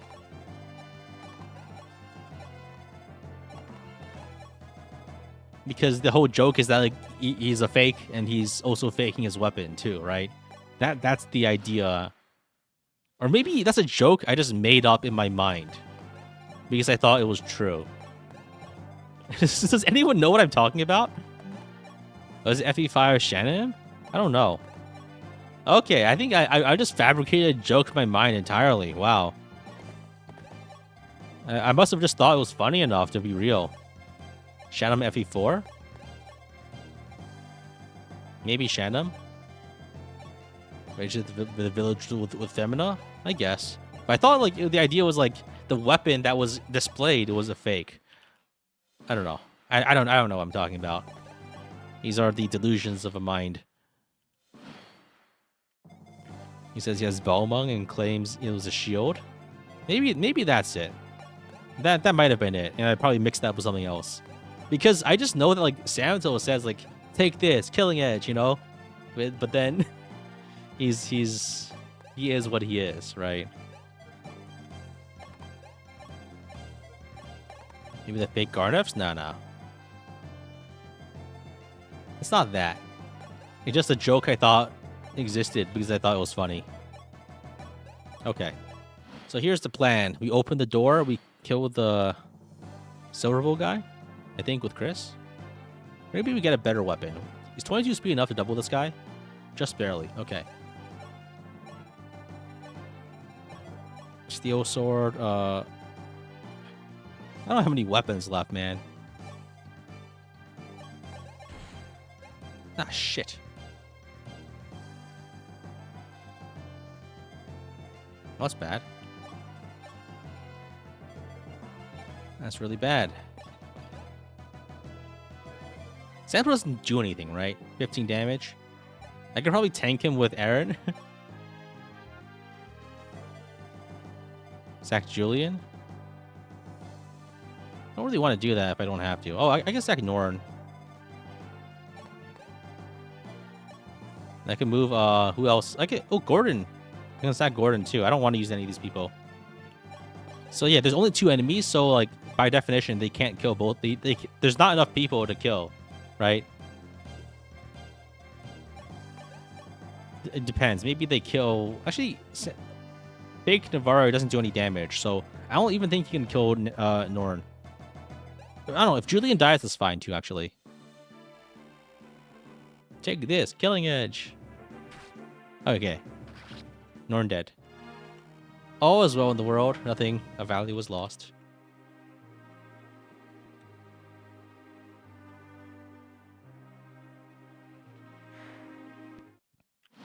So now, can we even kill this guy in one round with a... So, Steel Sword is 30 damage. This was 19 and 19. Does Sita get one shot? Sita has 10 defense and 30 HP. There's 28 attack. I think Sita lives. Yeah, Sita can just live through this. So we can recruit Navari, quote unquote. Well, she's smoking. You're not Navari. Among Us.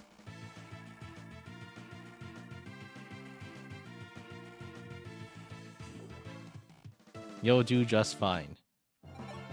Okay, he does have a Killing Edge. Okay. Basically, okay. That's interesting.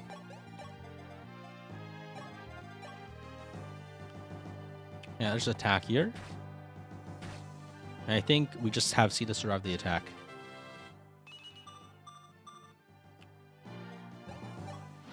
Oh, Kris's speed is so bad.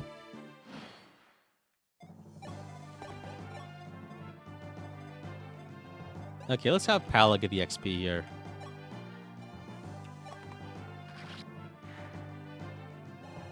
Can you use Samto? Nah.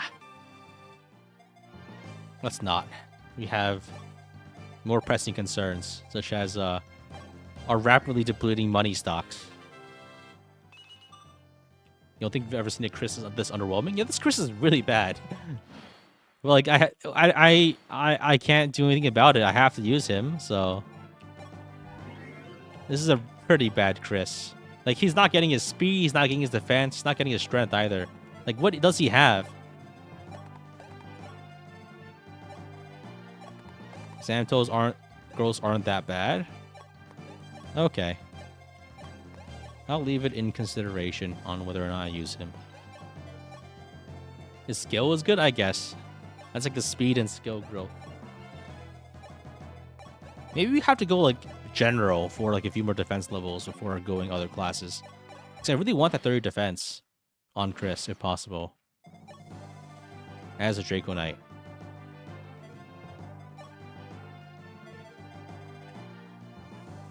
So I think the play here is just to give Kris a Steel Lance. And just kill all the enemies.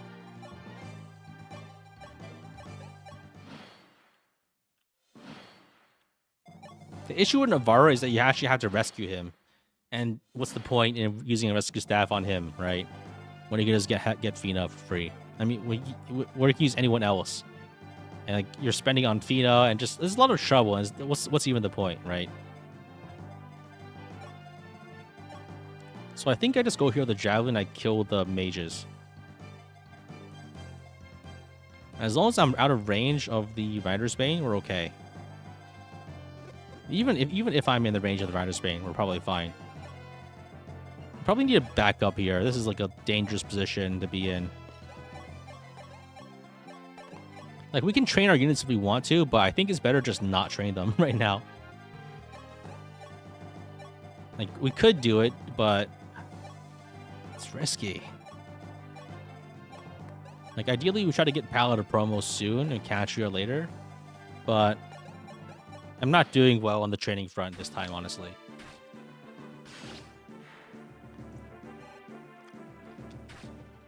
You can save him without rescue? If there's a way, it's probably more difficult than I know, because I've always just let him die. Just to move him to the left? I see. I see. So I think the play here, actually, is to dance all the way over here to fight the mage. If we can get out of the range of the Rider's Bane guy, we can just do it like this.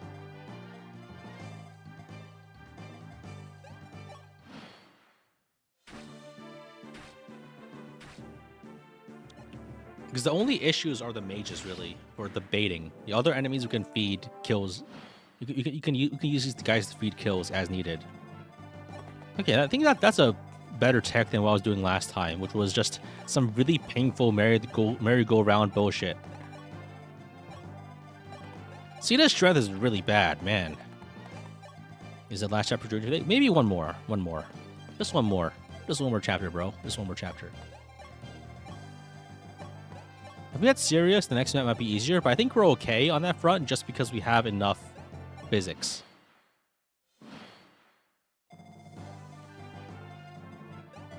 This guy's just gonna follow us until the ends of the earth, I guess. That's fine. As these guys move in, we can slay them. That Rider's Bane guy going this way is probably a problem, honestly. But I think we can handle it. Even if it literally one-shots every single person we have.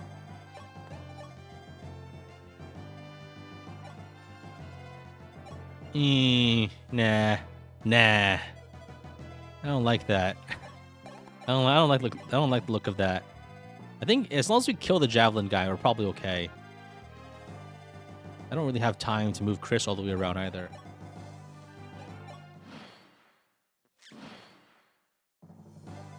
Oh, I think if I have Catria move up here, I could tank this guy with Catria. Because this guy does, what, 29 damage? And Catria has more than enough bulk, for sure. Unless she misses 298s. In which case, I will be devastated. And we heal her, and then we're fine. All is well in the world. No Javelin on Sita? Where did it go? Oh, it's probably put the ball on Kris. Oh, I have one on this guy. I can't damage him. Yes, Catria just has no strength at all. In chapter 6 of 512 with chapter 6, Sita has 0 strength and 0 magic.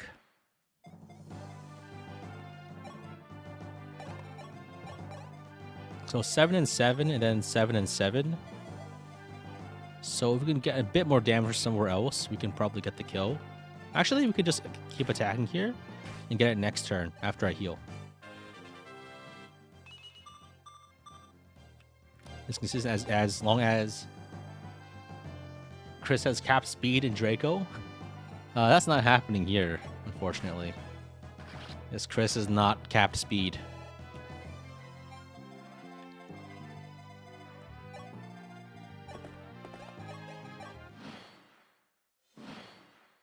I think I have enough money to buy more stat boosters though, so I can just like load him up on all the Draco shields in the world.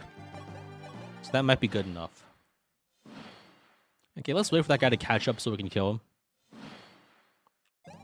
It's quite slow though. So I think we can just feed this one to Sita. Why not? Use that wing spear. Let's let him move up a bit more so we don't accidentally miss one of those 90s and die. That's something that I have to watch out for constantly, unfortunately.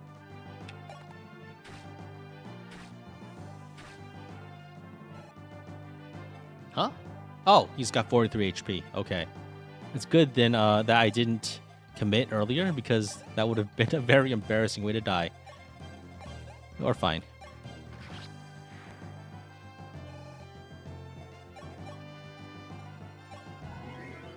Alright, let's alright. There's Lang. Let's kill him. I think we should give the kill to Patria and Pala if possible. Kris is a lost cause. I guess that's where all the stats are going. They're going from Pala and Catria. They're going from Kris into Pala and Catria. It should be enough if I have enough use a Rainbow Tonic. 22 is enough? I'm sure it is, but that's yeah.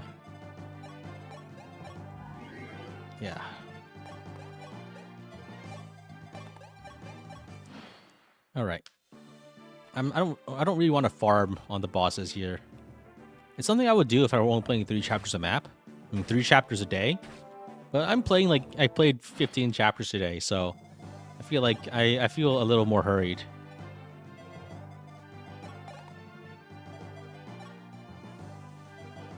How do I do this? How do I feed the kill effectively?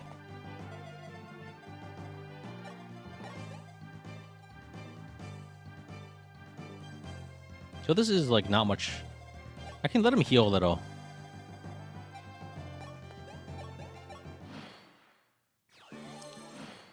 Or Javelin is good. Well, yeah, I do remember that being a thing. Yeah, Kris is like, it's just not good this time. Okay, let's try this.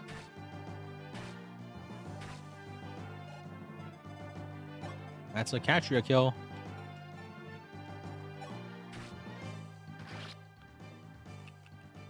I'm getting better at this. I'm getting better at this, but my units are getting worse.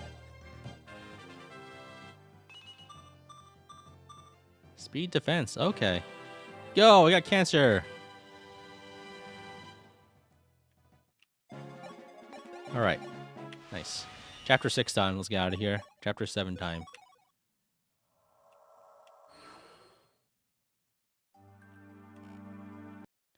Catcher refuses level strength. She's only got like 2 levels, but that's also just like what she does. That's her thing. So yeah, let's go and reclass Kris into a Draco.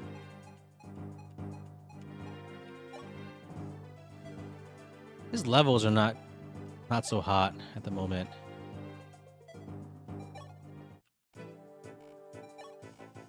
Can't believe Lang died of cancer. Are you sure it was cancer or Ligma?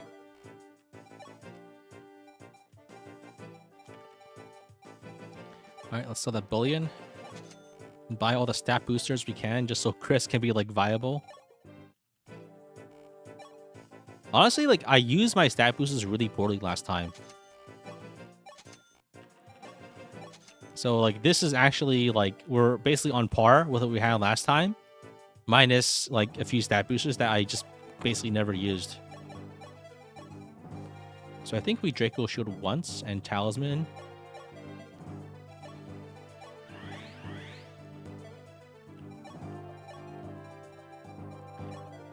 I think we can probably still get some good defense level ups, possibly.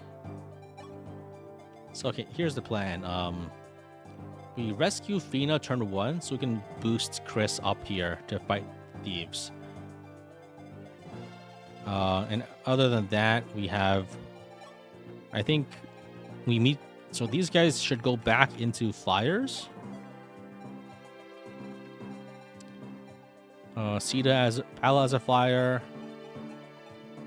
I think even Sita as catcher goes back to flyer at the moment. Or maybe just stays as archer to keep benefiting from the extra speed growths, so she can be a very good sniper later. I think that's probably better. Give Kris cancer. And give him, I think Kris's strength is not good right now, so we might need to forge a javelin. But I think if we can probably double. I think 22 might be enough. Don't forget about the dragon. I will never forget. You need 23. Ah, shit. Do we have like a speed shard somewhere? I know we have more shards. Aquarius. Aquarius is like... That's magic. So Kris has... We don't get speed yet. Okay, so it's on this map. I see. So I think we don't actually... We have to forge a javelin if we want to actually kill thieves quickly here. So we need 33 damage. And Kris's strength is really shitty. Oh my god. This is so bad.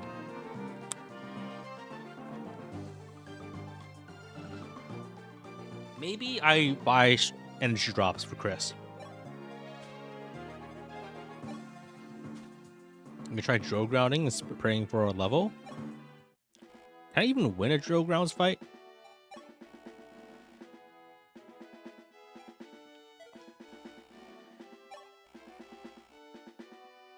Oh, I can. Huh.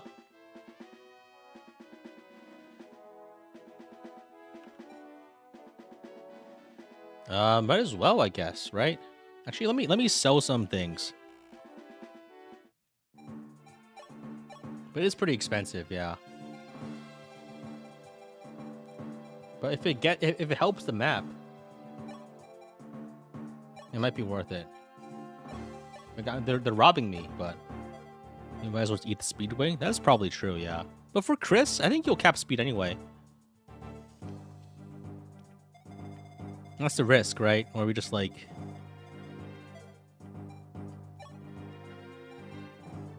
Because I think we'll get more than enough gold.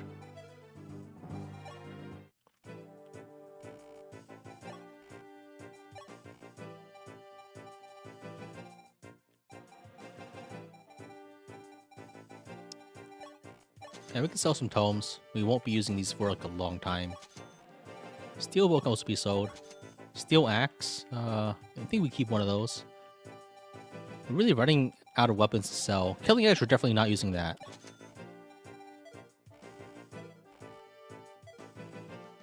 Does Emerge have terrible magic? Yeah, yeah, she does. She really does. Huh, wow. That's so bad. Okay, so I think we go for drill grounds and we just... Let's do one fight.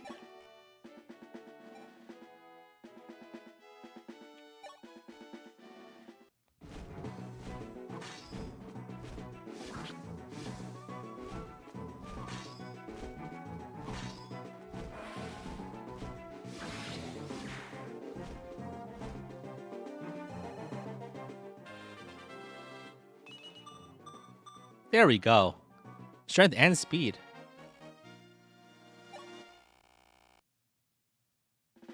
Let's not do this one.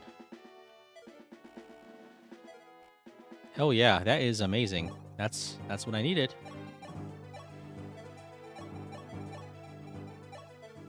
So let's load up on the other shards for more strength. And I think maybe we just keep the javelin only and we bring a vulnerary. Maybe I also bring another... I just Draco Shield again, probably. I think I'd probably just Draco Shield again, honestly. It's better to use it now and benefit for this chapter than to, like, hope. I think we're not gonna get all of our defense level ups anyway. Honestly, we only need one unit with 30 defense anyway, so this is good enough. So I think we can put Kris here. We one-shot this. We can start killing enemies, right? Is Kris still cap strength? Yeah. As a Draco Knight, cap is 26, I think. So honestly, as long as we hit like, if we're 2 below cap, that's comfy because we can just use Rainbow Tonic forever, and that's honestly fine. I think we're okay on Rainbow Tonic uses, even though like we spammed it a little bit wastefully. But this is like the time to use it. Eventually, when our units start capping, we don't really need to use it as often, except for exceptional circumstances. But, like, this is like the time to use it when our units are still like in a precarious area that they are right now. So I think we drop Julian. We can bring. If only I had more units that didn't require training right now. Who would have thought that would be really good right now? If only I had a unit like Sirius, possibly. My life would be so much easier.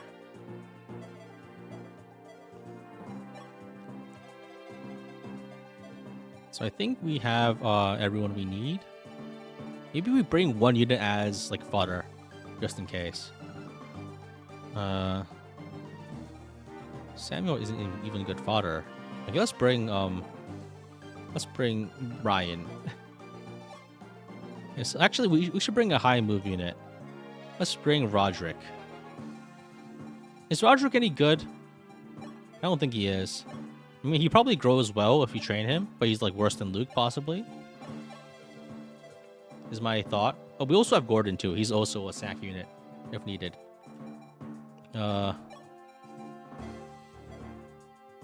Roderick is good as a healer. Does he have like high magic roll or something?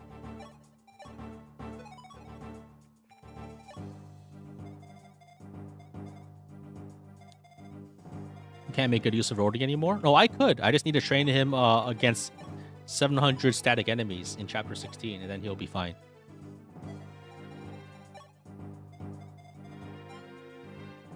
Alright.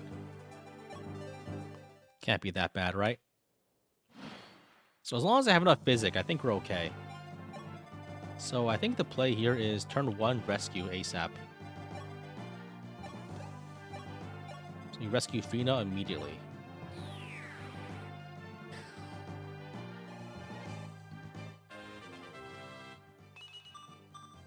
Nice, magic. And we calculate, we figure out where our movement limit is. Like right around here, above the trees.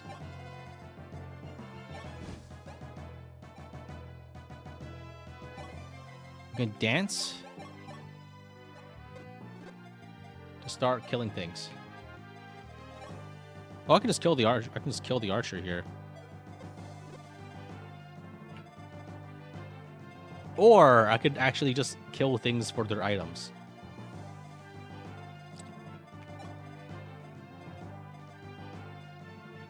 So what's the play here? Do I, like... I think... I'm tempted to just fight these guys and get the Seraph roll, for instance. Iron Sword probably isn't needed. Which one do I kill? Before that, let's move everyone else over here while you guys deliberate.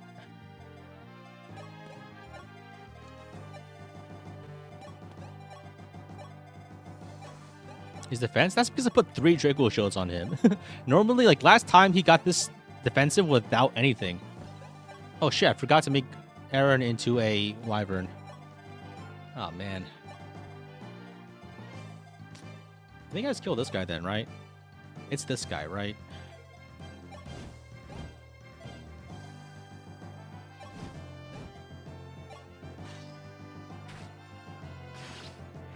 First, we should move 3 units around the rescue staff user. I see, I see. It's complicated. Alright. Over here to dodge the archer, maybe? Nah, he died. Oh, he lived.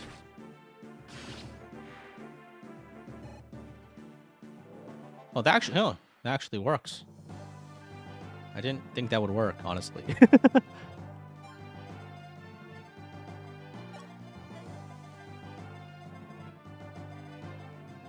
Regardless, I think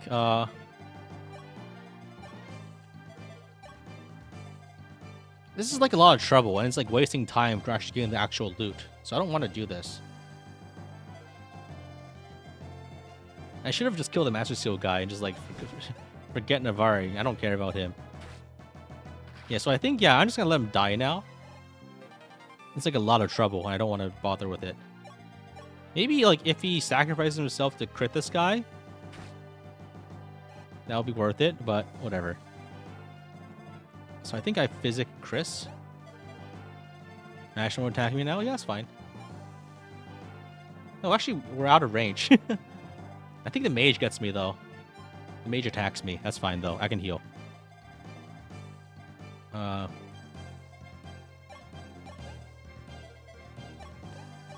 think I physic this turn, and then I think we're okay.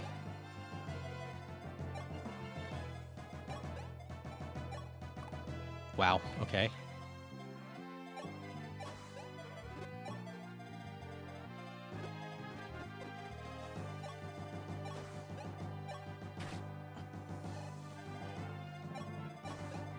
Kill? Get the shard? Isn't it like back there? It's pretty far back, right? It says over here.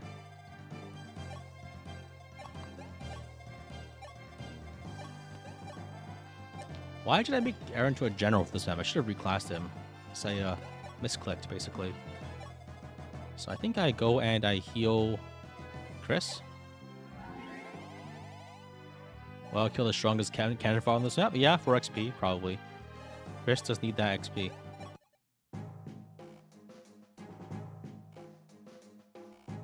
Alright. Navarre is dead. I should have just like gone for the thieves and the loot instead of the other stuff. This might be potentially bad in terms of getting the other loot. Wait, this Kris is a lot more defensive than my previous Krises, so I think we're okay. We can get the Seraph robe, and that's probably fine. We're gonna get swarmed by the heroes though. That's okay. I do want that Seraph robe.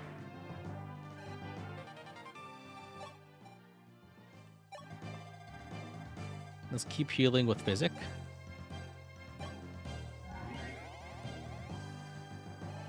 You can set Astrum? Yeah, that's fine. I mean, it's a Seraph robe. You don't get too many of those in the whole game. The one risk now is that the these guys are gonna start running, and I think I need to have my other flyers pressure these guys.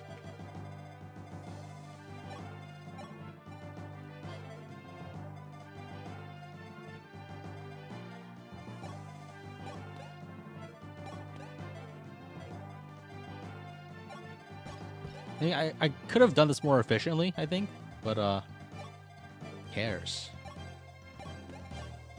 I'm not here to do things well. I'm here to do things. Just things for the sake of doing things. I think this guy moves up, so we can just fight this guy with the silver weapon, I think, right? We don't need to javelin this guy.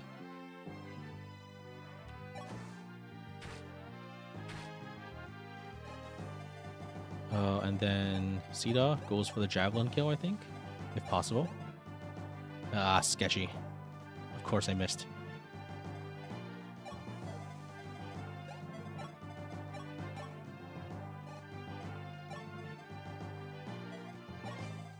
Let's bait with Roderick here.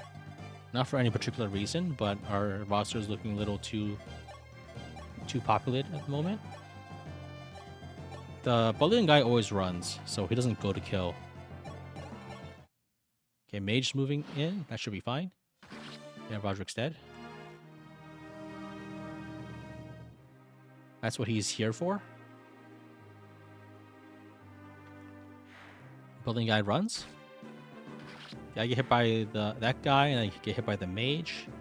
Oh, the mage missed. That's huge. That's huge. That's huge for Kris's survivability. Oh, and then we kill the other thief too. Lovely. We get the Wodao. More speed and more defense. Yo, yo. Amazing. Mission complete. That's what we're talking about. Okay, let's skip the Wodao and just go for the shards.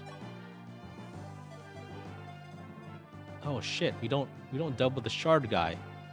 That's really bad. That's really bad. Oh no. I don't have a better weapon too.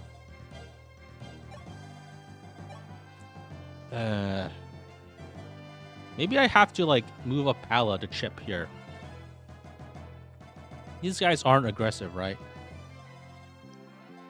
Just construct the heroes? Yeah. I take 0 damage.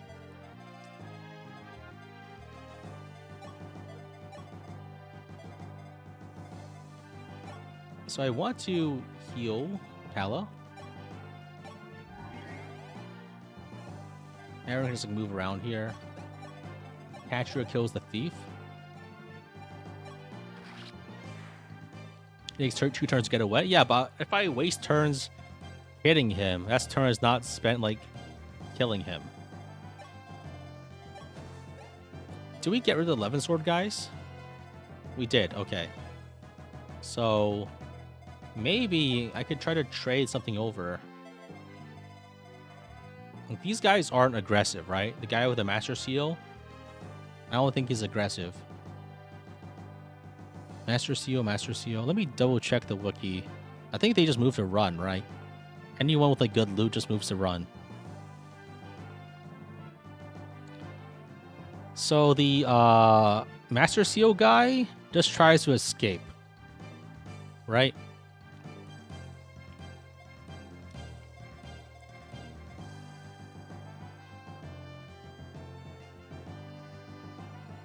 So I think the play might be to Silver Lance this guy and Javelin this guy. Wow, Cena's skill was so bad.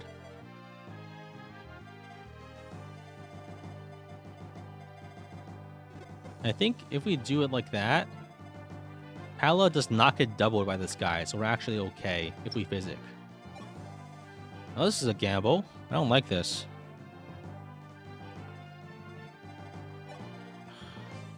It'll probably be fine. Okay, we got it. We got the hit. Javelin broke, that's fine. Pala hits this guy. How much damage does the hero do? 32, okay. That's okay. 32 isn't that bad. We can heal that out. We can buff that out with Vizic. We kill this guy with a bullion. 5,000 gold, lovely. This is the most screwed Cena's ever been. She's only leveled up twice, so she's actually not that screwed. She's so low level that this is just like how she is at base. We go over here, we trade over the Silver Lance. She's not screwed because she hasn't leveled yet. 2 heroes can be short from there, only 1 actually.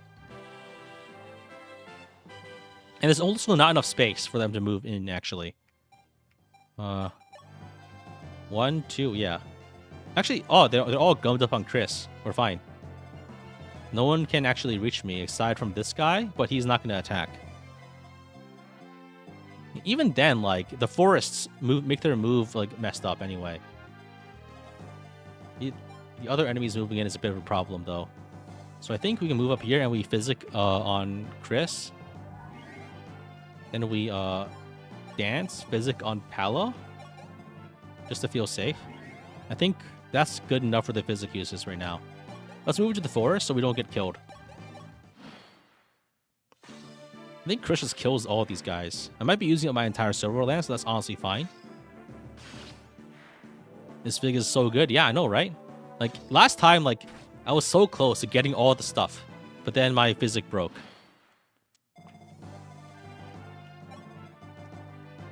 Do I need this Master Seal? Honestly, probably not. I feel like it would be better to let it go. Just because, yeah, it's too dangerous to get it, and Kris gets surrounded, and I don't have enough physic to survive at this point. Kris getting XP is like the meme of the rich guy drinking from the pipe.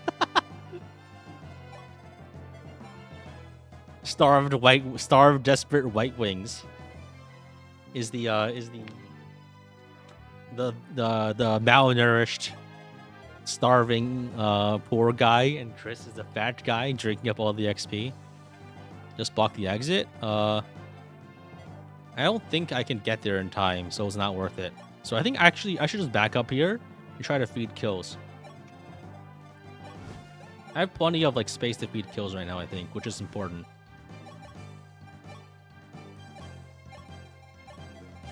Let's back up. I need to trade like a worse weapon onto him. Like an iron axe.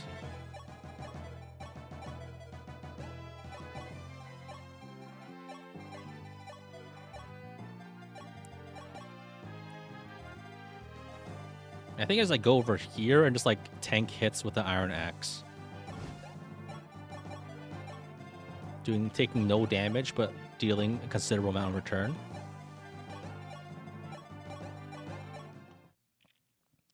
The mage there's a problem.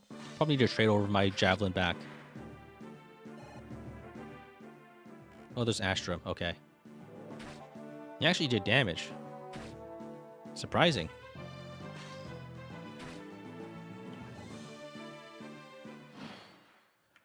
I think I keep backing up here.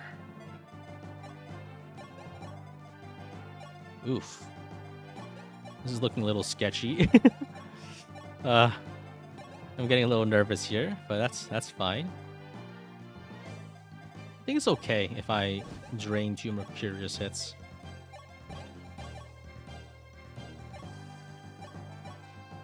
Let's get a lance on him.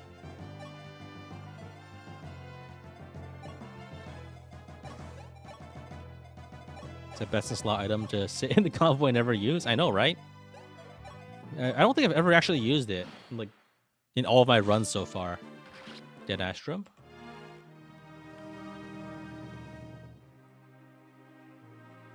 It's so funny that of all like the units here, like basically any that's recruitable is so weak that it's actually a relief to see them, because you don't actually have to you don't have to work to kill them.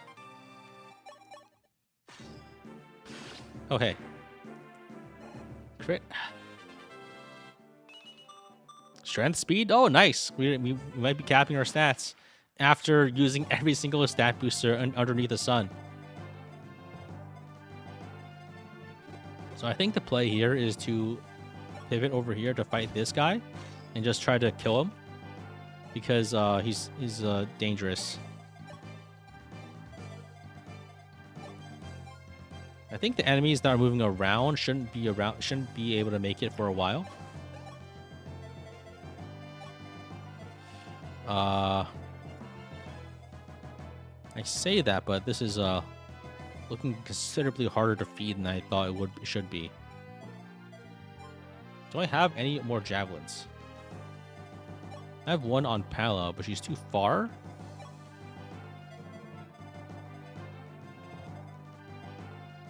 And I think she gets hit by this guy.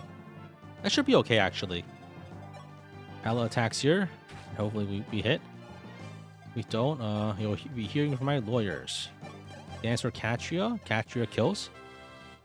You can buy jabs on this map? Yeah, I know. It's just I just don't have them on me right now. That's Gordon. Why did I dance for fucking Gordon? Oh my god. What am I doing? I thought that was Katria. Fuck.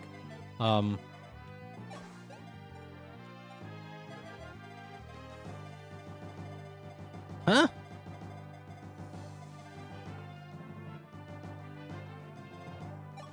Fuck.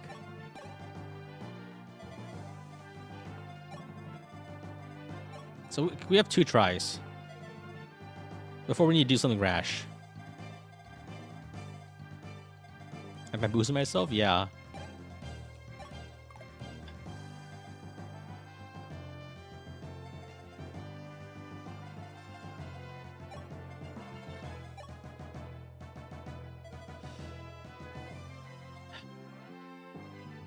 I could rescue again. That probably saves me.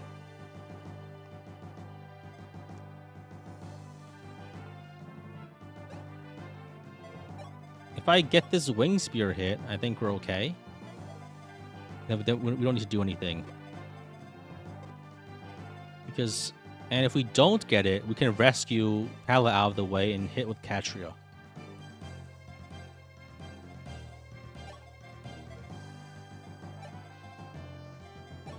Mars support for Catria, does that work? Alright, I mean for Sita. Oh, it does. +5 hit. That's huge. Kill him! Okay. Okay. I'm alive.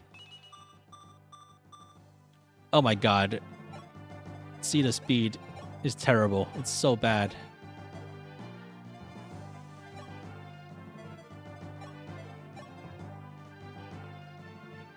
Alright, let's have Aaron tank a hit. He might be crit, and if he dies, so be it. He deserved to die anyway.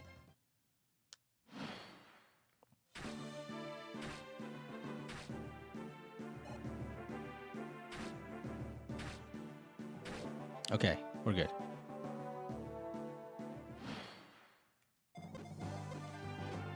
Okay, so I think we should be okay. We can dance around the ranges as needed. Catria can get a kill, for sure.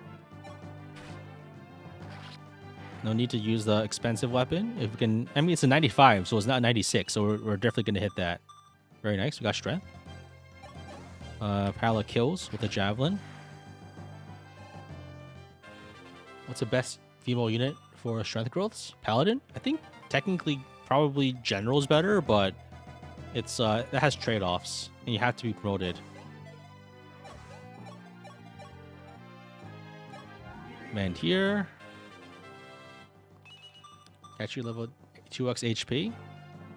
Oh, that must be because of the growth drop. Very nice. I think you can probably move Pala around a little.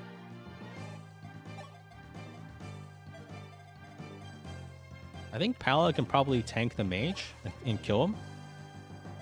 Yeah, we can make Pala fight the mage. Over here, possibly? There's a cav here. I think we can have Sita do that. Sita fight him with the wing spear. Maybe we actually buy a second wing spear this time.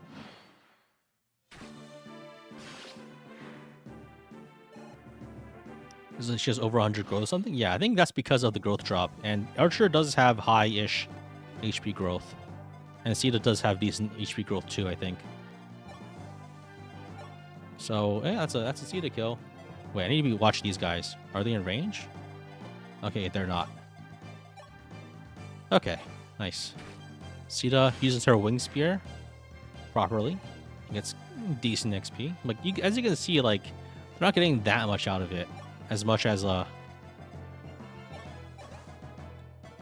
so I think you can probably dance attack here.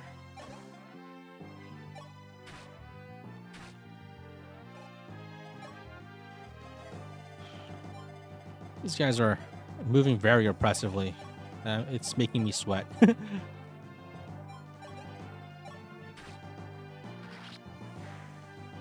I keep misnaming Catria and Sita. Well, I mean, their sprites are identical, so like, this isn't like the first time this has happened either. This just keeps happening all the time. Their names are similar.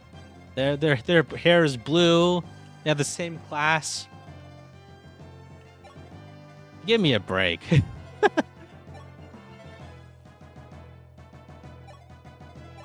It's just funny. No, I know, I get it. I also think it's pretty funny too. Just that it just keeps happening. Like, I'm not bothered by it.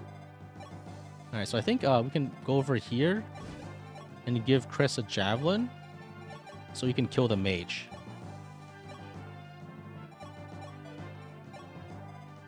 They both also like Marth? Oh, hey, another similarity.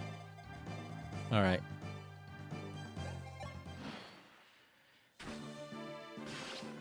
Okay, we got the mage. And these guys are surrounding me. It should be okay on this end, though. As long as we get rid of all these guys. Oh, man.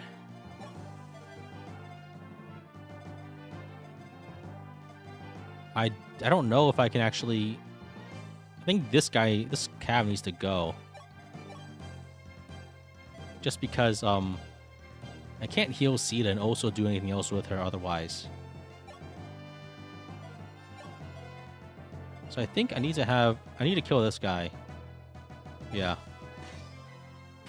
Otherwise, we're not going to be able to move around freely. We can mend on Sita. That gives us freedom to use the Wing Spear up here, which we can use, actually, surprisingly. So we can Wing Spear a guy and heal, and Wing Spear another guy. I need to make sure I can actually heal enough, though. So I think if I do this, I go down to 7 HP and heal for 10 from, I think it's 10 from Wendo. And then this guy's 20. He has Killer Lance, so we can't actually let him hit me. 19 here. I can also nearly kill this guy anyway. But this guy needs special attention. I can also, like, rapier this guy and hit him with something else. And I think we... Maybe I need to bring Kris back up.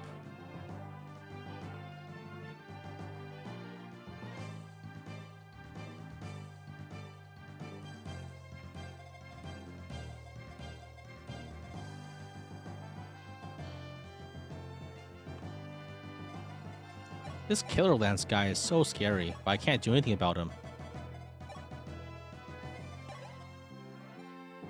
So I think... Okay, so I think here's the play. Catria doubles this guy. Nice, we crit him. Then we dance so we can fight this guy. With the Forged Iron Bow. And then we can chip with javelins, and that's probably enough. We have another javelin over here, and this is so sketchy. So we need one javelin, and that's guaranteed. No, we need more than one javelin. Oh my god. We need both javelins to hit? Oh, fuck me. If we give Aaron like a bow, he can help too. Oh! That could work. We give Aaron a bow. We trade it over to Wendo. We trade it over to Catria. Catria also attacks. Or we can have Catria attack first. Wendo trades. Aaron attacks. And then we attack with Pala. And maybe we can probably have Sita try too. If things get very dire. I don't think she actually does any damage with the javelin, though. She actually has no strength. Can the armors reach anybody? You're right, I can just run away. Yeah, hold on a second. I don't need to fight them. I can just walk away.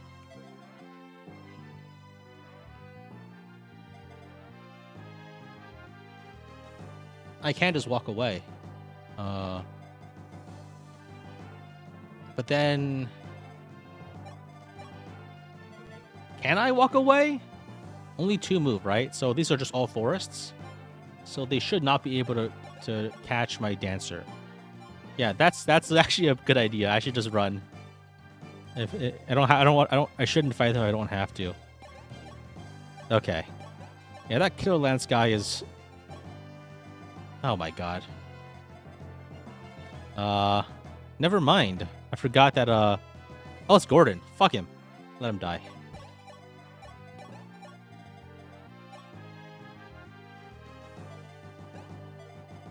Five points. Yeah, that's what I was afraid of. The crit. This is why it's good to have fodder. Because if you ever make a mistake, you can just offer them up on the platter. Javelin broke? Okay. So I think the play here is to kill this guy.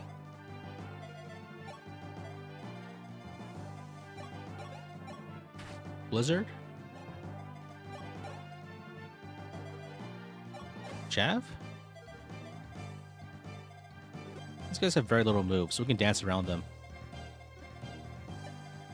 We can jab this guy and then try to Steel bow him. Very cheap. Okay, good. Whew. I think you can kill this guy with 10 defense. Do I have another javelin in my convoy?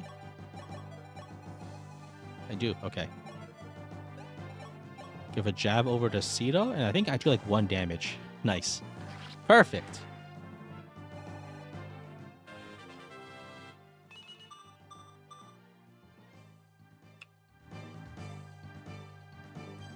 Then I trade over here to get like an Iron Lance to do less damage, so I can feed the other kills. Okay, I think we're getting surrounded, but this is all fine. Ugh. It should be just a kill. Okay. Okay, we're not feeding that XP, but at least we're we're not in danger anymore. Okay, that's all fine. Let's wait for this guy to move in, and then we can feed the kill to anybody that is in range. Oh fuck! Where'd that guy come from? Oh, he's like walking around. Okay, that could have been a very. If that guy had a killer lance, that could have been bad. That could have been very bad. But we're okay, so all is well. All right. We attack just to get some XP. Every attack is 10 XP, which is quite valuable. And I think we feed the kills to other units if possible. I'll tank the dragon with Kris. Oh, I almost forgot entirely about the dragon. Yeah, I think we'll just kill the dragon with Kris.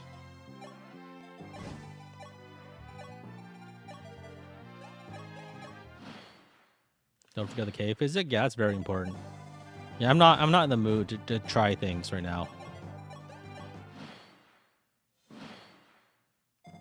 Can you block the fire dragon? Oh, if you go on over here, I don't think the fire dragon can reach you naturally. Oh, interesting. Okay. Let's hit him for XP. 3. That's all good. Last time I forgot the physic there, which was bad. Because having physic for the upcoming map is pretty nice. Nice. We got the Firestone. Now we can get the physic. Very good. I love having physic available. I think from now on it should be fine. It's just that like for this map specifically, there's a lot of damage pressure from mages. Okay, we can move it around. I think we sell the bullion ASAP and buy like 2 or 3 more javelins. I think that's a good idea. Am I gonna try to use Tiki? I think no, no, I'm good. I think it's not a good idea at this point. I'll figure something else out for endgame. I've had to use a lot of stat boosters to patch up Kris. I don't think I have the leeway to use Tiki. Sell the stone is useless? It is. It is pretty useless. Unless I want to use Tiki, which I don't really want to use Tiki.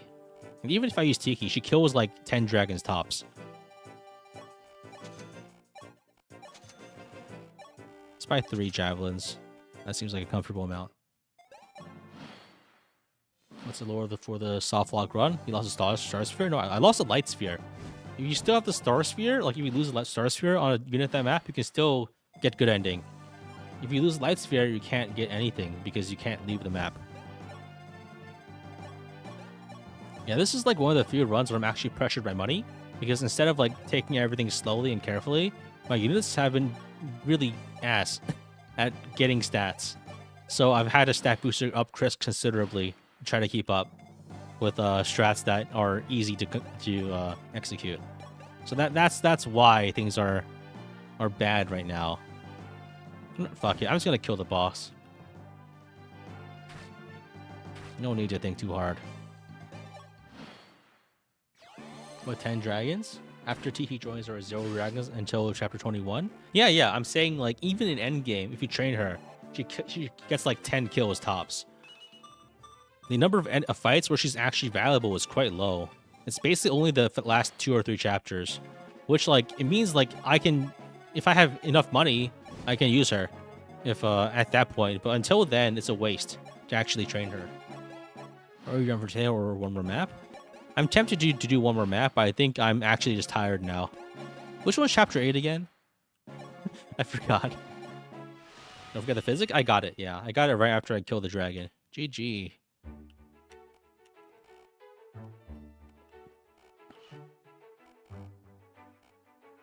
I do not want that. Fuck, no! No!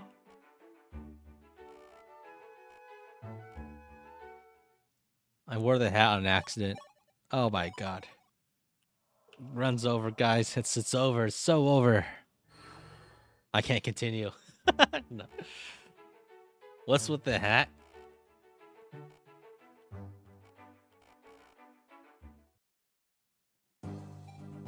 Alright, GG. We're doing very well this time. Yo, glass... That's just a free silver lance, huh? Okay. It's a lot of supports.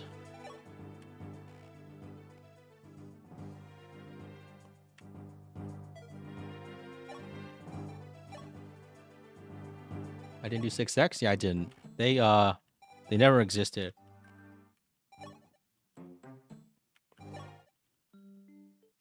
You press down A if you want to skip dialogues fast. That's good to know. I've just always just spammed the button. All right, I think that's. Is that it? Yeah. So I think that's about it. Yeah, there's actually one thing I wanted to show you guys before we close out. You know, like I think maybe like a little while ago I mentioned like someone made a Marth a Marth animation. So I think I'd like to show it off here. So let me put it up, start virtual camera. Just like make as a friend, you are replaceable. Farewell.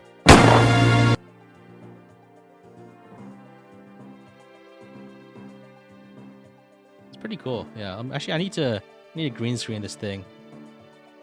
So.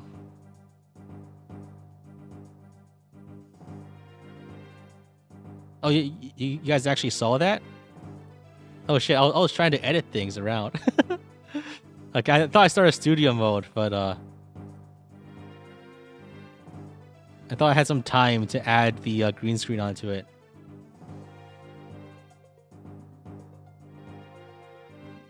All right, let's play that again. Was it loud? All right. As a friend, you are replaceable. Farewell. Very nice. Yeah, many thanks to I think what was the guy's Twitter. So yeah, I think very much thanks to Twitter user Maraki Kato.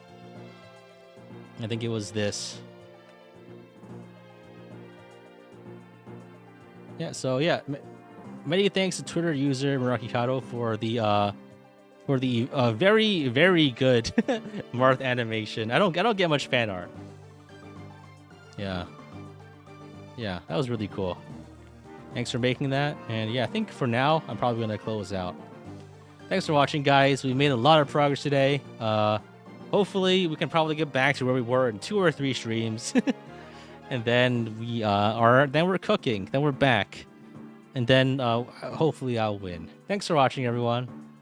Yeah, we one tried this. Just like I think I'm just getting good at the game now. All right. Good night, everyone. See ya. Oh yeah, I forgot. We're still playing the Dark Sphere chapter, by the way. So that's going pretty well too. We've made 0 progress since the last time. I think we've done exactly 0 damage to him. To Harden, he's done 0 damage to us. So that's all very nice. See ya.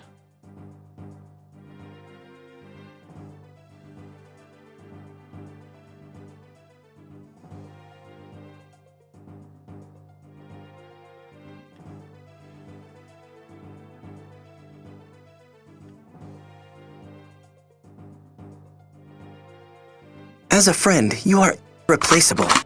Farewell.